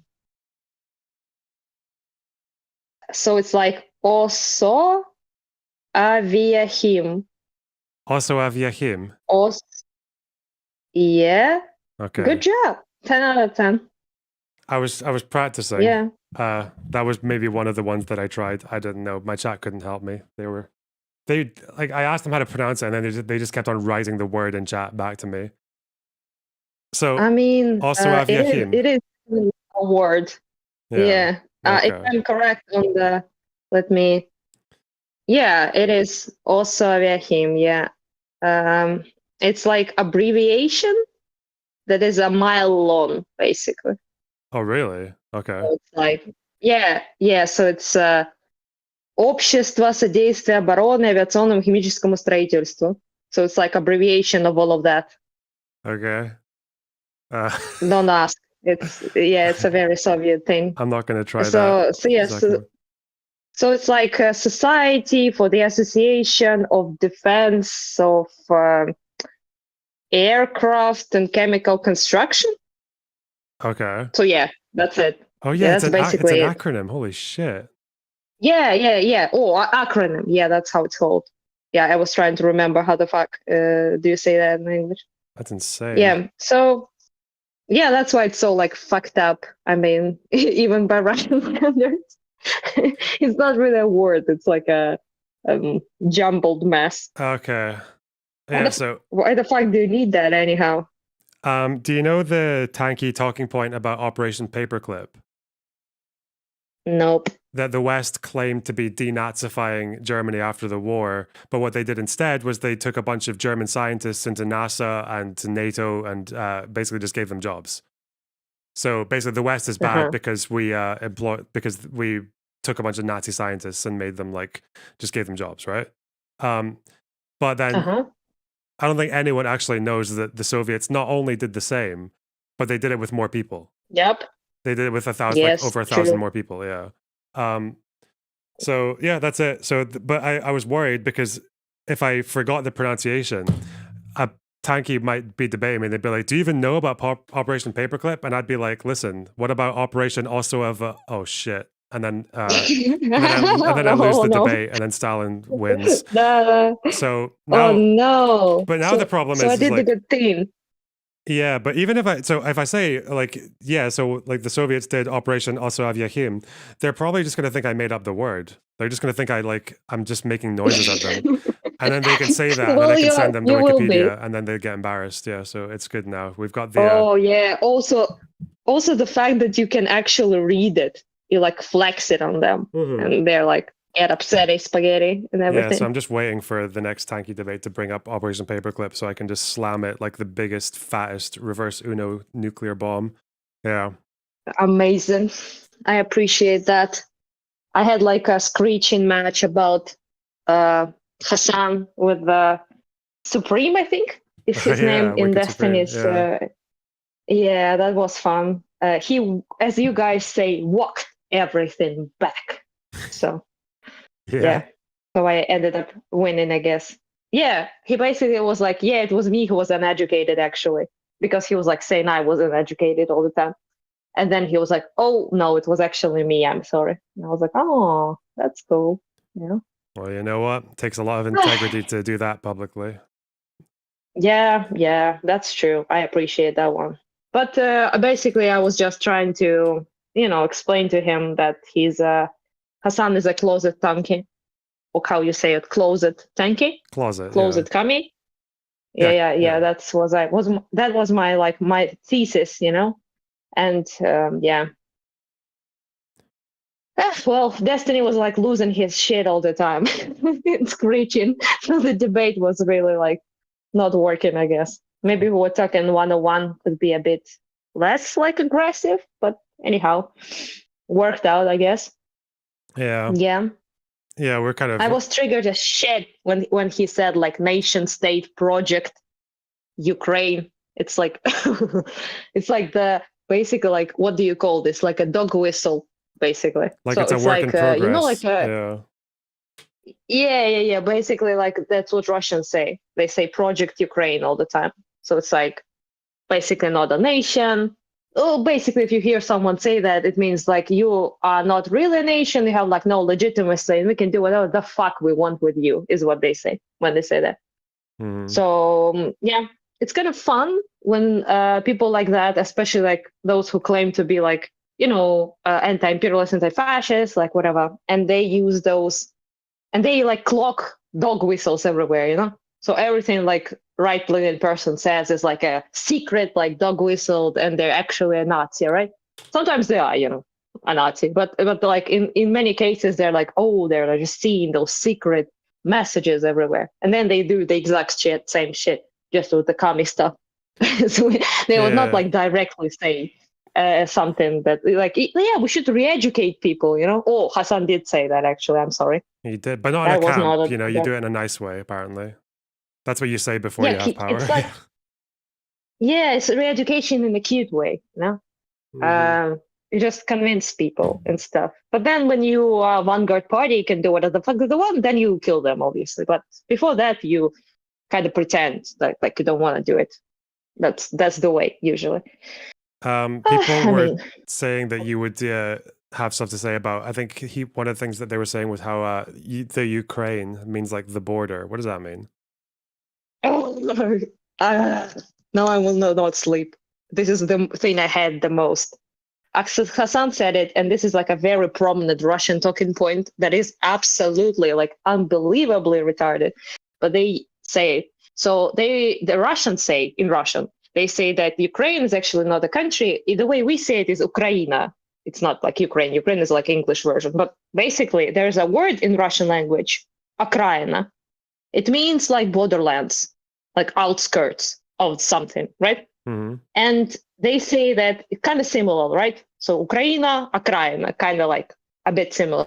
So they pretend with a serious face that this is why are called Ukraine. So we're like borderlands of the Russian Empire, outskirts of the Russian Empire. Hassan used borderlands, I think, or something like that. Yeah. So fun fact, Ukrainian is a different language, I know. So in Ukrainian, the word kraina doesn't mean borderlands. It means country, homeland. Okay.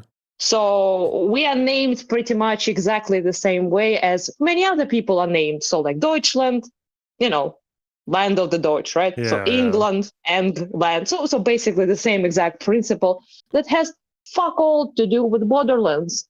Furthermore, we actually have been on a map, pretty old map, that is 18th century map, actually, that also names us Ukraina when Russian Empire didn't exist. So it's kind of hard to be borderlines of the empire that didn't exist and would only appear in like 70-something years after that. So I don't know. That works. But yeah, some people repeat that shit. And it triggers the fuck out of me when I hear it, but what can you do? So Kraina means homeland in Ukrainian, right? Where's the U come from at the beginning? It's like basically in your country. So in like your country, okay. In your homeland. Yeah, in your homeland. So your home, kind of like that, basically. It's like a basic ass name of naming your country, but many people do it.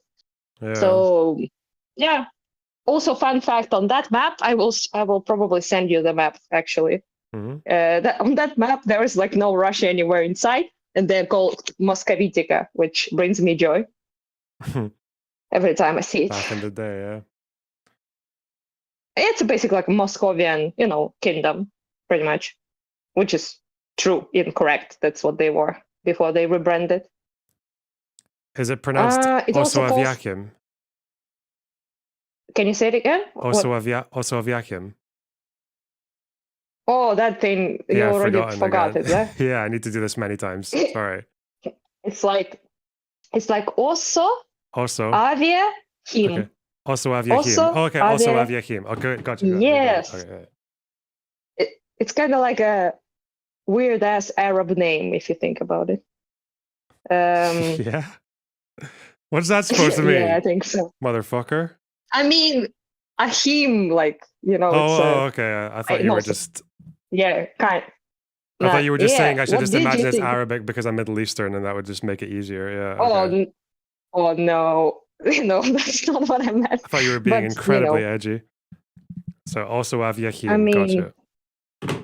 Yeah, I thought that maybe this will help, but not because you are. That's how I see it. Just I think about Ahim or some shit.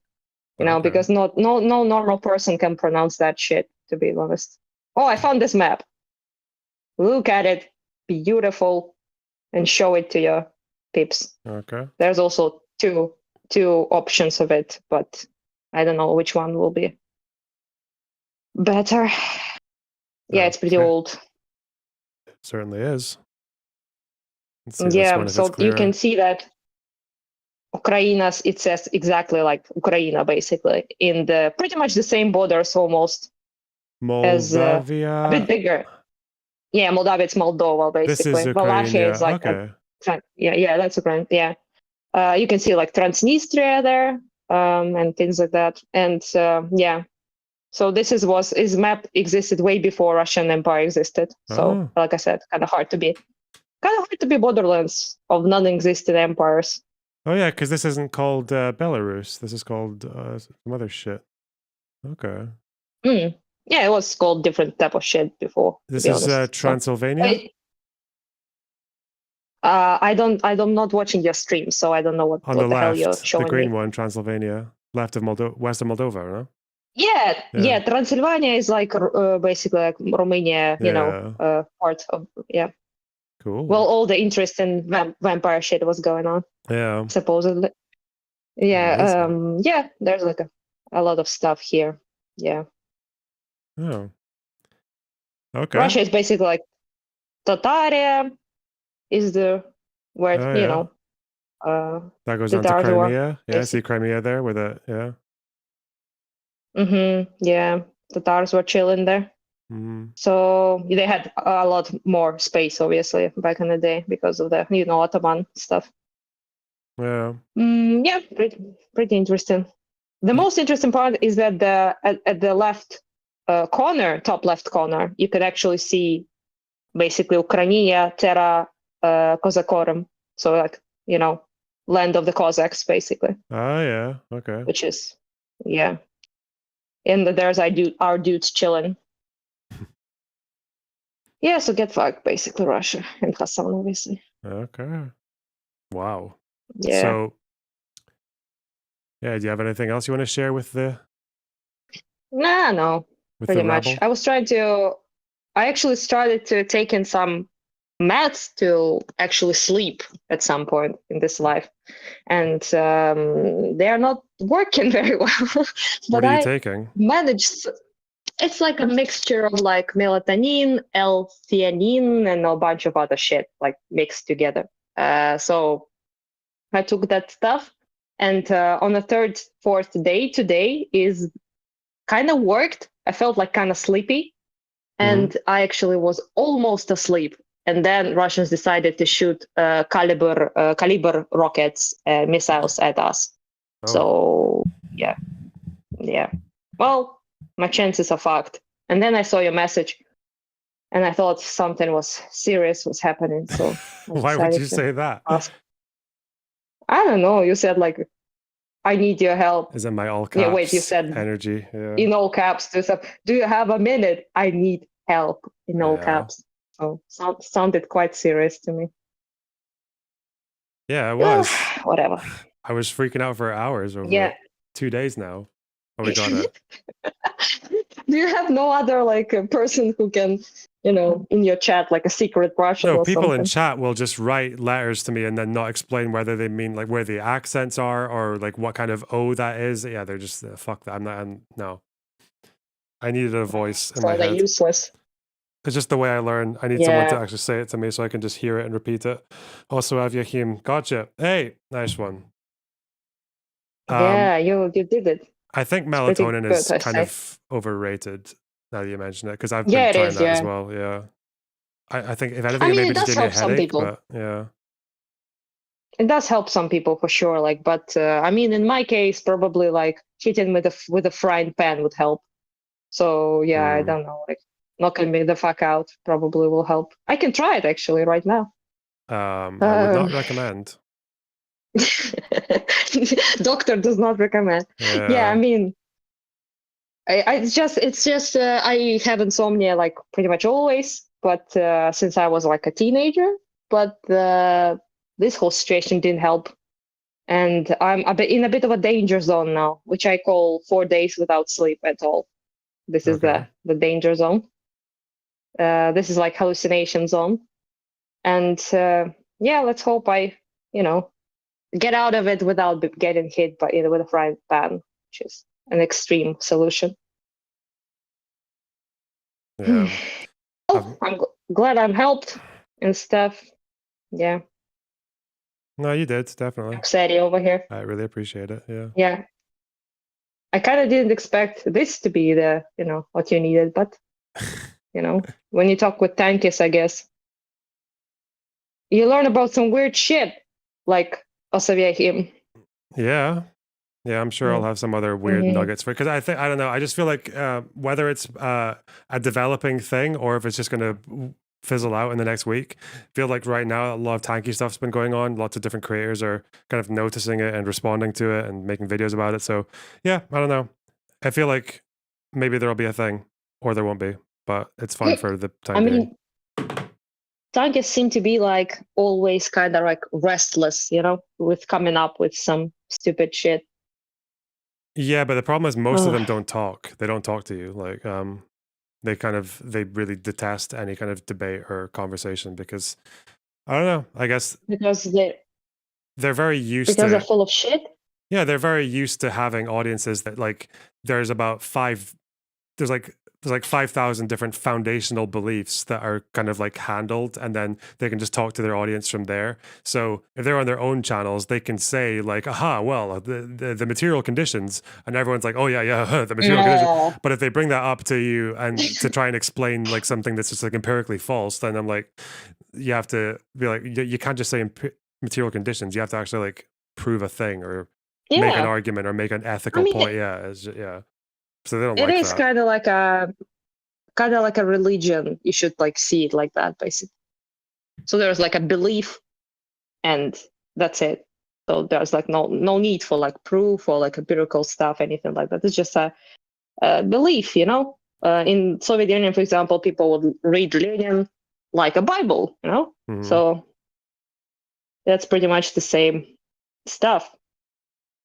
Some people say like, you know, Soviet Union like abolished religion and things like that because like atheism and shit like that. The way they abolished it is, I guess, not the way I would do it. Let's put it like that. I mean, you know, pressing people and stealing shit from churches, and killing priests is probably not the way I would go about it. But overall, as an atheist myself, I'm like not very fond of religion. They kind of just replaced very religious, like Orthodox Christian stuff with just another religion. So yeah. Big claims. I mean, that's how it was treated. You have to recite it, you know. My father used to explain that to me. You have to like recite the verses from Lenin and Marx, and you know, each time. I also like that every literature that was not censored, that was allowed, you know, would have like it's not like a historical literature or like scientific literature, just novels, things like that, right? And they will have like this pre-text before the novel begins of like 50 pages of how great Lenin is. So and you're like, I just want to read my fucking like, I don't know, like romance novel. Fuck off. But no, you have like Lenin there, you know, just to ruin your day. Yeah, I know. There's the thing with the little red book as well, right? Yeah. Doesn't sound too fun, but I guess that's part of the re-education, you know. Oh yeah, well, yeah. Most people, like when my father was young, he was. It was not the worst time. Obviously, it was not like Stalin, you know, days.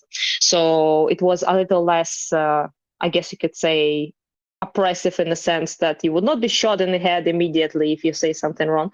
So it was a bit lax in that sense. But still, you would, you know, have to perform the song and dance. But most people at the time, at least in his circle, thought of it as like a performance, you know. So they performed it like Marx. Yeah, Marx was so great, you know, and then move on about their day.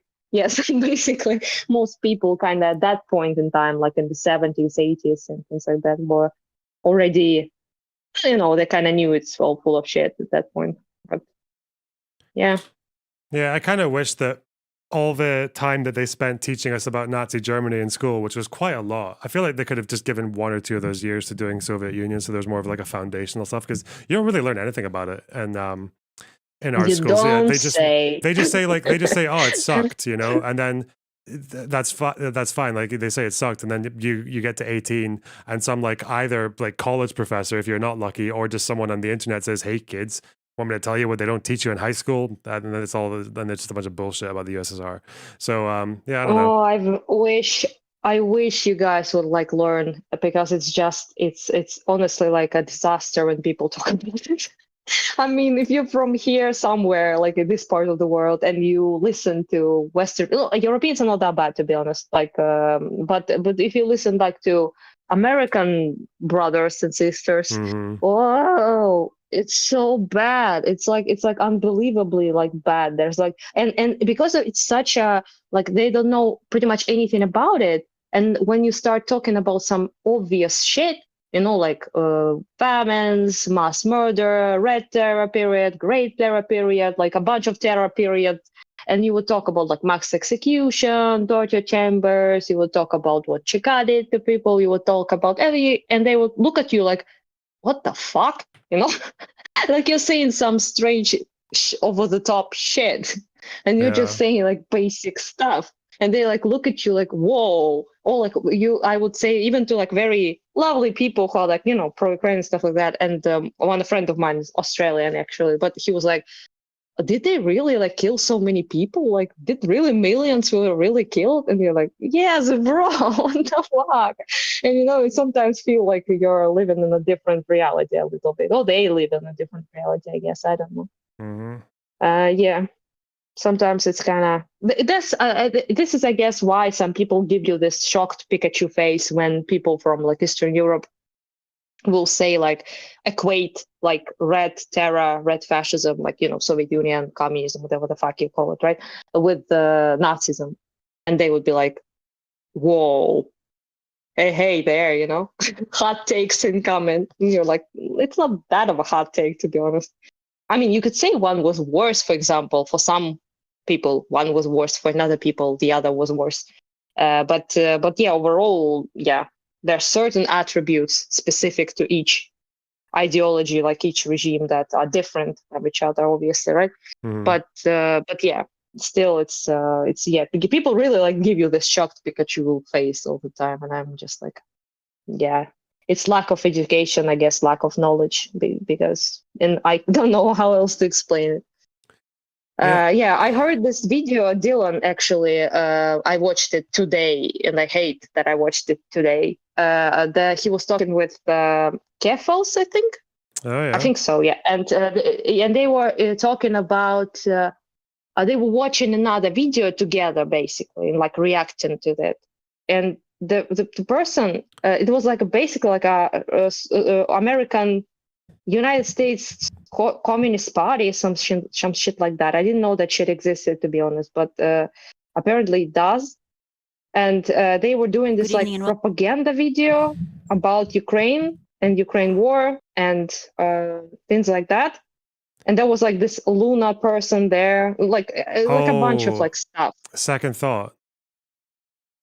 Oh yeah, thank you. I forgot the person. Yeah, so he started like speaking, and I already wanted to kill myself. like 3 sentences in, and I was already like, oh my god, like you know, all Russian talking points, like word salad of Russian Kremlin propaganda, basically. Like Maidan was a coup, evil Western empires orchestrated a coup, installed a puppet government, which I suppose is you know, democratically elected Poroshenko at the time, but whatever the fuck, right? So basically all of that with zero like proof. Evil West tries to destroy Russia, China through Ukraine, and far-right Nazis installed in all of the world served.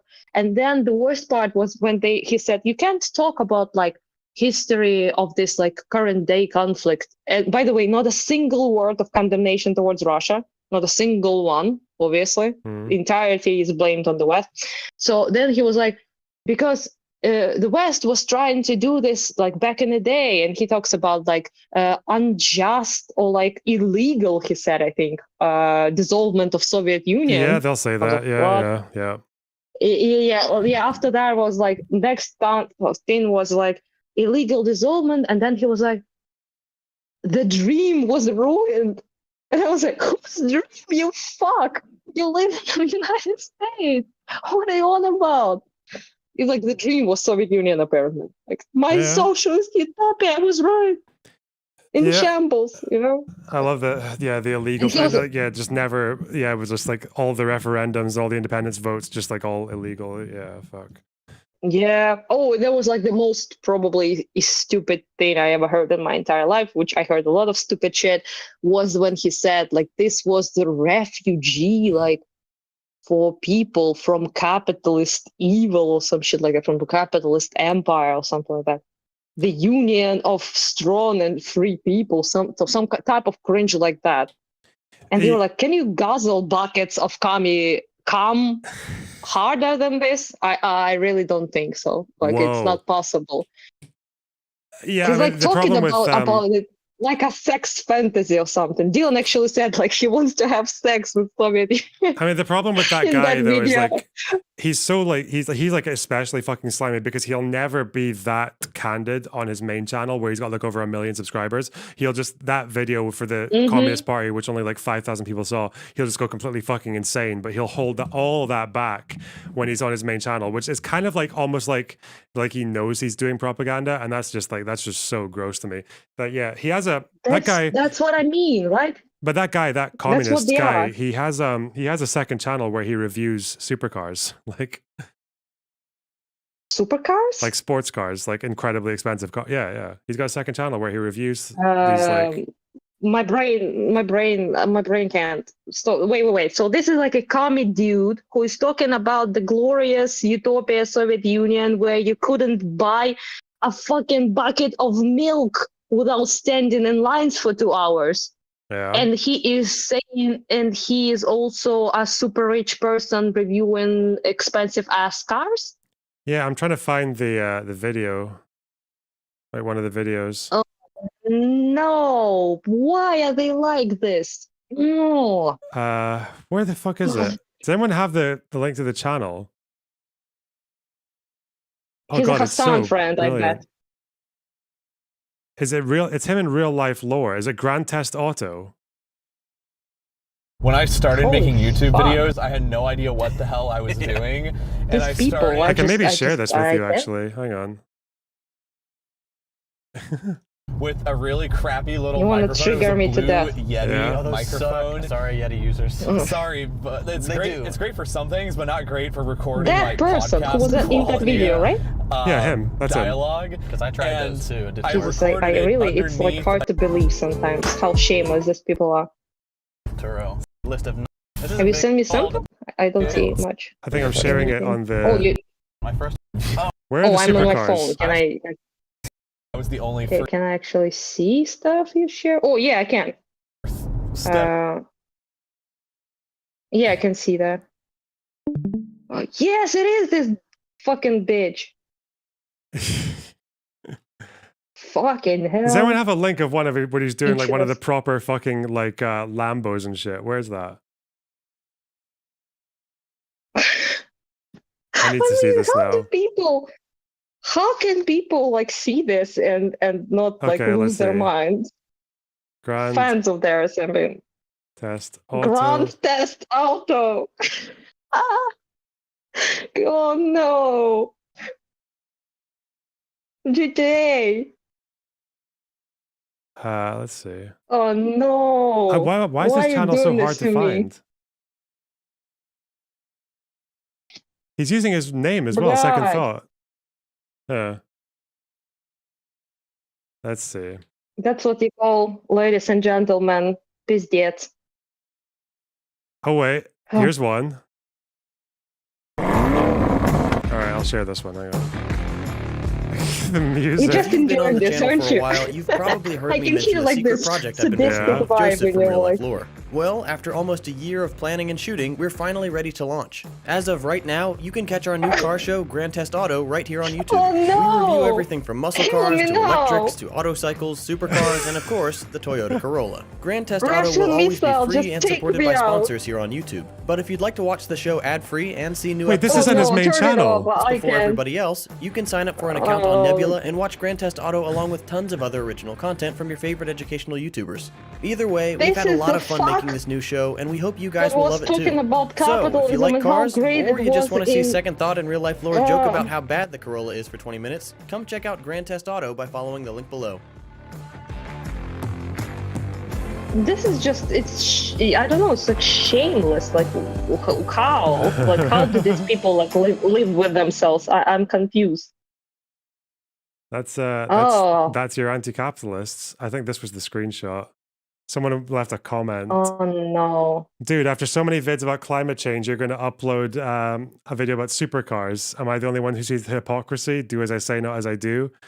Don't be ignorant. The 6 biggest cruise ships produce more emissions than every car on the road.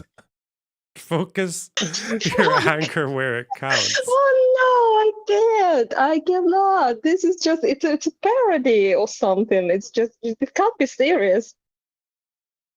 The thing is, I have no words. Like if you're an individual, even if you go on a cruise ship once, but you own a supercar, you're going to use the supercar more, and you're going to cause more emissions over. Like it's like as an individual's decision maker, it's so stupid. Oh, this is just jarring. Like I literally just a couple hours ago watched him guzzling, like I said, buckets of kami cum, and he was like basically just showing. Does he understand that you had like you there was nothing like to wear. There was like nothing. You couldn't own shit. Like everything you owned was taken away by collectivization at some point. If you like were fighting against it, like good luck, get shot in the head, we'll still take your stuff. And that's it. Like you had nothing. All people were living in the ugly and the poor. That's it. Oh. Yeah, but Jesus. Maybe some of the Central Committee guys had their nice vacation homes and they did. cars. Yeah, they did. Yeah. I've seen the It's places like they stayed in, and where is it? What was it called? Ramallah, was it in just outside Riga? Like the resorts where the Soviet officials used to stay on their holidays. That place was nice. Yurmala, you mean? Yeah. That was pretty good. Yeah, Yurmala. Well, Yurmala, other than other than them, no. Other than them, it's like this meme that Stalin died without like any possessions, only like 12 houses all over the Soviet Union. Other than that, he didn't have much. Yeah. Also, what type of like possessions do you really need when you literally own everyone? That's the ultimate possession. Just one of your words, people getting shot in the head. That's a power trip, way greater than millions of dollars. Yeah, that's truly sad. Honestly, I'm even more disgusted when I finished that video. Thank you. Actually, Keflos wanted to show him something else from this dude, but Dylan was like, "Nah, no, I can't. He is pretty triggering. I don't want to like suffer like this. I don't deserve it." Which I kind of agree with Dylan on. Which I only suffer through this shit when I watch like his stuff, and that's enough. Usually. Well, I hate this every second of it. Thank you, Wonderbox. That's all right. Do you have anything else you want to share with the chat? I don't think so. Probably we'll go lay down and, think about what a country we wasted, what a glorious union, what a land of the free, proletariat unite, Yeah. That shit. Rest in peace. Yeah, rest in peace. All right. Well, anyhow, before I go, say the word again, and I will leave. Feeling accomplished. I've forgotten. Wait. Hang on. That's a challenge. Let me think about it. Let me just think. It's in my head, okay? Also, Avyachim. Remember the... Oh, yes! Good job! Gotcha. Think about the Arab dude. Yeah. yeah. That'll definitely help. Think about Arabs. It does help me, to be honest. Yeah. Also, Avyachim. Every time. Gotcha. Okay. Thank you so much. I really appreciate it. Yeah, bye-bye. Bye, Chad. Bye, everyone. All right, take care. Bye-bye. Bye-bye.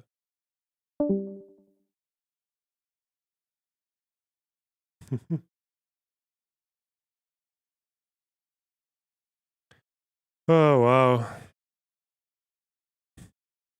Fucking second thought sports cars. I can't fucking believe it. Oh, shit. Germany, and the people in Iraq were the same as Nazi Germany. It's just always like whoever we choose to wage war against is the same as Nazi Germany. Make no mistake, it's never. We're never obviously coping with like a fuck ton of global imperialism that we're engaging in. It's always just and then trying to justify it by pointing to the one time that U.S. military action was just. Yeah, that hasn't been like the way to basically sell every fucking war to every. Socialism is when no McLaren 720s. What do you want them to do? Walk as an American? Nonstop. Yeah. Everything about nukes feels so damn spiteful. Like if the enemy fires them, we're dead. I mean, yeah, it's called strategic deterrence, mutually assured destruction.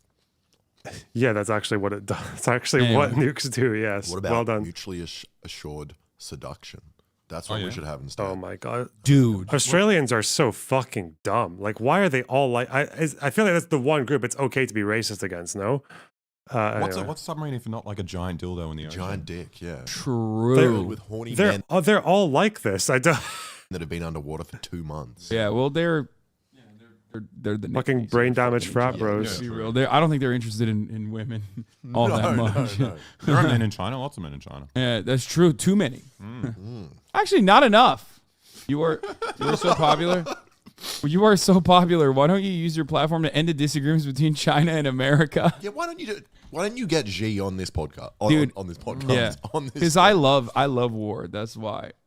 Also, I love the idea, the idea that like in all of those circumstances, like America has to be the one doing the just war in a defensive way, of course, always, and that like we could never be the Nazi Germany in that circumstance. Like we here in the United States, despite all of our endless bloodshed for the past, post World War II era contemporary history, could never be more similar to the genocidal freaks. Okay. I feel like even people like me who are apparently America simps because of Taiwan and Ukraine and the South China Sea. I feel like most people who have that position also opposed the Iraq War and also opposed the intervention in Afghanistan and think it was a good thing that America and the British and whatever came out of Afghanistan. So I don't really know, or even how like damaging it was for America to go into Vietnam. You're the ones who are fucking critically incapable of having a nuanced position on this because you're partisan fucking losers who, for some reason, have got it into your head that China is this and the CCP is like a meaningful alternative to Western liberal democracy. Is a good challenge, yeah. The campus bullshit. Fuck me. Between the two superpowers. Oh, he's just German. Typical. Okay, never mind. He's yeah. We get it, guys. You guys fucked up. I know all of your grandfathers fucked up, so now you have to constantly fucking, toe America's line. That's the only way to, Okay, never mind. Let's continue. All this as the U.S. prepares for a potential conflict with China. How close are we to all-out conflict between the world's two largest superpowers? 继续沿着错误的道路狂飙下去。 I'm just also thinking, like, these guys fucking love Western liberal democracy because the only thing that actually keeps these dipshits going is the fucking relativism on the common man's wisdom that allows these people to get like so many viewers just spouting complete uninformed horseshit with no oversight, with no mechanism in there to either not even to correct them or to just like try to stop them. That doesn't really happen in China. Can you imagine the equivalent, like the Chinese equivalent of Hassan, a dissident streamer, giving his 2 cents on the CCP and challenging his own country from within, talking about like maybe Tiananmen Square might have been deserved or some shit. Can you imagine that person, Chinese Hassan, would get fucking drone striked in like 3 minutes because of all the fucking retarded batshit nonsense that he comes out with? He would just sit there and get a fucking like an assassin with some like fucking poison in his fucking cornflakes one day when he doesn't even notice, like behind the walls of his Chinese mansion.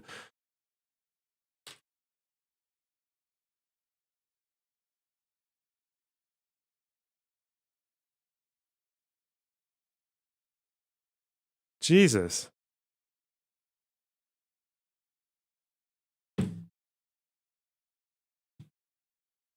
You imagine Chinese Hassan mocking the nuclear strategy of his country, the weapons and shit. challenging the status of Taiwan and challenging China's actions in the South China Sea on his stream to 20,000 people. There'd be a fucking heat sensor drone warhead like rammed up his ass faster than his audience can buy him a new sports car to drive away in. Like shit. Fuck me. 太多的护栏也挡不住脱轨翻车，陷入对抗冲突。 Chinese President Xi Jinping has already called this a policy of encirclement and suppression. And let's be honest, he's right. Yes, whether you like it or Johnny. not, this is containment. Old school, Cold War style containment. It's hard not to see it when you look at this map. And the Chinese foreign minister said that it would literally be impossible for China to... Wow, Lonerbox became super negative since the Twitch days, really aggressive. It's an interesting pattern that happens a lot though. I get triggered, okay, but I'm okay. I can't say I don't enjoy it as well, you know. It must be quite jarring for people who watch my video essays to come in here and be like, "Oh, it's that Lonerbox guy. He's so soft. He's so chill." Fucking. Oh no. Is it wrong to like both?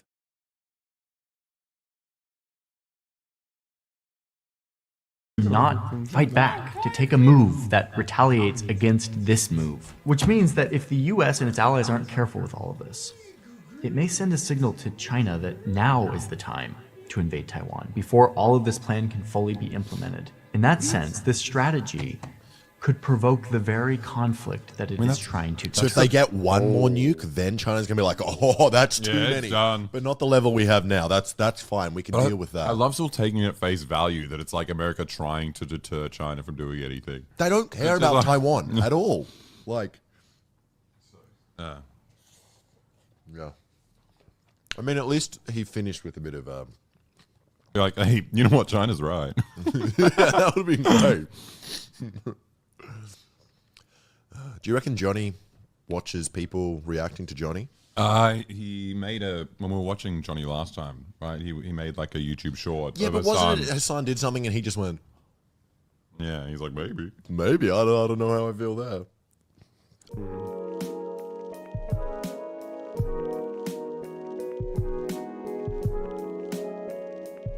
I've missed a massive opportunity, you guys. I feel really bad now. I actually did make a really big mistake during that reaction.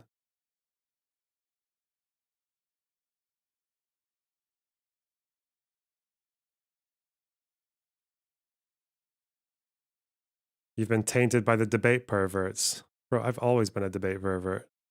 I structure my videos with debate in mind. Even my video essays. This would have been a good addition to the stream, I think, for this.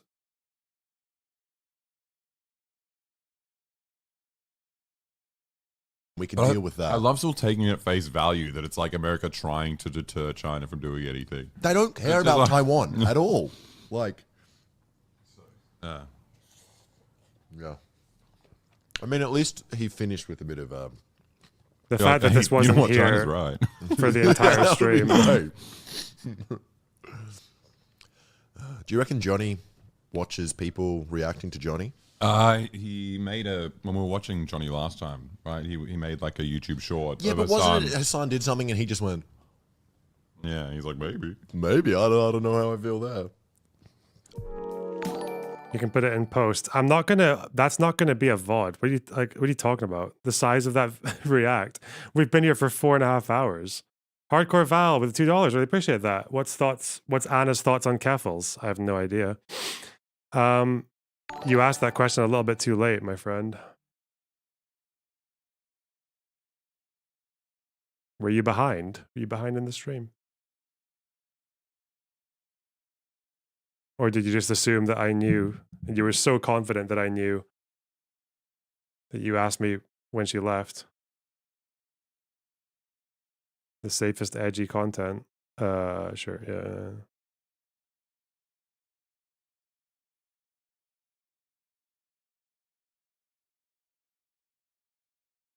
Oh god. That bar's almost full though. Hey, look at that. The super chat bar, guys. Are we gonna ram the super chat bar? Because I don't want to do ad breaks. Apparently you can. There is an ad button here that I'm scared to press. But it's okay. I hope Keffals and Destiny make up. It would be pretty cool to get another Destiny ally. I don't know if either of them would be interested in that. Do it, coward. Like, what even happens? I just pressed the button. What happened? Did anything happen? Did it just... what?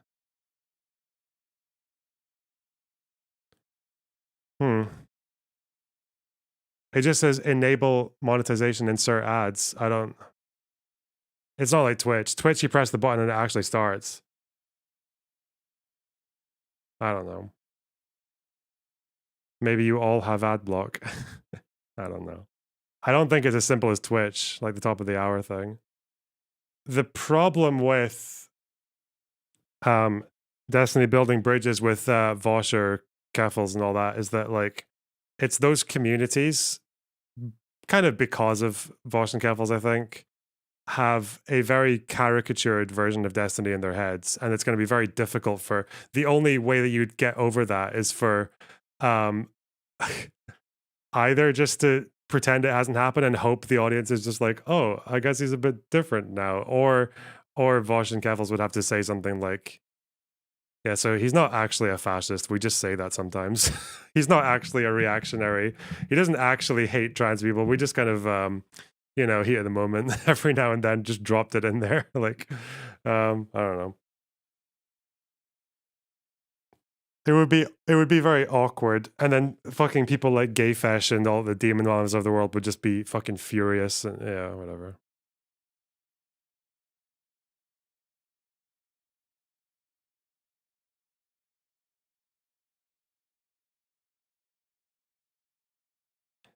Can you imagine the audience overlap? Like Destiny raids Keffals and then you just like fucking everyone just spamming like lore, you know? Imagine all the people spamming her, asking her about the whatever, the fucking legal fund. Yeah, it would never end. I think a certain amount of damage gets done and then everyone dies. But yeah. Or the cease and desist, everyone just asks about, yeah, I'll just...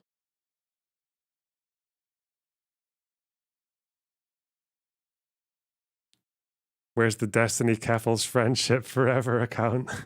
That would be good. That person would have good memes. Maybe one of you should do it.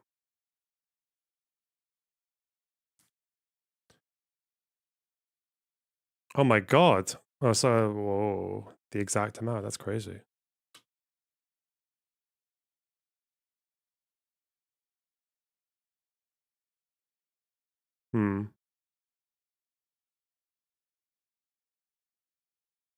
That Destiny Vosh friendship account is mentally unwell. No, they're not. They're just full of love and hope. Okay? Don't be so cynical. Green Bargo, burr. Maybe Blasphemy. Thanks for the $15.26. I really appreciate that. Thank you very much. Thanks for smashing the bar. Okay. I'm surprised we didn't get that many members given the... I think if you gift a bunch of memberships, it plays the sound for each member. And since the sound plays twice, you'd give it 2 sounds per member. I feel like I'm going to have management difficulties if anyone does gifts. Hang on. Destiny Vosh Forever is 50% trolling. Yeah. I think so.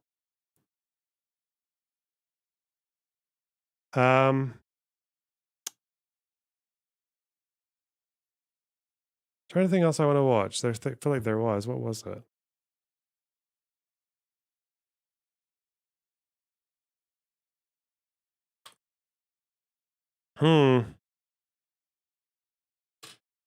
I really don't know if I want to watch Charlie Kirk debating Brianna Joy Gray. Oh, you guys wanted to watch the N-word debate? We were talking about that, weren't we? The Destiny Hassan, I guess, because it's everyone a bit of a Hassan train. Do you want to see what I think? This is how the friendship ended. This was the last conversation they had, wasn't it? Oh God.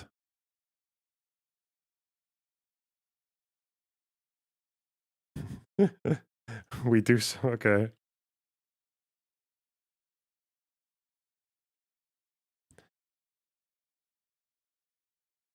Let's go, guys.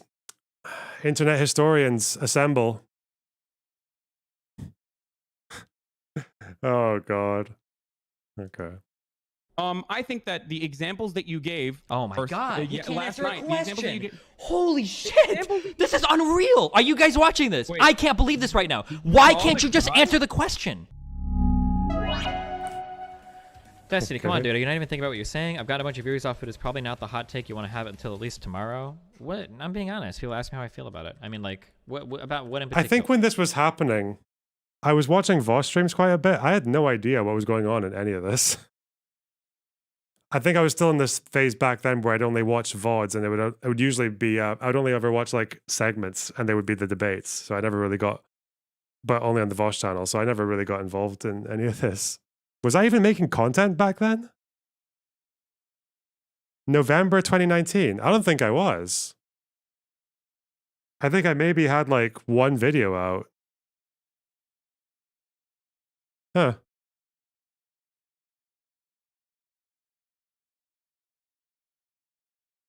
Yeah, I was just kind of like,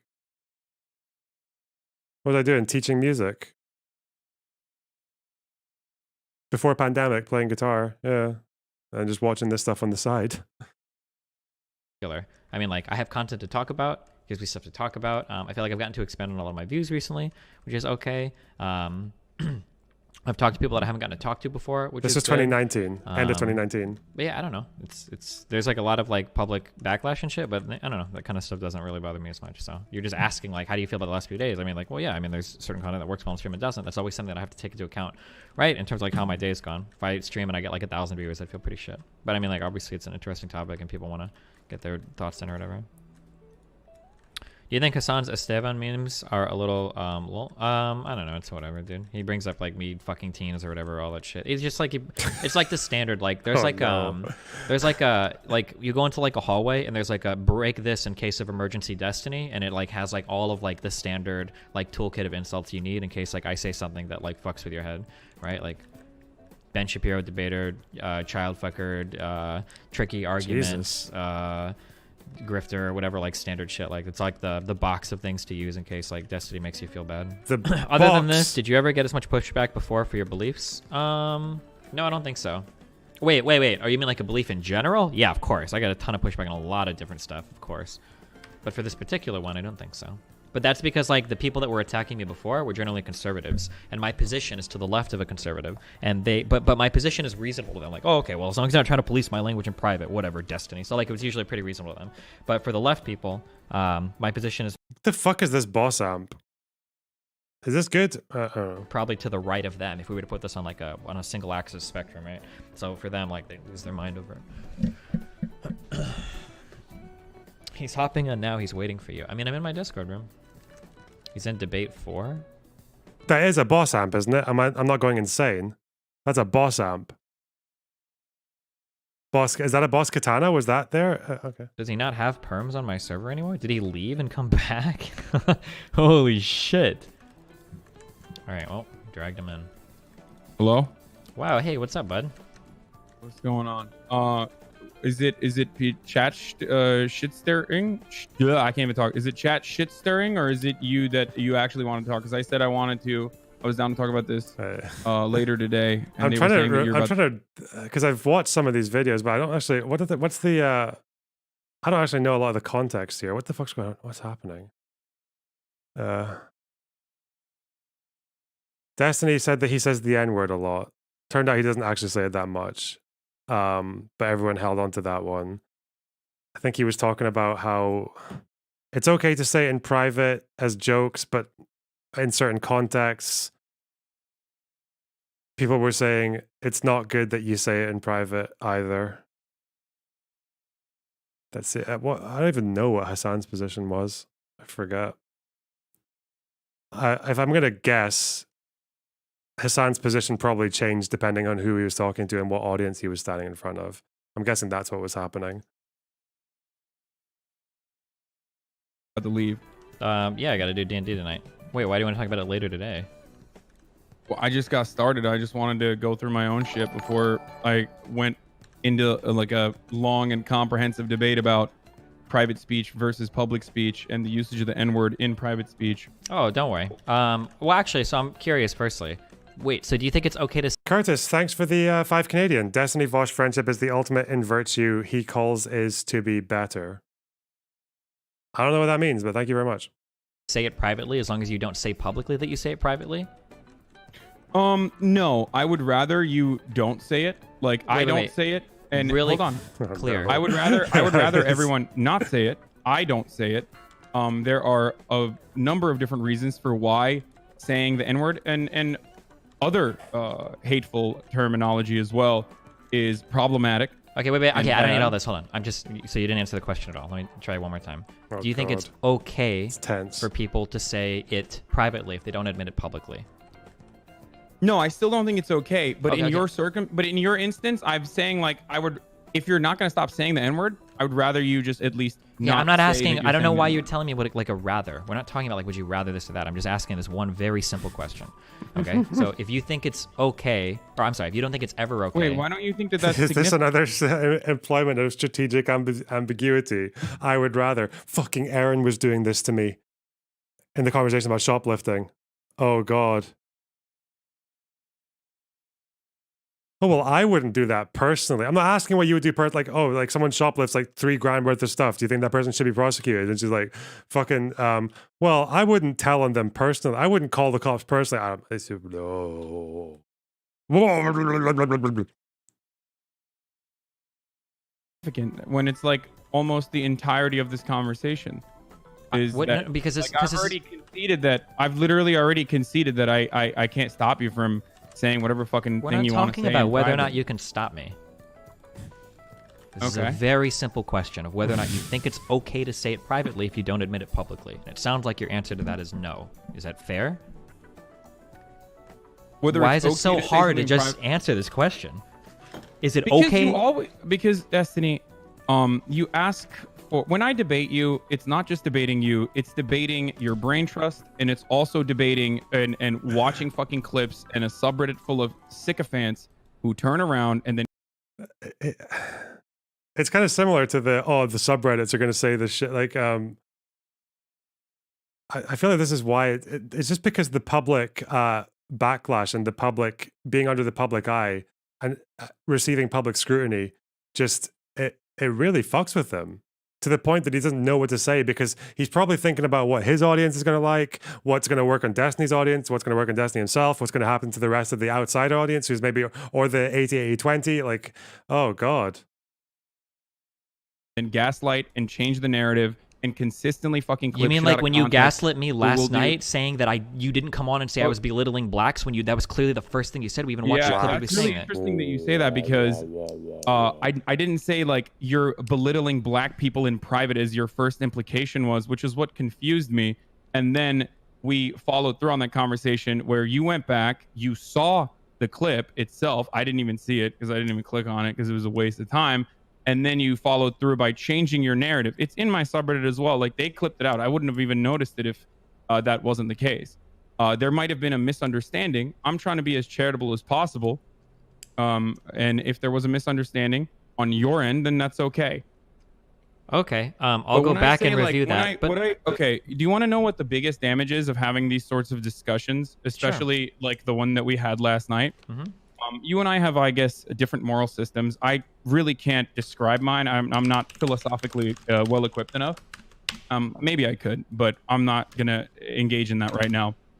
And for me, having that conversation where you're triggering people and you're being triggered yourself, especially two random black people that most people are unfamiliar with who don't understand the Twitch space at all, is always going to have negative consequences. Negative consequences. He looks such so as wired in this conversation. What's your opinion on this topic? What, saying slurs in private? I don't think anyone else can tell you what to say privately. Like if someone's like, like with saying the N-word in private, there's definitely ways you can say it that are bad. Like, I don't think, even if it were like you and a friend and you just refer to black people as N-words, you're probably not a very good person. And especially if you let the public know about that, they're probably allowed to think like, whoa, you're a bit of a red flag, aren't you? But like, I'm trying to think, if I've got a friend, I'm just going to use a real life example. If I've got a real life friend who saw a racist like incident in the street, there were these black guys up from Manchester coming off the train for like a lads night out or whatever the fuck. And some guy in the pub, like outside having a cigarette, shouted at them and called them the N-word. So when my friend's telling me the story, he just said the word. And I'm like, is that a problem? I don't think that's a problem. No. Is it? I don't think it is. Maybe some people have an issue with that, but I no. And then what happened after that story? The drunk guy got punched and landed like face first onto the curb. So using it in a quote, what if someone was trying to like I'm trying to think. Like repeating the Chris Rock joke. There's two kinds of black people. Like, would that be all that? Probably. Yeah, I don't really give that much of a fuck about what people say in private.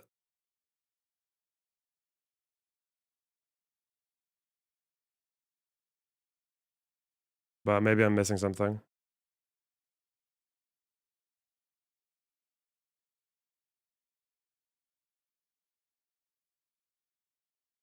Them looking angry and okay. emotional. Can we, before we go, feeling like they're belittled. We're pivoting down. Like the problem is that when saying it in private is too broad. There are ways you can say it in private that are obviously not good. Like if you say it, even if you're on your own and you're like, yeah, you know, sometimes when I'm watching the news, you know, and I see a news item about some youth crime and I'm out here like those goddamn N-words. Yeah, I say it in private. Yeah, big deal. And then obviously if you say it, like, yeah, it's probably not a good thing to say in private. Even if you don't tell anyone, it's probably not okay to say that in private. Like, yeah. But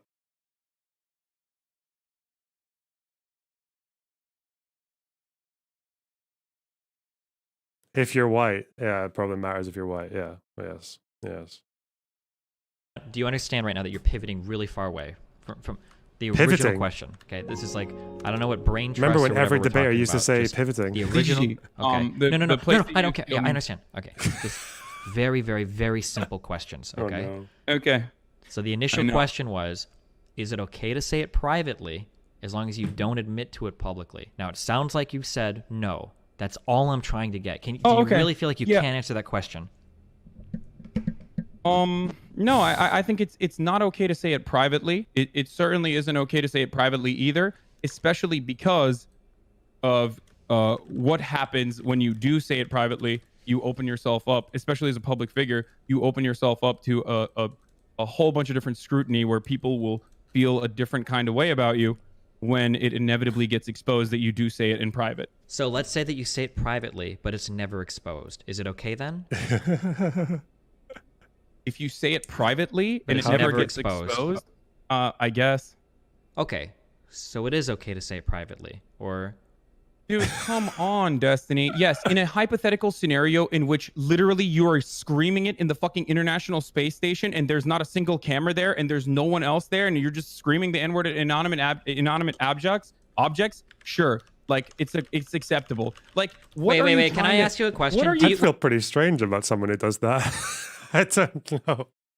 It's fine. That's very not progressive. Damn. I already said that. What am I trying to draw? I'm trying to figure out what the fuck you believe, and it's impossible because you can't answer a single question. You just want to talk in stories all day long. I can't I still don't know what the fuck you think. I have no idea because right now you just said. Do you want me to go back? No. I don't want you to talk a million miles an hour because you're just going on to other random things. Okay. I will talk as slowly as I can. It's not about talking slowly. It's about pivoting to points where you feel stronger because you realize you're full of shit on this answer. I'm not trying to. Dude, I can't even fucking debate to save my life. You really think I'm like masterful? I'm not trying to debate. I'm just trying to figure out what the fuck you believe. Seems like That's you're all we're projecting at. a little bit. And I can't believe you were saying that like I was fucking Britney venting you. That's kind of lame. But whatever. I mean, you did. You hopped onto the end of a show where I'm getting dogpiled so that you can throw on some dumb fuck ad homs after you were already roasting in your private community. That's what I was trying to do, and not trying to fucking, Wait, how do we pivot this again? Wait, hold on. We're not pivoting. I'm sorry. So my original question. Do you want to hear my position? Not that it matters to you at all. I don't think. No, I don't want you to talk for 10 hours. I just want you I'll to talk for a minute. No, I'm going to try to make this. Here's my question. Is it okay to say it privately? Can I just tell you my point before you start asking questions? Okay, I'm just going to re-ask this question at the end, just so you know, but go for it. Okay, it's fine. It's fine. It's totally fine. Okay. I think in most instances, saying the N-word both in Melina and chat, can you guys see that? I wake up to him screaming, "Is it okay to say it privately?" Damn. Things were tense around the house at this point. Holy shit.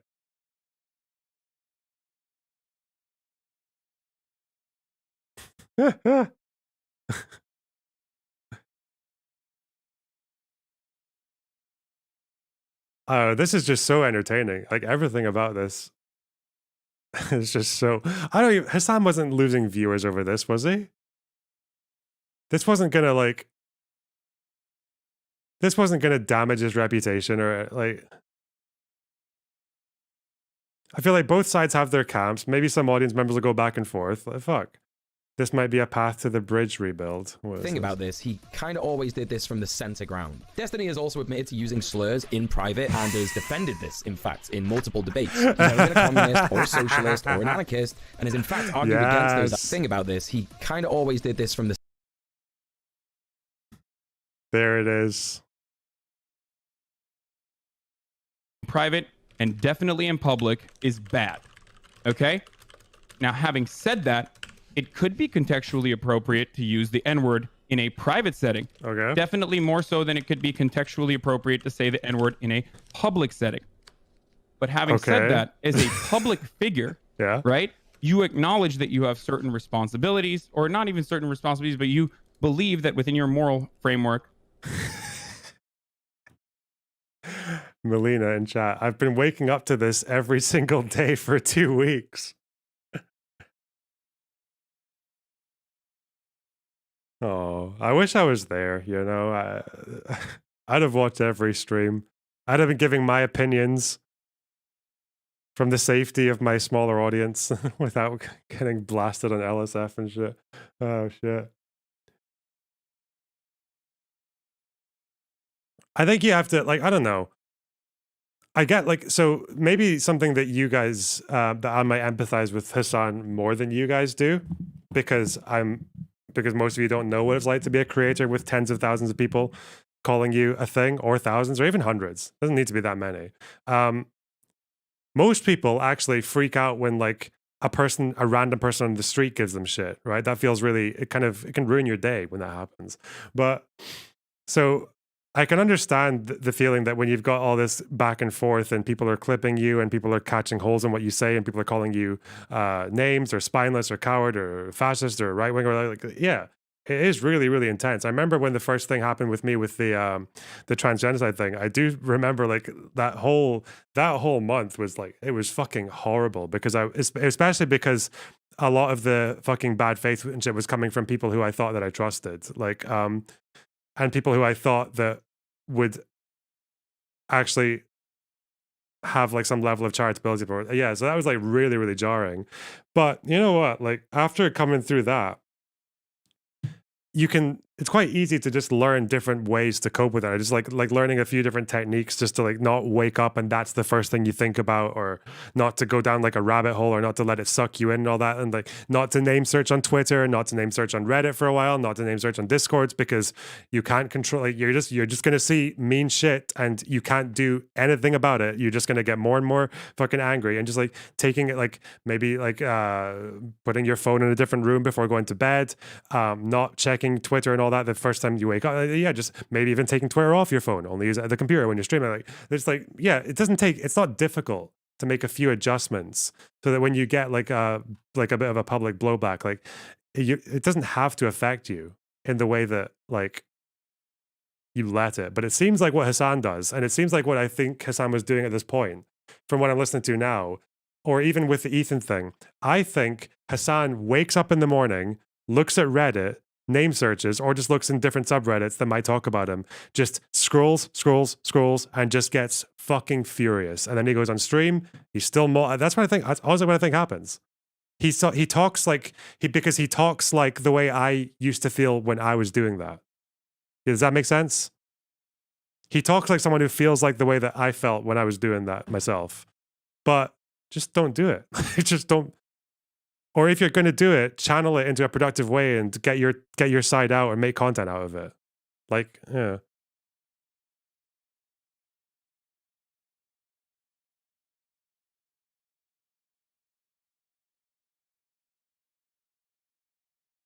Just so your breakdown of the Kirk Bandy debate, good stuff. I feel like we need to check the tanky influence in left spaces. Yeah, I'll probably upload that soon. He does make content out of it. Well, he makes content out of it, but also like he hasn't channeled it because it clearly still affects his decision making, right? You're either going to deal with it or not. You don't even have to. Like you can even be getting criticized all the time, but you don't have to look at it. Like I think the two biggest things that have ever happened to me with like big backlash, I guess, were like videos that got a lot of views that were talking about me badly. I think were Count Dankula, when I was like a 10K sub channel. And those were all coming into my comment section as well. But I read them for a bit and then was like, wait, I don't need to read that. And I just stopped. I went for a walk. Blocked a couple of Twitter people who were atting me. And yeah, that was it. Like you can insulate, you can have like all of it happening and still just turn away from it. Or you can block certain websites. Like if like a certain, why did Count Dankula make a video about you? Because I criticized a 4-year-old video of his. And I thought I was quite softball in it, but he got pretty fucking mad. Yeah, I don't know. The other one was probably, I don't even know. It was like pretty indirect. It was that Bad Empanada one, the 2-hour fucking mold piece, his drama piece about aristocracy and me and Vosh and all that. Like I mentioned in a bit of it. I don't know. I've never watched the video. Apparently he like clips me saying that aristocracy was a good voice on Palestine. And then he loops it and then it slows down as if he's like caught me red-handed. And you know, a couple of 100,000 people saw that, but I haven't watched the video. Like, why would I? Like, I know what criticism like him comes from. I know it's like bad faith, retarded bullshit that only works on like tankies and fucking 12-year-olds. So whatever.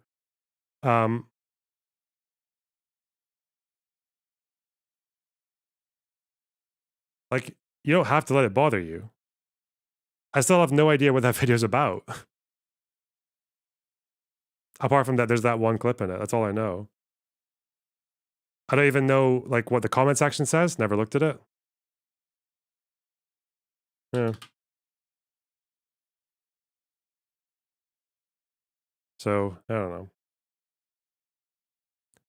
I feel like by now Hassan should have learned a more healthy way to process this kind of stuff, you know? You don't want to say the N-word in public because other people could weaponize that and use that, or actually racist people could feel emboldened that it is okay to say. This is because of the power of the word itself and the history associated with it. Okay. And the damage associated with the utilization of the N-word, which degrades and dehumanizes black people.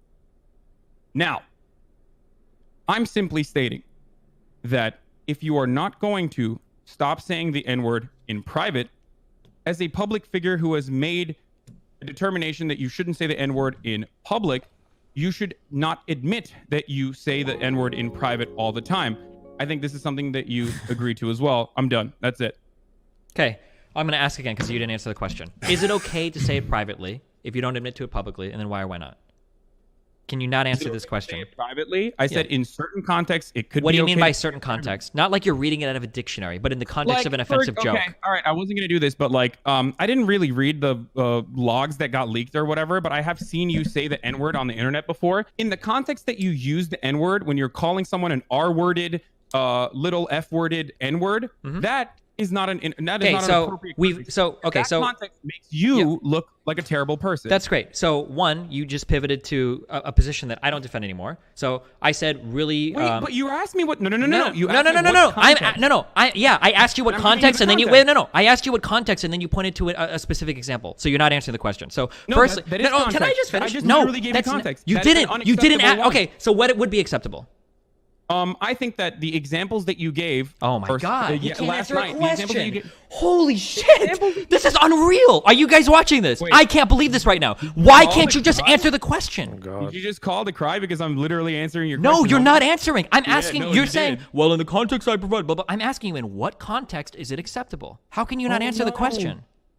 I am. I said the 3 examples that you gave last night, while cringy, are still relatively acceptable contexts. I'm not. Okay. When I ask you for an argument for why it's okay or not okay to do something, I'm not asking for examples. What I'm asking for is, what is the formula that you use to determine those examples are good? Okay? So, for instance, if I say, what's your example of a good person? And you go, or no, I'm sorry. If I say, what makes somebody a good person? And you go, oh, I think that Z is a good person. I'm like, well, no. Well, what like makes them a good person? Like, oh, well, I think like A, B, and C are good people. I'm like, no. Like, what makes someone a good person? Like, well, I think that D, F, and E are good. No, I'm asking you, what makes it acceptable? Don't give me examples. Don't give me context. Just tell me, this is what would make an edgy joke acceptable. Like, what is the formula that you use? What is the formula that I use that I think that an edgy joke is acceptable? Yes. I think like a retelling of a specific joke is acceptable. Whereas if you're using the N-word exclusively in and of itself, to dehumanize and degrade black people, or the existence that like black people are N-words, when you're using that against another person, it is in unacceptable fashion. I feel like this is the position that Destiny was trying to defend, wasn't it?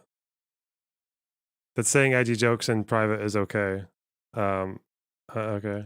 Okay. So if you're I can't quoting, believe we're still having this conversation. I know. I can't believe how hard it is for you to answer a question. So if I quote to a friend something I from meant like having a conversation with a 30-year-old man who's still trying to defend the usage of the N-word, even though when pushed back on it, you say, oh, well, it was actually just defending edgy jokes. If that's your position, we can actually have a conversation That's around always been my position. And I told you then this why last don't we night. have that conversation Because then? you don't want to, because you constantly want to reframe it to this because you get slam dunks with your audience full of dipshits. Yes! That's absolutely. Hold on. Do you want to bet $1,000 on this right now? We can go back last night. No. I'm asking you. We can go back last night and I specifically said, hey, this is about edgy jokes. You're the one that reframes it specifically about the N-word. Do you want to go back and look for that? We can find those clips. Actually, we don't even have to bet money on it. We could go back and look for those specific clips. If your position has changed from saying, I say the N, I literally said this last night as well, and I will repeat it. If your position has changed from, I say the N-word all the time in private, and that's fine, or whatever Dude, the you're exact... such a piece of shit. Holy no, fuck. I'm not. You If your are. position is You're not that, taking one quote when I've written extensively about this. I've made like fucking pages of fucking posts like related to this topic, and you're going for the one quote that I use when I was like responding to somebody else trying to like fucking flame me. That is what you're using right now. To use the N-word in private, I just say N-word. I don't say the word. I mean, I have like, I've been around for 32 years. I've said the word at some point, but nah. It's just not worth it these days, Not that I need to, anyway. To clarify, I'm It's not really, trying to, dude, it is literally... It's not really that important to my fucking everyday lexicon, or my sense of humor. Really not a gotcha moment. It is. Okay. It's the ultimate bad faith bullshit. I think actually, are there many things that like, yeah, I'll talk about personal issues and all that like off stream, but I feel like generally the stuff I say on stream is like the way I talk off stream. I don't really have like much of a distinction. Dude? Oh no, dude. You are okay. Can you just just reset all of the fucking previous biases you have and try to look at this in a charitable fashion. I'm trying to... Why the fuck would I do that when none of you have ever even, like... Can you dual stream on Kick? I want to open your stream on the background on my phone. You can have YouTube videos on the background on your phone, can't you? What are you talking about? Or is that only a YouTube premium thing? I can do that. I watch streams on YouTube on my phone in the background. Yeah, you can do that. applied an inch of charity to anything I've said. Girl is subhuman. How many times, even in that instance, I defended you. So shut the fuck up, okay? Well then, dude. Okay, yeah, maybe because it was convenient for you there. Defended you on the internet. Shut the fuck up, dude. Are you take shots at me constantly, dude? Before I talk to my podcast co-host today, you're talking to like, oh well, if he ever says it in private, that's like dehumanizing as fuck. Don't sit here and act like you fucking stand for me super fucking hard, okay? We are nice to each other sometimes on Twitter, but you take shots at me constantly on your stream. Every time you do it, I get a fucking clip of it. Don't pretend like you're going out of your way to fucking help me or some shit, okay?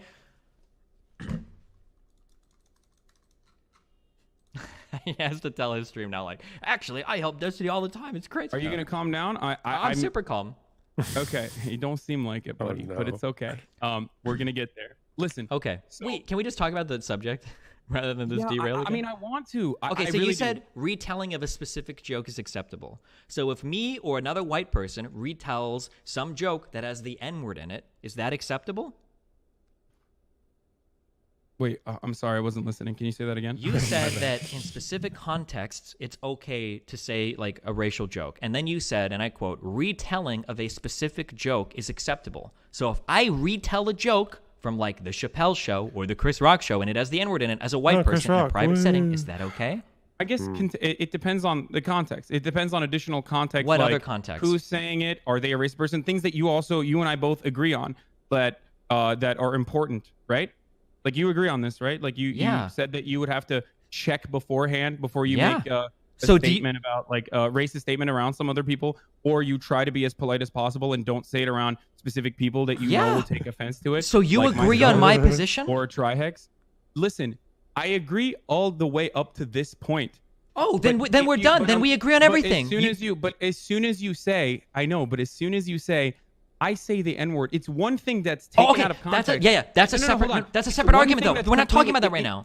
No, Destiny, you're misunderstanding the point. Okay? No, I'm not. You're misunderstanding this. We can have this argument. I'll talk about this. Literally undoing all of the things that you have done. I disagree, but that's a separate argument. Listen. Okay, so I just want. That's been my argument since day one. No, it's not. You just earlier told Trihex that if I say it, I have the clip of you saying that just because I say that privately, it's like dehumanizing to black people. So you don't agree with that. The N-word in and of itself, in the way that I have seen you use it, that has been leaked, and that I've known to see. And now you're going this is public stuff that I don't think he does anymore, right? Back to like the specific one-off instead of the formula.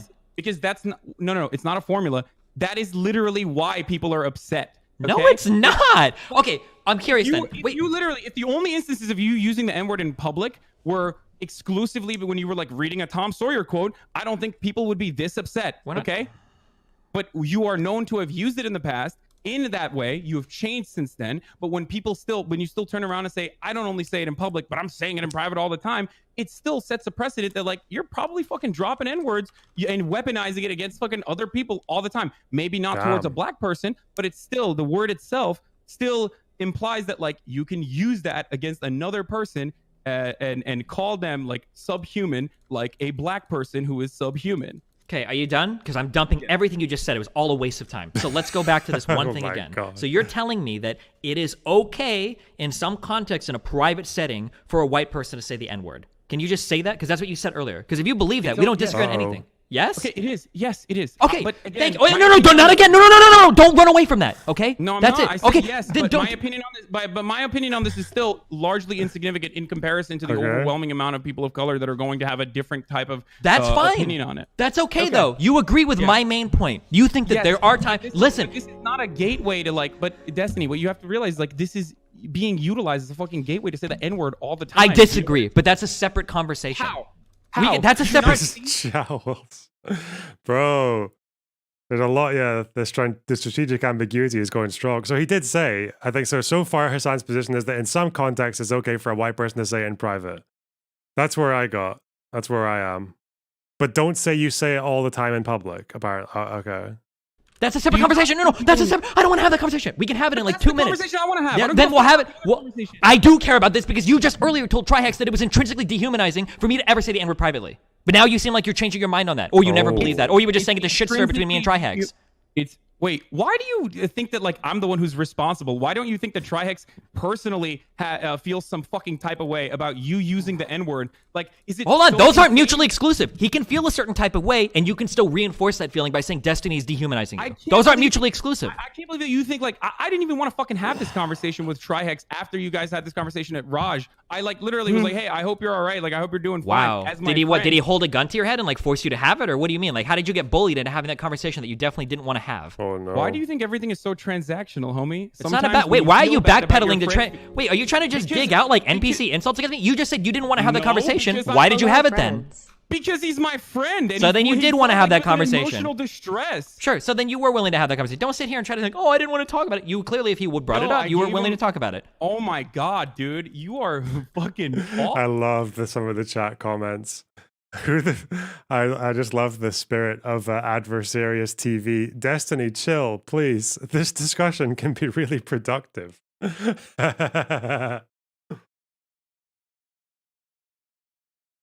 How did this whole thing start? My understanding was that it started because there was some clip of someone saying the N-word at a gig and got in trouble, and then Destiny was like, I don't care about people saying private, I say it all the time. Was that how it started? And then I guess people imagined him just like he says it like 3 times a day or 3 times an hour. Is that how it started, or was there something before that?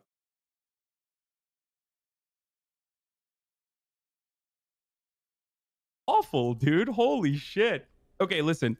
I had the conversation because he wanted to have that conversation, and he wanted to have it on stream. Okay, but that is like we have removed far away from the original point that we were supposed to have. Well, the original point is you think it's okay for white people to say the N-word privately. Because the implication is that like I'm fucking what is it? I'm secretly like going up the tracks and be like, hey, you should get really mad at Destiny because he said he says the N-word in private, and then has consistently defended it as though that was the position that he originally had, even though apparently that's not the position that he originally had. He actually has a more nuanced take on it, and he thinks that it's okay to like laugh at edgy jokes or make edgy jokes every now and then. My position is edgy jokes are fine. I make them in public, I make them in private as well, as long as I personally don't like the N-word. But you think it's okay in certain contexts privately?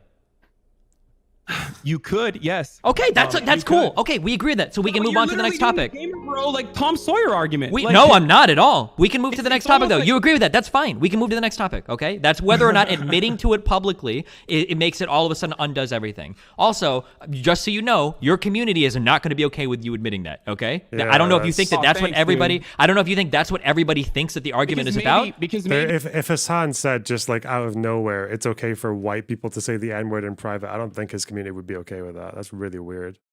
Maybe they were different back then. I don't know. You and I have a different understanding of like what contextually is appropriate and what isn't contextually appropriate. Okay, sure, maybe we do. But you are literally both of us agree that white people quoting funny jokes that have the N-word in them, maybe done by Chappelle or Chris Rock or something, that could be funny privately. But I can't. I think it's cringy. We're not asking about if it's cringy or not. I don't use it personally. Don't care if you use it personally. That's not the conversation topic. You're pivoting so much. You can't. I'm telling you. Do you find it troubling that you can't just own a position? Like, just own it. Say something and own it. Stop running away from it like a fucking coward. I think it's cringy. I would never do it. Blah, blah, blah. Don't do that. Just own it. And bold. You're such a fucking brave and bold. There you go. bold Go to the dude, NPC man. talking points. White guy want to say the N-word. Dude, I'm good, right, guys? I'm cool, right, guys? Dude, own a position. Have a fucking spine. Just own it. Destiny, you love calling people like crypto tankies and shit. Yep. You are literally the Ben Shapiro for gamer words. I'm not crypto anything. I am more transparent. I am more transparent with anything. Yeah, Hassan would have had such an easier time if he just said it's always bad to say the N-word. That's it. Even private. Even if you don't tell anyone because it's such a toxic word. It dehumanizes. It's got so much power. It'll even if you say it even if you're non-racist and you say it on your own in private and you're just like reading a book, that might corrupt your brain and plant the seeds of hatred in your soul. If he said that, his audience would have loved it. They'd have gobbled this freeze frame.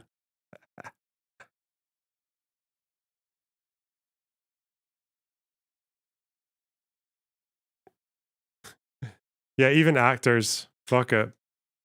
any of you spineless fucks are on this platform, okay? That's why when I say something, that's why I say it, and that's it. I don't have to qualify like, well, I say it, but like, I would never say that, or I think it's cringy, or I don't think, I don't think it's funny, blah, blah, blah. Like, I say it and I own it, okay? You should take a note from Bernie Sanders. He did it with the taxing the middle class. You're the Elizabeth Warren here, and I'm the Bernie Sanders in this conversation, okay? Just fucking own it. Don't run from it. Just own it. Yep, that's right. The Bernie Sanders of saying the N-word. Amen, brother. That's exactly where I'm at right now, okay? Just own your position. Instead of crying about or trying to figure out what my audience is going to say, I've already told you what my personal position is. Okay. I don't personally say it because I think it's offensive. Cool. I don't personally quote the N-word. That's fine. No one asked what you personally did, though. I don't know why you're bringing it up. But if someone else is doing it in the privacy of their own conversation with another person, there are specific contexts in which you could probably say the N-word. Cool. That's my point. My position, literally. Holy shit. But I know. Now here's the big problem. Wait, position. Here's the big problem. You just said that I'm undoing everything by admitting that, but you just admitted it. Oh. What do you mean? You just admitted to having a private public language differentiation. You said that I undid everything by admitting that. You just admitted it. In private is still bad, though. It's literally. Wait. So now you're changing your position. Yeah, but you just said it was okay. Oh no. No, because it's the fucking context. Are you insane? Like, how do you not understand that it's contextually appropriate in certain circumstances and contextually inappropriate? How is this impossible to understand? If you didn't understand this distinction, you wouldn't be trying extra hard to fucking act so like. So I think Hassan said it's okay to say it in private. If you don't tell people that you say it in private, or you don't tell people that it's okay to say it in private, because it might give them the wrong idea and turn them racist or whatever. But then it seems like Hassan just said it was okay to say it in private as a white person in some context, but he communicated that publicly, which might give people the wrong impression to go out and have carte blanche to say the N-word in a toxic way. So he undid everything the same way he said the Destiny undid everything. Oh no. Okay. And now we have the debate bro cackle fucking mania. I see where it all went south. Good memes, good logical traps. It's just edgy jokes. When you get called the fuck out. All right, listen, I love you, buddy, okay? That was all I needed for today. Thanks. We're done. It's over. I mean, what do you want me to say, dude? Holy shit. I don't know why people can't just own. This drives me so crazy. Just own a position, okay? Like, if you want to talk about fucking child porn or fucking incest or the N-word or some bullshit, then fucking I'll own it. I'll own any position. And I'll get attacked for it all the time too. But don't sit here and be like, oh, well, I think it's okay, but I would never do it, and I don't think it's blah, blah. Like, just own it. Own it and say it. But the problem is, by him owning it there, well, now look. Now we're in the same boat. So, hold on. Hold on, guys. 1 second. Let me get my impassioned speech ready. The thing is, I don't even know if did the majority. I don't even know if that many people in Hassan's audience would have caught what happened there. So you need to think about it for a second. But, Don't ever tell me, okay? Don't let Hassan pretend to you that he's progressive, okay? Because he might be progressive in all of his outward-facing points of view, but when he gets on, and there are black people watching, and he sits there and says he can say the N-word in some context in private, he undoes all of that. Even if he has a private point. When he comes on publicly and he says all of that, he just undid everything that he's ever done, okay? There you go. All right, we did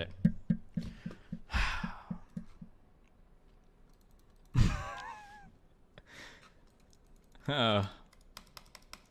Wait, can somebody link me? Why'd you leave though?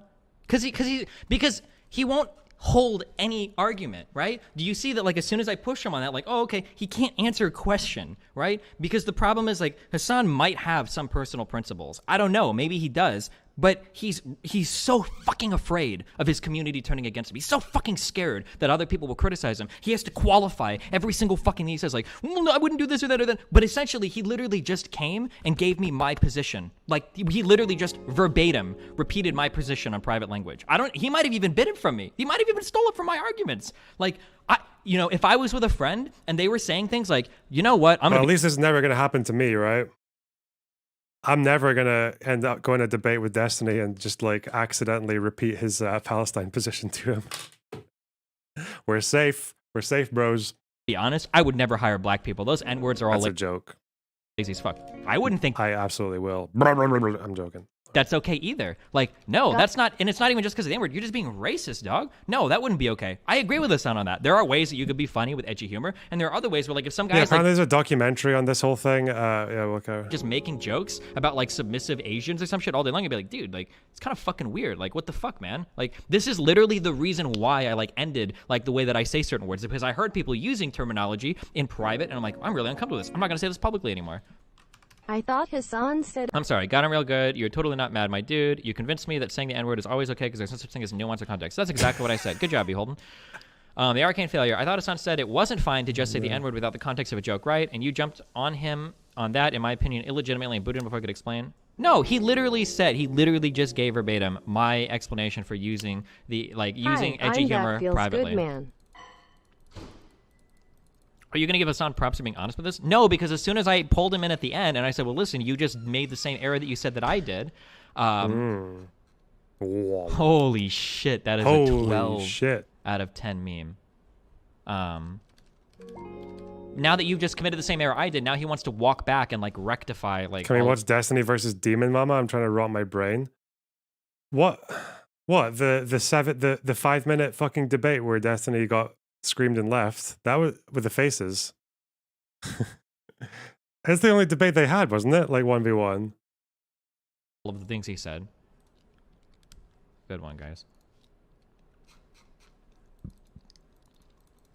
Or did they do panels? Yeah, the Are You Mad He's one. He's malding so hard. He should be malding. He just got exposed on national Twitch TV, okay? For the whole world to see. How does it feel? Ugh. The silence after you said... Yeah, okay. Listen. Fuck, I hate to leave, but, like, I have to go get food. This was supposed to be Melina time. She's gonna be super fucking mad at me. Hi, Melina. I love you. Not everyone is capable of figuring out how exactly to weave their beliefs to be consistent. I don't think Hasan is being malicious. Okay. The Charlie Kirk one. What's the new one? What's the new Charlie Kirk one? It doesn't matter what your intent is when you're actively... Is the new Charlie Kirk one the trans person that we saw at the Tanky? We watched that one. What's the new Charlie Kirk one? Does he have a debate here that we need to see? This isn't a anti-fascist professor in the lie of systemic racism. Oh God, I hate systemic racism debates. I don't know. Harming another person, right? Hasan Bros donating. Here's money just for sticking to what you say. The problem is that the problem is that, like, if he doesn't have it, like, totally figured out, he probably doesn't have a right to come on a show and try to roast me. Oh, and I even wrote down another thing that I wanted to ask him. He frames everything so disingenuously. I wrote this down. It was a quote. You're having a conversation that is triggering to random black people who don't understand the Twitch space at all. I was the one that got ambushed with that topic. I'm the one that got ambushed with that. I didn't even know that was going to be there. Those two black guys specifically agreed coming onto the show beforehand that they were going to nail me on the topic. How is it that I'm the one that gets in trouble for it? Like... Oh. Hasan is calling you a bitch right now. I can totally see why he's maybe changed his behavior a little bit these days, because I feel like if you didn't know that much about this kind of stuff, like, and you just started watching, Destiny does look like a very just like a really distasteful, like, he just looks like an asshole. Oh, but the problem with it is that people like assholes when they're on your side, and they just hate it. It's what is this for a position you disagree with? It's like world ending, you know? Shit, dude. Fuck. Oh, and I didn't get to ask Hasan. Why does Hasan defend Cumtown publicly when Cumtown uses slurs? Literally, here's a tweet a year ago. Maybe he doesn't anymore. Maybe now he disavows Cumtown. But then he says, hey, Cumtown is like what is a podcast you listen to but don't recommend to people that often because it's weird. And he says Cumtown. Like, what's Vosh Destiny the finale? I don't even know what the finale was of those two. What was the last talk they ever had? Was it Bush and Scalia are fascists? Was it that one? The 14 points debate? The fucking butterfly ballots. That was not fun to watch, that debate. Go back in? I don't know if he's going to want to talk. He called Irrelevant a bootlicker? Ew, really? Yikes. Yeah. Because that black guy didn't agree with him. Oof. It's like, it feels like sometimes it's oh no, I feel like I'm making Candace Owen arguments. It's really uncomfortable. I need to get out of this space. This political space is fucking cancer, dude. I'm gonna fucking become a goddamn conservative by the end of this. Candace Owens and me are gonna be fucking hooking up by the time I'm done with this shit. Jesus Christ. It's like they're like trying to collect like their own blacks to like use as like pawns in their fight against like, I don't know. It's like fucking weird as fuck. Like imagine calling another, I don't know, whatever. Ugh. I'm gonna click the irrelevant comment.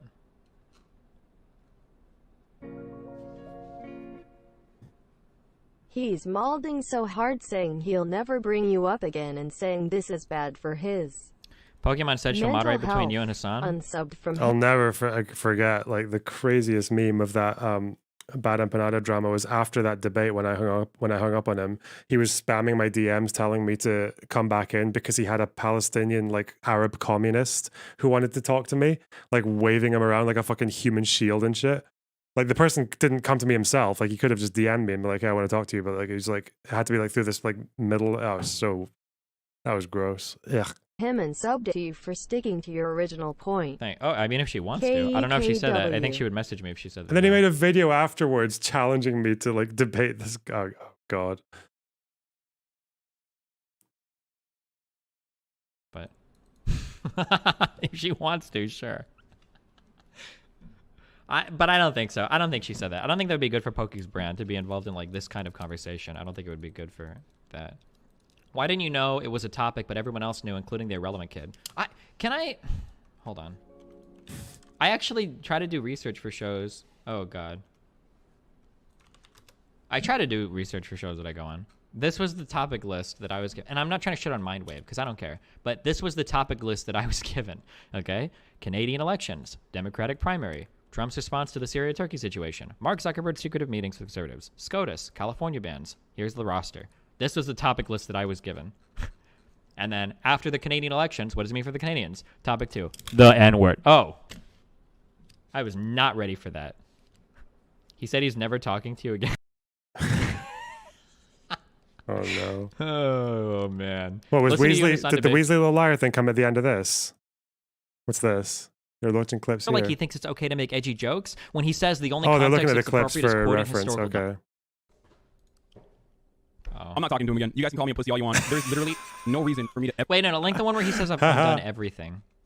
Where is it? Give me. I don't know. Give me that one. Wait, that's the one. Here's the. Alibrel, just like fuck. He came at me really claiming you're a grifter. Yeah, he's mad because he just got shown the fuck up. And I don't mean to say that in a fucking like show off way, but like he said some real fucking dumb shit. He came at me really fucking hard, calling me a fucking racist, and then he shows up and he has no fucking idea what he's talking about. Just like fucking Alibrel, just like fucking Bad Bunny, just like fucking Mike from CCP, just like fucking Peter Kaufman. Like every okay, I'm done. Can we be done with this? This feels like I'm jerking myself off too hard here. Like I'm gonna fucking break a ball sack or something. A total bait, total fucking nihilistic, like, I don't really give a shit, disregard for everyone that he talks about, and all of his, like, sentiments about social justice seem insanely fake after this conversation. Because I don't sit there and back up a guy that's publicly saying, can somebody link me the Hassan clip? Wait, hold on. Can somebody link me the Hassan clip about how, like, I undid everything? Wait, does anybody have that? I should, like, archive these. Was Mike from PA originally Mike from CCP? No, they just called him that because he's a bit of a tanky. Yeah. I mean, he literally calls his channel like Central Committee. Yeah. Okay. So turning on him for justifying the use of the N-word. I'm reading his chat. Hasanabi, you can just say N-word instead, though, unless in this context the person saying it is also black. Oh, and I told him too. I told him that his community is not going to be happy with that position. His channel is called Central Committee. It still is. Yeah. Most people just, tell other people just to watch said comedian instead of retelling the joke. Don't know if this came up before, but if you say in public that you say it in private, then. Just kidding, ye never lose. Yeah, but don't lots of organizations have central committees? That's true. Oh. I'm not talking to him again. You guys can call me a pussy all you want. There's literally no reason for me to. Wait, no, link the one where he says I've undone everything. Where is it? Give me give me that one. That's the one I need. Literally undoing. Oh, it's this. So like, this is the person who's like, oh, I don't know why you don't want to have a real conversation with me. Right? Literally undoing every word, Andre. any My word name is that he's Steven, okay? ever done. I'm sorry for being aggressive earlier, all right?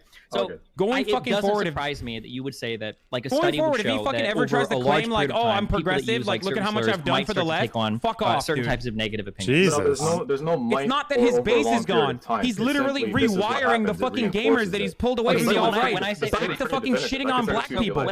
And like, if you want to, making it seem like it's okay to fucking say the N-word and debating this conversation. Now tell me what you think his position was here, making them think it's okay to say the N-word. Do you think he was okay with me saying it in private, or do you think he just floats between whatever position he feels like is playing best to the audience at that time? Because notice when he was in here, I'm curious actually. Can somebody link the Trihex clip earlier? I don't want to do this. This is the day I started being racist. But like, the N-word or the hard R in the context of like using it as a pejorative, not like you're reading fucking an old book or something. Now here he's making you say, well, it's okay if you read it in an old book. Right, you're not not quoting like you're history.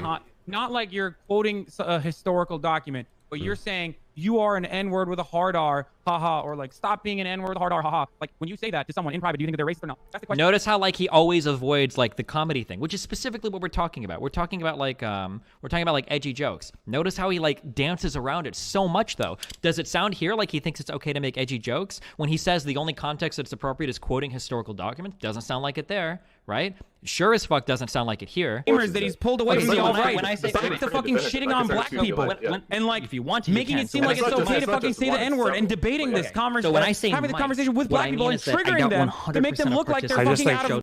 to me personally, that is probably one of the most toxic things I would ever hear coming up from someone that you trust, or someone who's like got a lot of influence. Someone coming to you saying like, unless you actually did do something that was undoing everything you've ever done as a progressive, like this one thing undoes everything that you've ever done as a progressive. Holy shit, that would be so horrible. Ugh. Touching insane. So what is that? Loner Box, where did you buy the bisexual lighting? They're just smart bulbs. They're just regular old smart bulbs and lamps.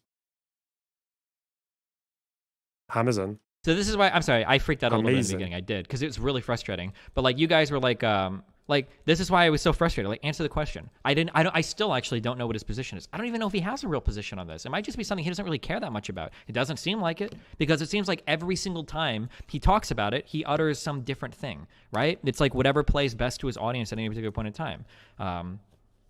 He actually accused you of calling people the hard and R word in private, and you haven't responded. I have responded. I don't do that. That's not funny. That's not a joke. If I just like message him, like, oh, I think that X black person is an N word. No, that's not funny. That's not humor. That's just being fucking racist. I don't do shit like that. Like, oh yeah, Lily is a C word. Or like, no, of course not. What the fuck? But that's never what I've defended, right? I've always talked about like edgy humor, and the examples I've generally given are like quoting TV shows. Like, that's it. The worst part about today is Hassan sub will brigade the shit out of Artisan. Listen, there's only 10,000 Hassan subs, okay? Eventually we'll ban them all. Ever talk to Destiny or about Destiny going forward after this? I'm not talking to him again. You guys can call me a pussy all you want. There's literally no reason for me to ever talk to Destiny or about Destiny going forward. What are your thoughts on getting more views talking about the N-word than the Democratic elections? Pepe laugh. Feels good. After this. Like, a person who fucking treats me in the most disrespectful fashion, who treats me in my time with such disrespect when he is an insignificant motherfucker himself. Nope. Fuck the content. You guys can go watch him fucking cry about it all you want. All right. Okay. T-minus how many hours until Hassan mentions me again? Either makes like a sly joke, or how long? This is Squirrel Person 2.0. How long until Hassan is making jokes with the serfs or some other friend, or doing some shit where he's like referencing me? Like, minutes? I think it'll be hours. I think it'll either happen tonight or tomorrow. How many times do these people say like, I'm not saying anything. He was never. He literally. I don't think he's actually said the word destiny ever since. He just uses different words now, doesn't he? Maybe that's true. Yeah. What a strange person. Okay. I guess they were both pretty strange there, but fuck me. I don't know. Undoing everything you've ever done as a progress. Oh my God. Like, that hurts me, and it's not even anything to do with me. Like, I'm imagining someone who I'm close to, or someone who I was close to, or someone who's like got like a lot of sway saying that about me. I'm like, fuck. Ugh.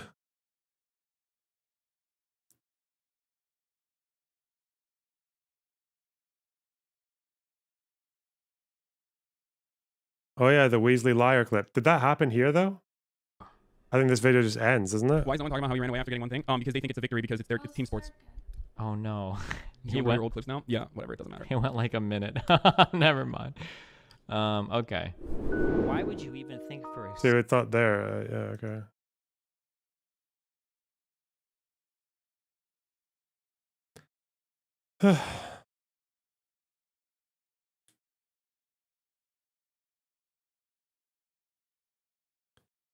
Well, that was fun. We do a bit of internet history. What a funny arc.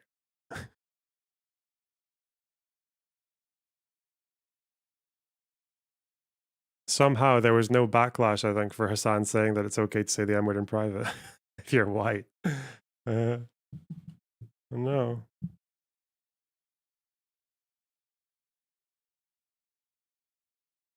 Can see why he doesn't debate.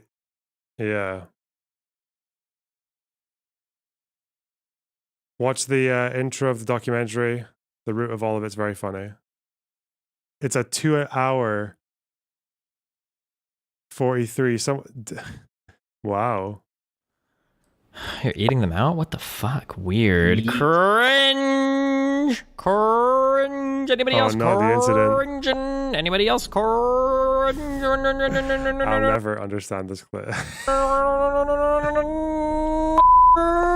Wait, whoa!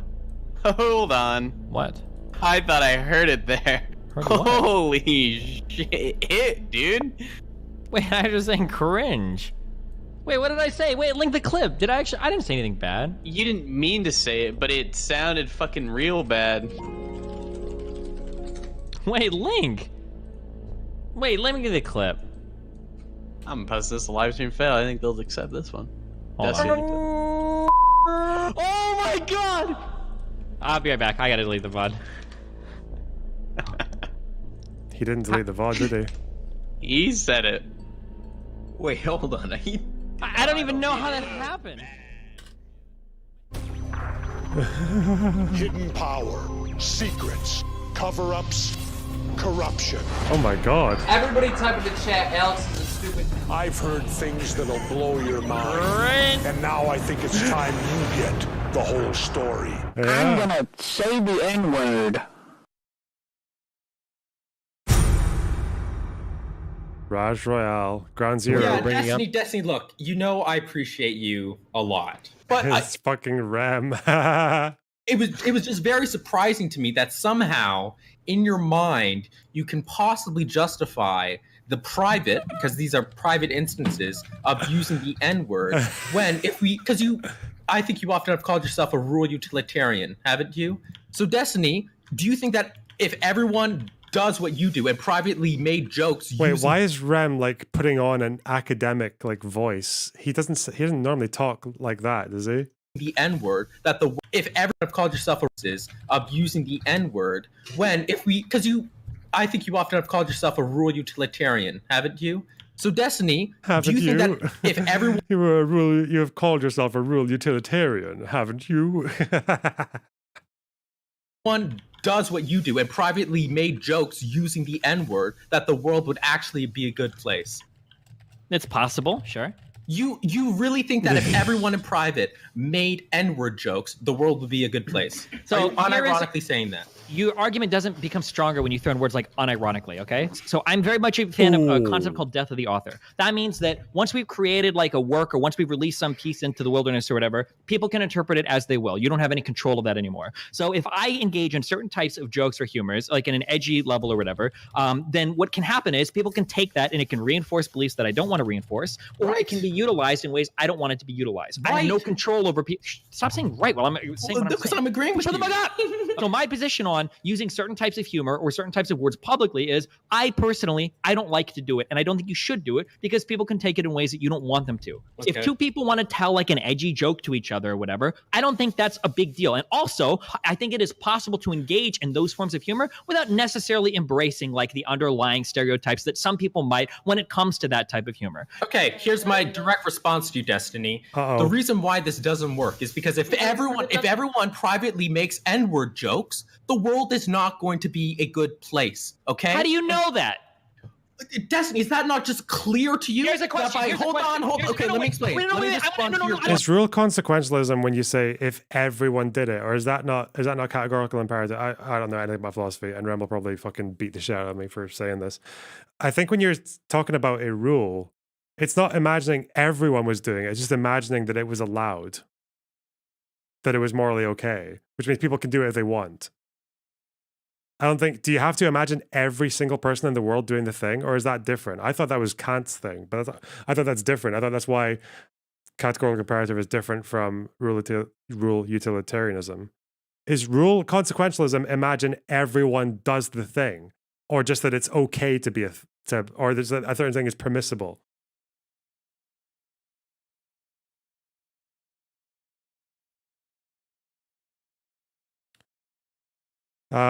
Listen, I don't know, just hold that thought, okay, chat? It's crazy, chat. I'm gonna ask a question. No, because I don't want to hear your explanation. Here's my question. Do you think it's possible? Is it possible that somebody could use a racist joke but not be racist? Do you think that's possible? Yeah, absolutely, but that's irrelevant. Okay, wait, that's not. So what I'm saying is, it is possible that people. We're talking about whether the world is overall going to be good, not if it's full of everyone is a racist. The issue is that when you go on, for example, if you go on a stream and say, "Oh, I use these slurs and jokes privately," all of a sudden there are people, okay, you could be making a friend with a joke. You might not know that friend well enough to know if they actually have some deep-rooted or hidden racial beliefs that you are now reinforcing through your use of the joke. If everyone were to make these jokes, which you advocate for under your moral How the fuck do I still have 420 viewers? That's absolutely insane, chat. It's fucking crazy. What the fuck? Thanks for sticking around, though, guys. I really appreciate you. System, the world would not be good because it reinforces racism. We literally just argued that we can't truly know what's in any person's mind. So what we acknowledged was we can inductively reason what people think. So I can inductively reason. I feel like it's Destiny away, but it's also Vosh not streaming as well, isn't it? But I'm not complaining either way. If I need to get started, if I want to become a full-time streamer, I'm still considering it, you know? If I become a full-time streamer, if I have to get started as a Dustin waiting room, I'm okay with that. Fuck it. Because him and Vosh both stream at the same time anyway. I feel like I have good things to say to both of their audiences, so...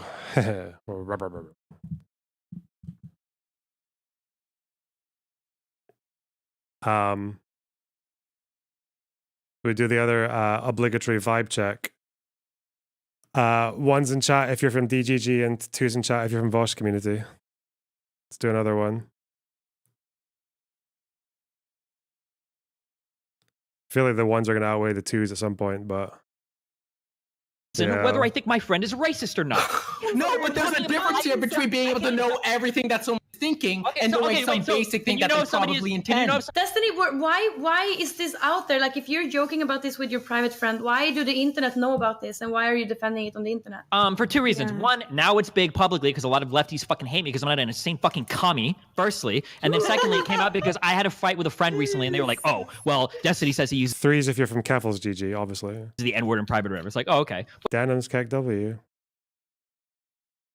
Oh yeah, because I used to have a bit of overlap with Denims. We used to raid each other. Yeah. But like, thirdly, because when I talk about language, and I'm very clear on the things that I think are acceptable and aren't acceptable, I'm always super clear that I don't care what people say in their personal private time because it's totally unenforceable and because there's no way to even fucking know. Okay, Trihex, do you want to get involved in this? Because I feel like multiple different people. I'd like to involve the rest of the cast. It seems like it's like a one-on-one. Sure, I can give a little more context here, actually, to the whole thing. You're banned from? No, I'm not banned from Denims. Am I? I don't think I am. We haven't spoken in a while, but I don't think I'm banned. No. In my relevance to the whole thing here, Destiny initially DMCA'd a problematic clip that somebody threw out there on Twitter because he threw out the N-word with the hard R, allegedly in one of these clips, but it was like a wonky pronunciation of a word that rhymed with that word. In an effort with the DMCA getting that clip taken down here, that's when all the people got pissed off and or his opposition got pissed off, and that point threw out there that, oh, by the way, this guy you think is progressive actually just fucking, throws out the hard R on offline things. And there was the clip of him explaining. She cried when you sang her happy birthday. I didn't sing her happy birthday. I did a birthday message with a piano version of happy birthday in the background. Why were you watching that, Pedro? What the fuck? I didn't know you were, okay. his elaborative position here that he doesn't particularly care about monitoring what he does in private, contextually around the right people, doesn't reinforce the negative things here. And this is the part I wish I had got further on the DT podcast, that if you do use it in private, it makes me think that you just don't actually exit the offensive word from your vocabulary. You're just putting on a facade like that, again of that facial mask, which we've covered here before here, but that's ultimately how I still feel a little bit weird about it ultimately.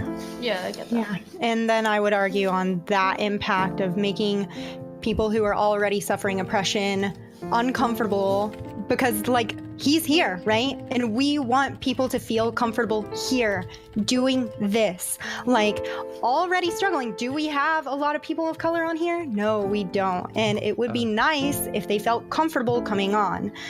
So I don't care if somebody is hurt by a particular joke. What I care about is do you have the ability to get a job, or are you being discriminated against? Are you being pushed out of certain industries because of the way that people are talking to you? Are you being like discluded like in culture? You don't have representation of like movies or film or video games and stuff like that. Those are the things I care about. Whether or not you find out somebody said a joke in private that's offensive to me, I don't care. I don't give a fuck. I can't think of very many things that I care less about in life than you reaching into my private life and finding out whether or not you're going to be offended about things that I don't even say around you. Destiny, do you think that ableist jokes do not harm people with mental disabilities or physical disabilities?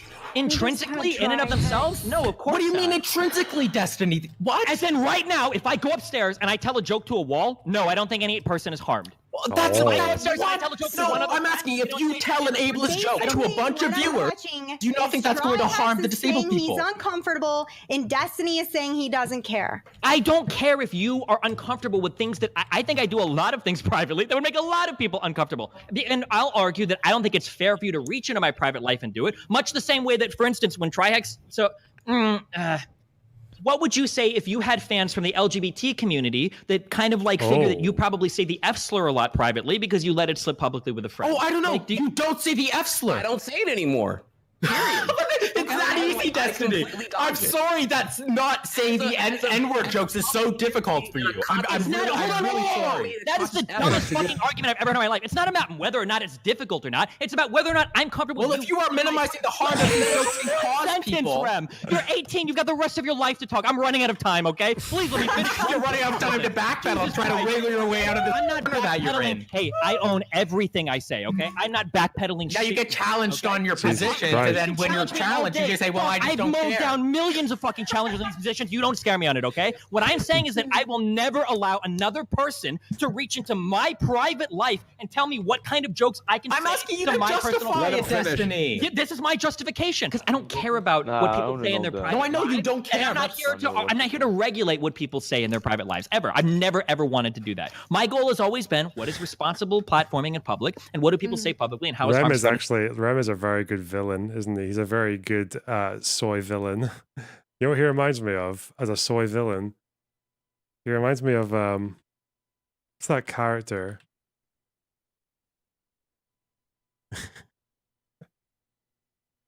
Wait, I'm just gonna save it and put it in the thing. Oh, come on, just give me a fucking hang on. Will this do? Why is it all the web file? Ugh, cringe. Hang on.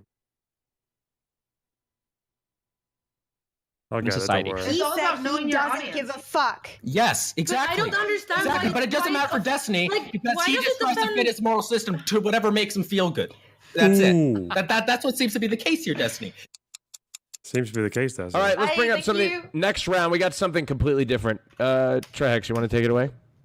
This is what Yeah, man, Ram reminds me of as a heel. It hit me kind of hard. I'm not gonna lie to you, Destiny. Whenever you said that you don't care how others come off with your private demeanor, even if it includes the usage of like the insular or whatever it may be, you know, I don't. Come on, go choose back be to the full black, panel. And I ultimately have been offended by that word, whether it be hard R. I guess the one you were. I defended you for a very long time on that. I knew you had said hard R in the past. I knew that you whenever I tried to confront you with it on the podcast, I figured you had like an elaborative reason, which was just the DMCA clip where you where it was just like some like onomatopoeia thing that someone tried to overreach into.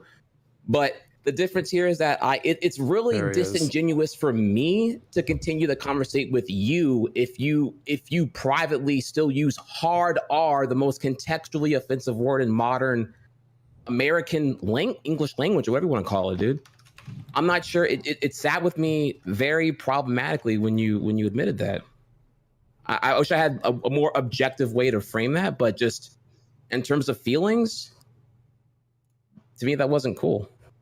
Well, listen, I love you a lot, buddy. I mean, like, I enjoy talking to you and I enjoy interacting with you. If you legitimately think because of jokes that I say privately or whatever that I'm racist, I mean, that's completely on you for you to believe. I don't reach into your... Wait, hold on. Okay, I don't reach into your private life to figure out like what you say or don't say that I may or may not like it if you say it around me. I mean, if you think that like you can get offended, or if you don't like something, or not even get offended, but if you feel like something I say is like actually like a judgment to you or disrespectful to you in some private manner, I mean, that's completely for you to believe. Like, that's fine. I understand your opinion there, but... Did I get the DT podcast canceled? No, this is something I would have talked to them about in private, but I'm just choosing to like, because it's obviously my body language. It's the DT podcast Destiny Trihacks. That's why it's called DT.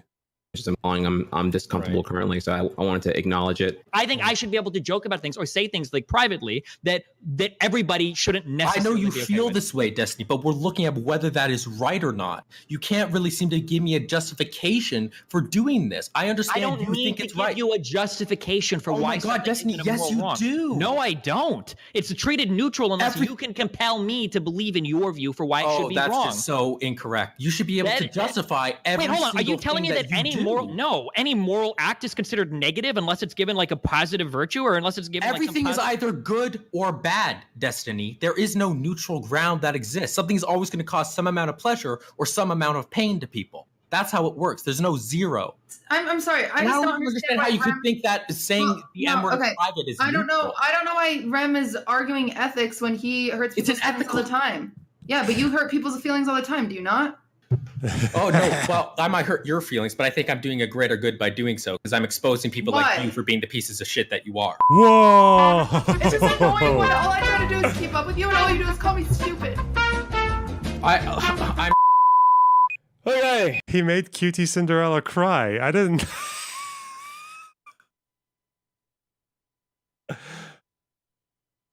Oh my God.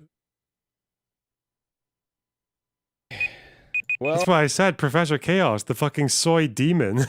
Well, we don't have to have any. Man. All right.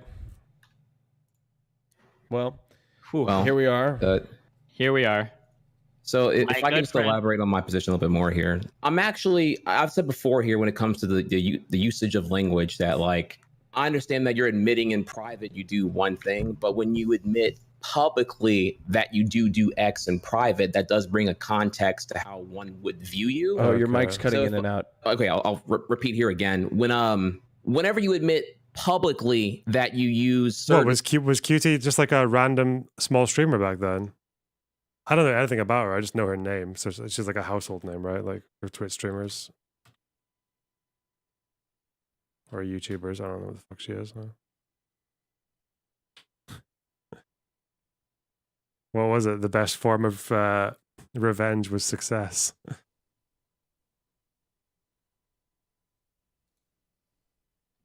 Yeah, she's got like 900,000 followers on Twitch. She started on Raj Royale and then met Ludwig.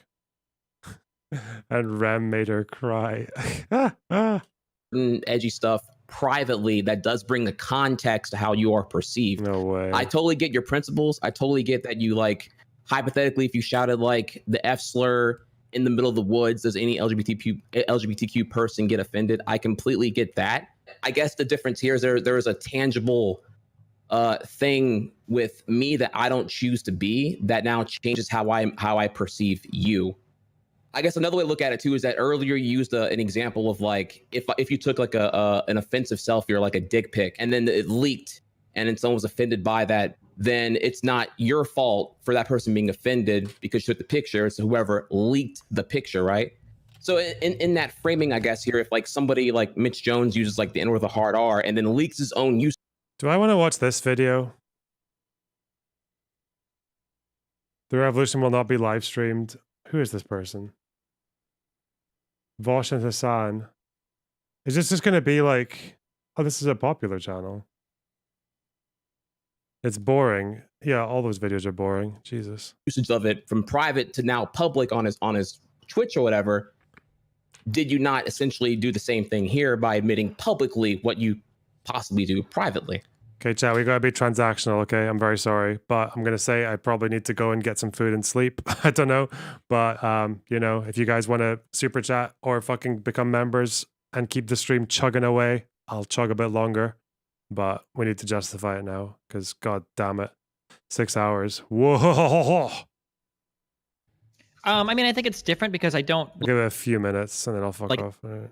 say the particular types of jokes that I say privately. So the way that I view like these types of jokes, and I don't know like what people's impressions are, that like when I'm in private, I'm just like going through like the list of every black person I know and saying like this person is an N-word or something. Like typically they're just really edgy jokes that come from things like the Chappelle Show, which you could argue like maybe Destiny pulls 10-hour streams every day. I mean, that's good for him, you know.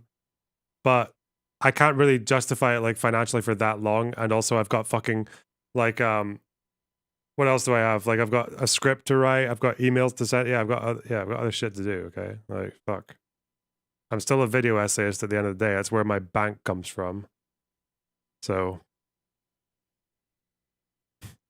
doing my best here, guys, all right? things like the Chappelle Show, or maybe certain like George Carlin skits shouldn't be public. That these are things that are just like too edgy to be public, or they empower certain types of people. That like type of humor, that's prime material for a lot of racist conservatives. And you know that the way they've engaged that would be super responsible. If you want to have like a different opinion of me because of the way that I view that, I mean, obviously I have to accept it like that's your opinion. I mean, nothing will ever be leaked where I say something like, you know, I really do think black people are intrinsically lazy, or I really do think gay people shouldn't be hired. Like, I've never ever had opinions like this, and I never will. But I do enjoy like forms of edgy humor. I don't know. I can only just say that whenever you admit that, and there's not really like an attempt to, but no, detour from it, I can't help but just think it's a little bit weird. Like, I don't know, like what hypothetically, what would Eva say if how many active viewers does it take to be profitable for you? It's not about viewers, it's about monetization, right? So if I was uploading a stream segment a day and streaming almost every day, I'd be fine. I'd manage it. But I haven't really done it's also YouTube, for some reason people just don't donate as much on YouTube as they do on Twitch.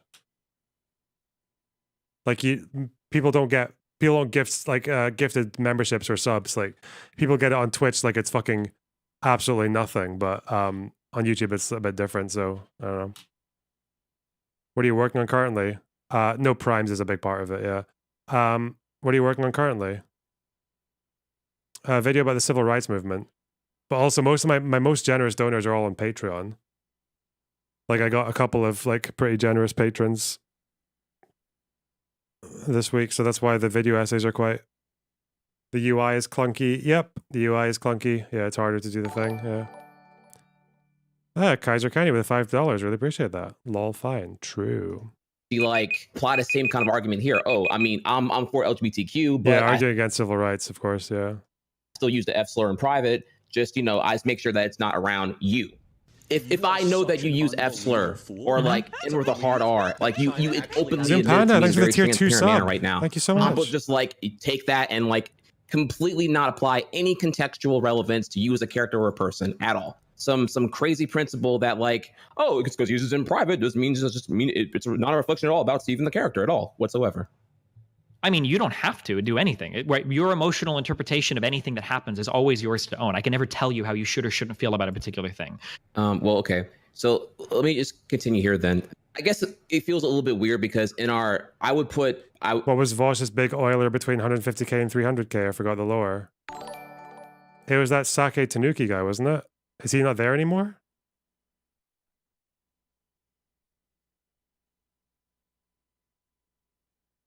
Red Pill streamers said their minimum donate to $100 will make $10,000 a night. It's crazy. You are such an unbelievable fool to believe that China actually has a democracy. Like, it doesn't take much because I think the streams themselves get like ad money, and the VODs get money as well. So it doesn't take, like, streaming is a lot more lucrative than video essays, but I don't know. Doing both at the same time feels really weird.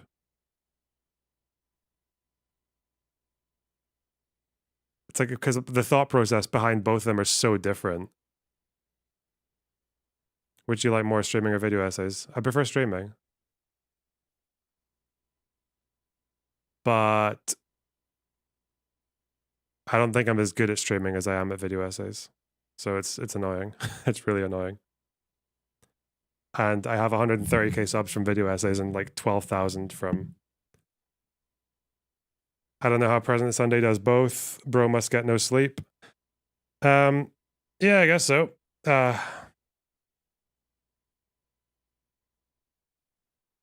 Our friendship ahead of... Do you have a job too, or just YouTube? I do still do jobs, like, because when I was doing before was teaching, and mostly teaching, playing, and producing music. So I got rid of like most of my clients, but like there are still some students I held on to because they're just like very good, like cool. And I also held on to fucking some production jobs for friends mostly, but yeah.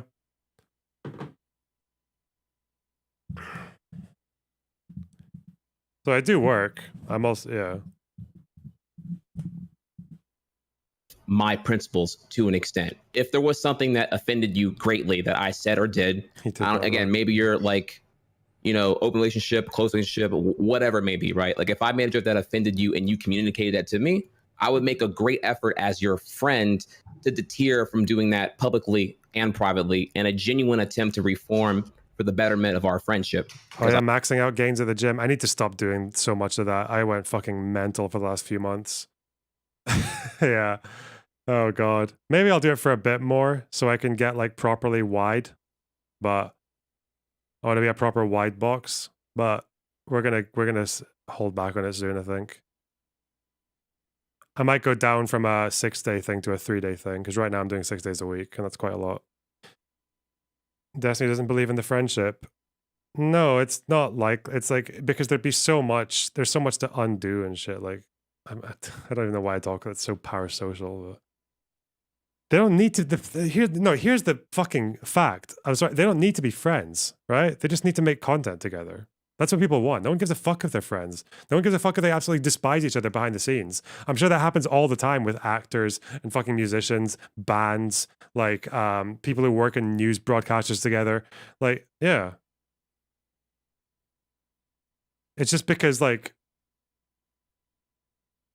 it's like professionalism, but it's like professionals with very unprofessional mindsets, or like not even that, because I guess like they got the work ethics and all that, but still like unprofessional relationships, yeah. Which is difficult because there isn't really any social norms when it comes to streaming and stuff like that. 3 days is best if you can maintain a schedule. Yeah. I like you.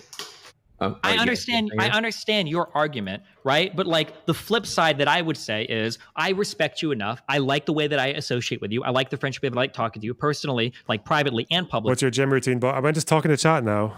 I feel like I'm pausing everything. Your gym right now. I used to do like chest and triceps one day, back the next day, then legs, and then shoulders and biceps. But now I think I'm going to do chest and back one day, shoulders and arms next day, then legs. I'm just going to do 3. Because I think I've like kind of figured out all the things I want to do, like sets wise and exercises.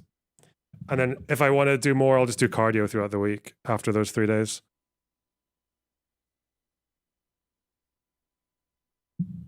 And I would never reach into your private life to find out if there are things that you joke about that I don't agree with. I guess the difference there is, yeah, you wouldn't reach, but I didn't reach. You broadcasted it. I mean, I don't broadcast. We'll watch the XQC Ethan debate tomorrow, Miu. I know you've asked me like a million times now, but yeah. The particular jokes I say, I'm just broadcasting my belief on like whether or not you can or cannot say like private jokes or have edgy humor in a private or public manner. I don't know. Maybe it's because like there was no specificity in like what you meant by that. You know, what is one to interpret other than that? You just drop inward the hard just R like and, literally just start calling people in private all day long when you're like this, like you are an advocate for LGBTQ rights and racial rights and racial equality, but then you drop these slurs all day long in private or at all, hypothetically here. So what is one to interpret other than needing a I'm lab? gonna do some chess puzzles and wind down because yeah, maybe I just want to talk to chat. Seems nice. Let's go. Because I haven't done puzzles today. I don't think. Have I?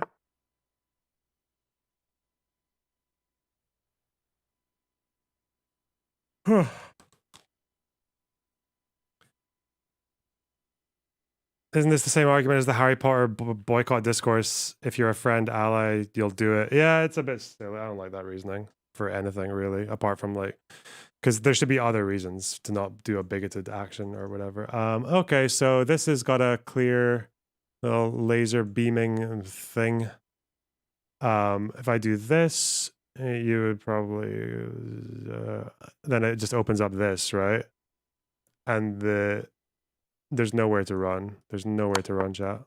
Wait. There's counterplay, isn't there?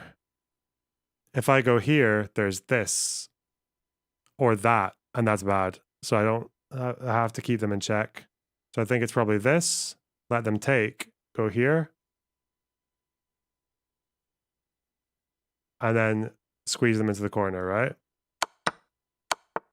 Hey.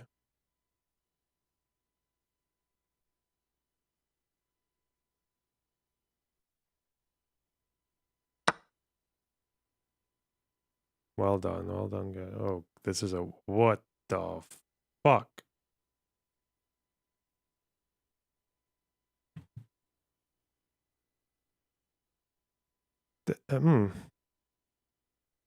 What the hell do you? There's no checks, are there? So, is it check here? Can't go there because if I went up, it would be this. So if I check here, can't block, you'll just lose the queen. They have to go here. And if I'm...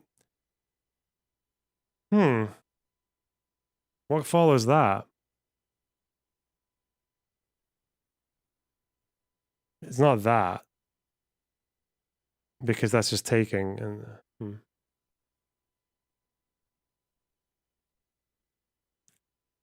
Ooh, this is a tricky one.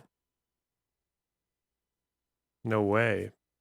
Absolutely no way.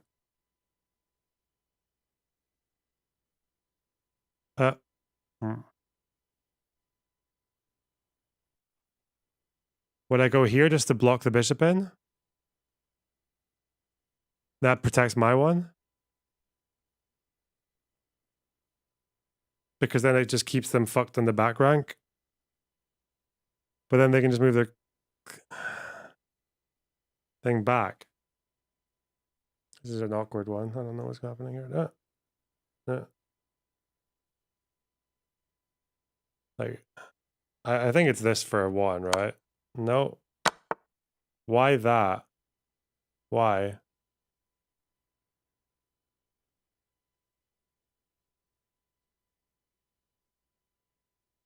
Oh, I forced them to take... No? I don't know. I don't know why I stopped reading chat. Jesus.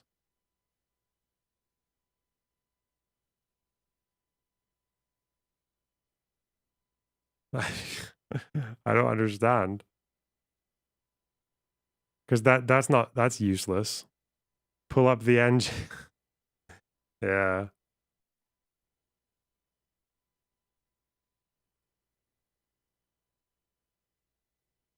Am I just threatening mate? No. I don't know. Well, why? Just securing the position. E3. No one said that. These are hard puzzles. These are 2,236 rating puzzles. Whoa. Okay. Strange position. Are there threats on me? Not really. So there's a free bishop. This is an option. Does YouTube chat get filtered? Kind of, like swearing and links and shit.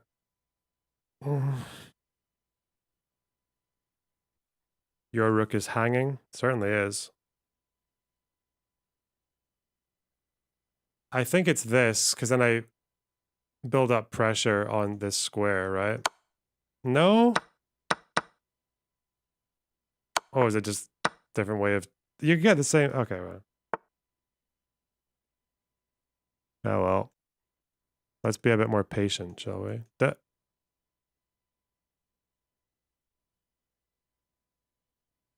This...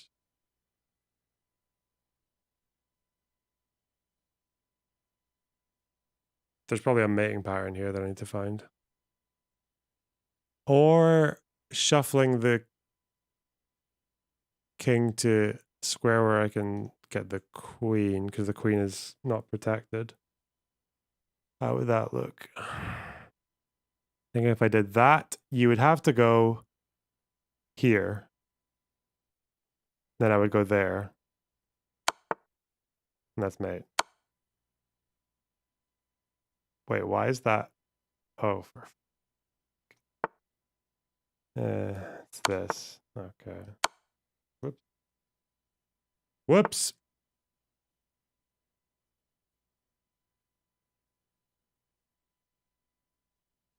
So I'm cutting this line off, which is probably means it would be a good opportunity for that.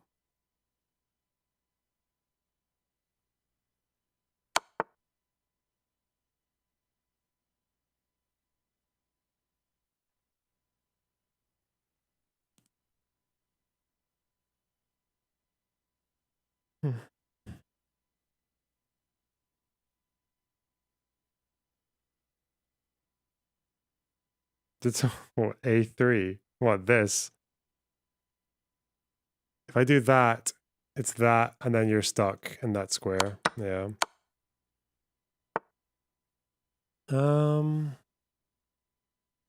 Oh, I think this is easy. This is this. Right? Yeah. They don't even follow it up. Okay.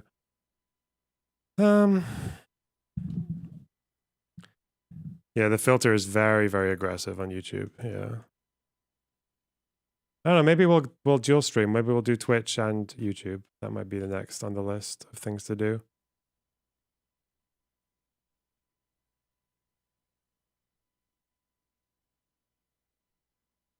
Hmm.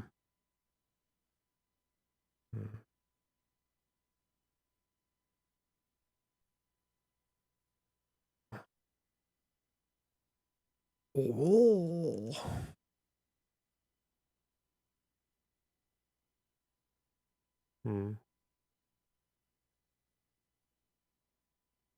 Definitely not that. Okay. I feel like there's just something to do with like a trap here, or is it the pawn move? Did that? And then this? I think it's a rook sacrifice. Yeah.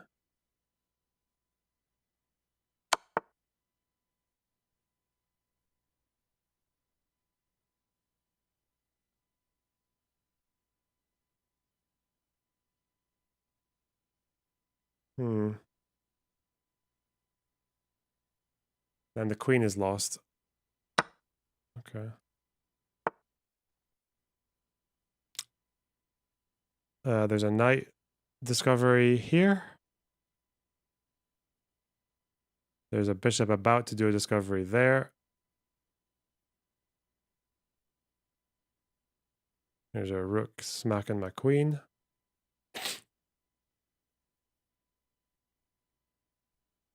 There's a free bit here.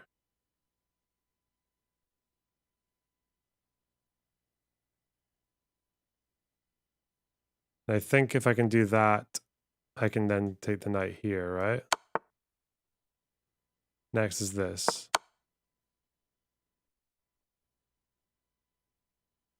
Oh, whoa.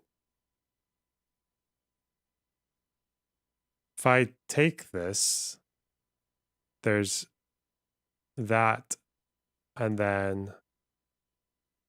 Oh, the queen can block, though. The queen can block.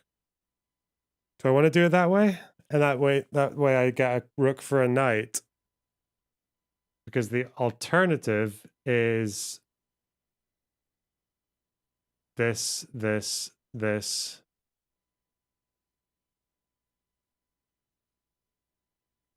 Oh.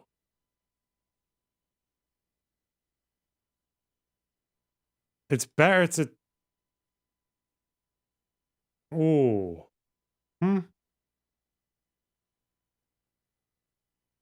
Rather take.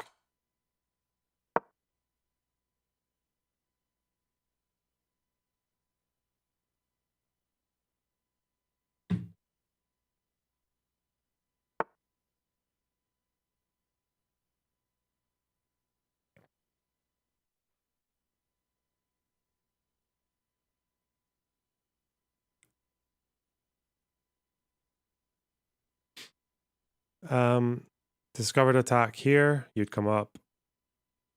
Bishop comes in there.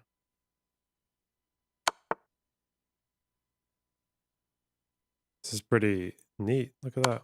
No? Oh, fuck me. Why not? Is it that? No. Can we have some tunes? I don't really know where to get them from. Where do I get them from? Do I get them from...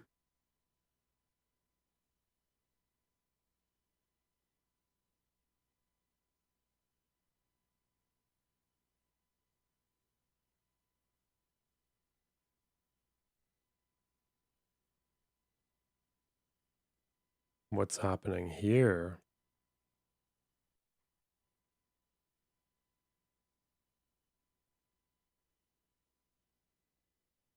If I do this and then take that, this one's going to go racing ahead.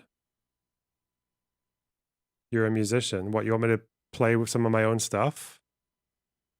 I could.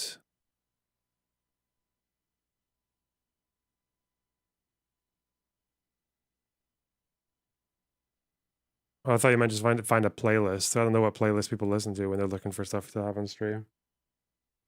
Actually, my proper hard drive is next door, so get fucked. Sorry. Do you teach? Yep. I teach production, guitar, bass, piano, all that shit.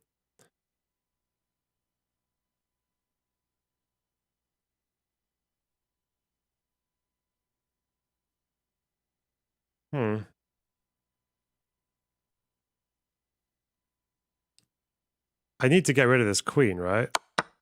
But then what? That? Oh. Or is it just run out? Wait. Da.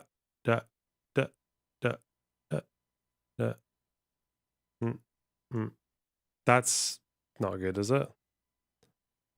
Then I would just start checking. If I do that, and then this one just starts running, I can't stop it, can I? So I'd have to go here.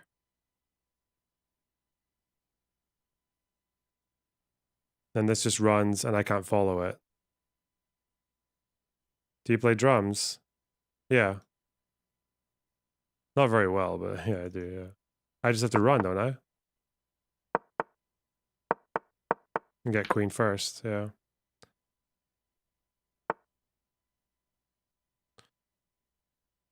So, there's a check there. I don't know what the fuck follows that, though. There's an exposed rook.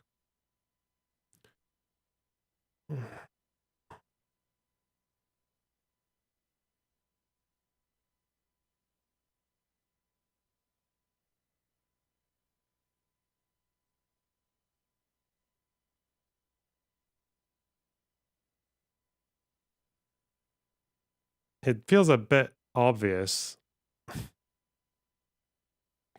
What do they do next, though? Do they get me in trouble?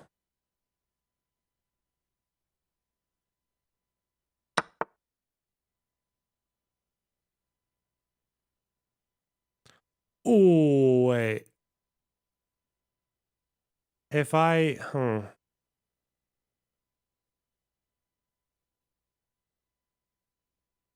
What advice would you give to get better at debate? Detecting arguments for people that go too fast, or on the other hand, waffle too much? Just practice. And depending on the context, it's probably better to. So if people sometimes, if depending on the context, some people might just waffle and there's nothing you can do about it. Like if you try to hold them down, there's no point. In which case, just give your own speech, give your own monologue in return, and just talk past each other. Like the like Destiny Fuentes on Ukraine, they just kind of exchange. They just took turns doing monologues because Fuentes didn't want to be held down on anything. Otherwise, you just practice. I don't know. If this happens, this is good.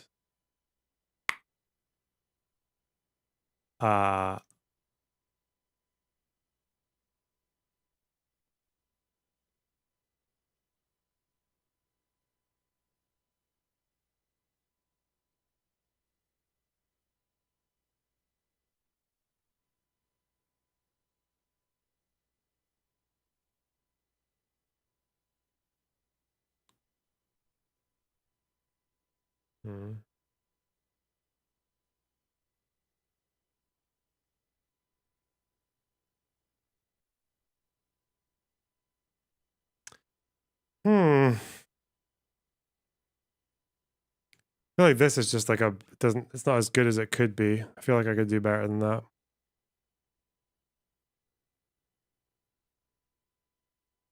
There's something about this little thing here,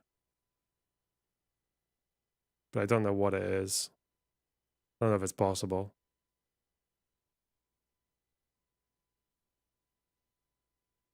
There's not one good move. There's a best move.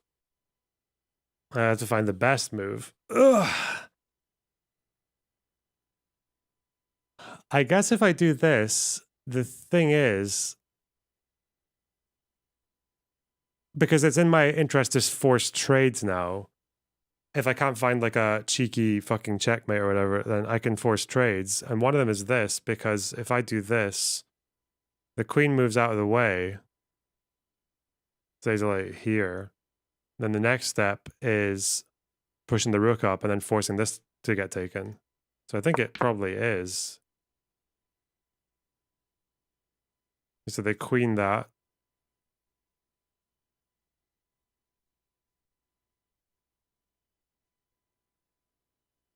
Then do I take their queen?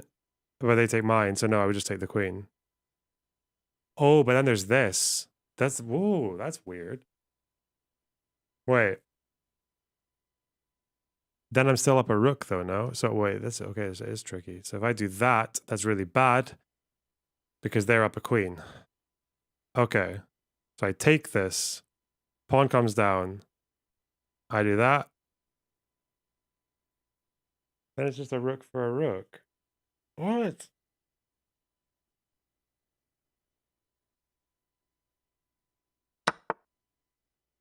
Bro, this is a strange setup.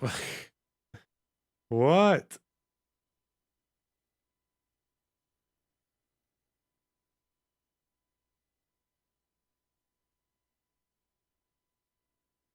Is it this? No way. It's horrible. Do I take, if I take this and they take that, I'm still up. I'm still up something. Yeah, okay, that's fine. Yeah. Whoa, that was intense. Okay. Wow. Crazy chat. Absolutely insane. It's an AI devised scenario. It can be, but I think some of the examples are taken from actual games. I don't know how they calculate the rating of the puzzle, but I know on Lichess, the puzzles are just real instances from real games.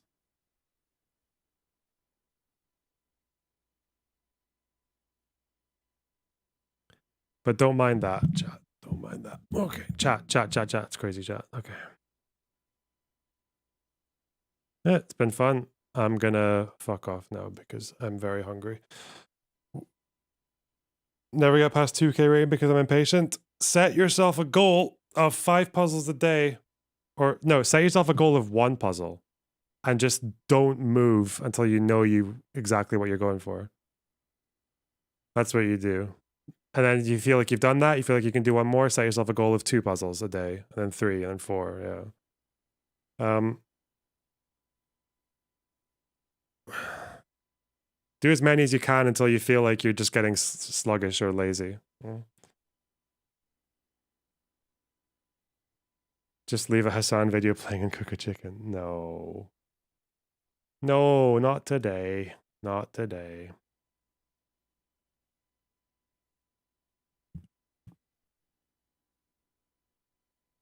All right.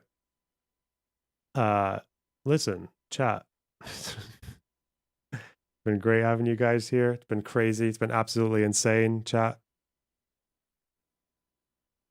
Have a good one, all right? Maybe see you tomorrow. Who knows? Bye.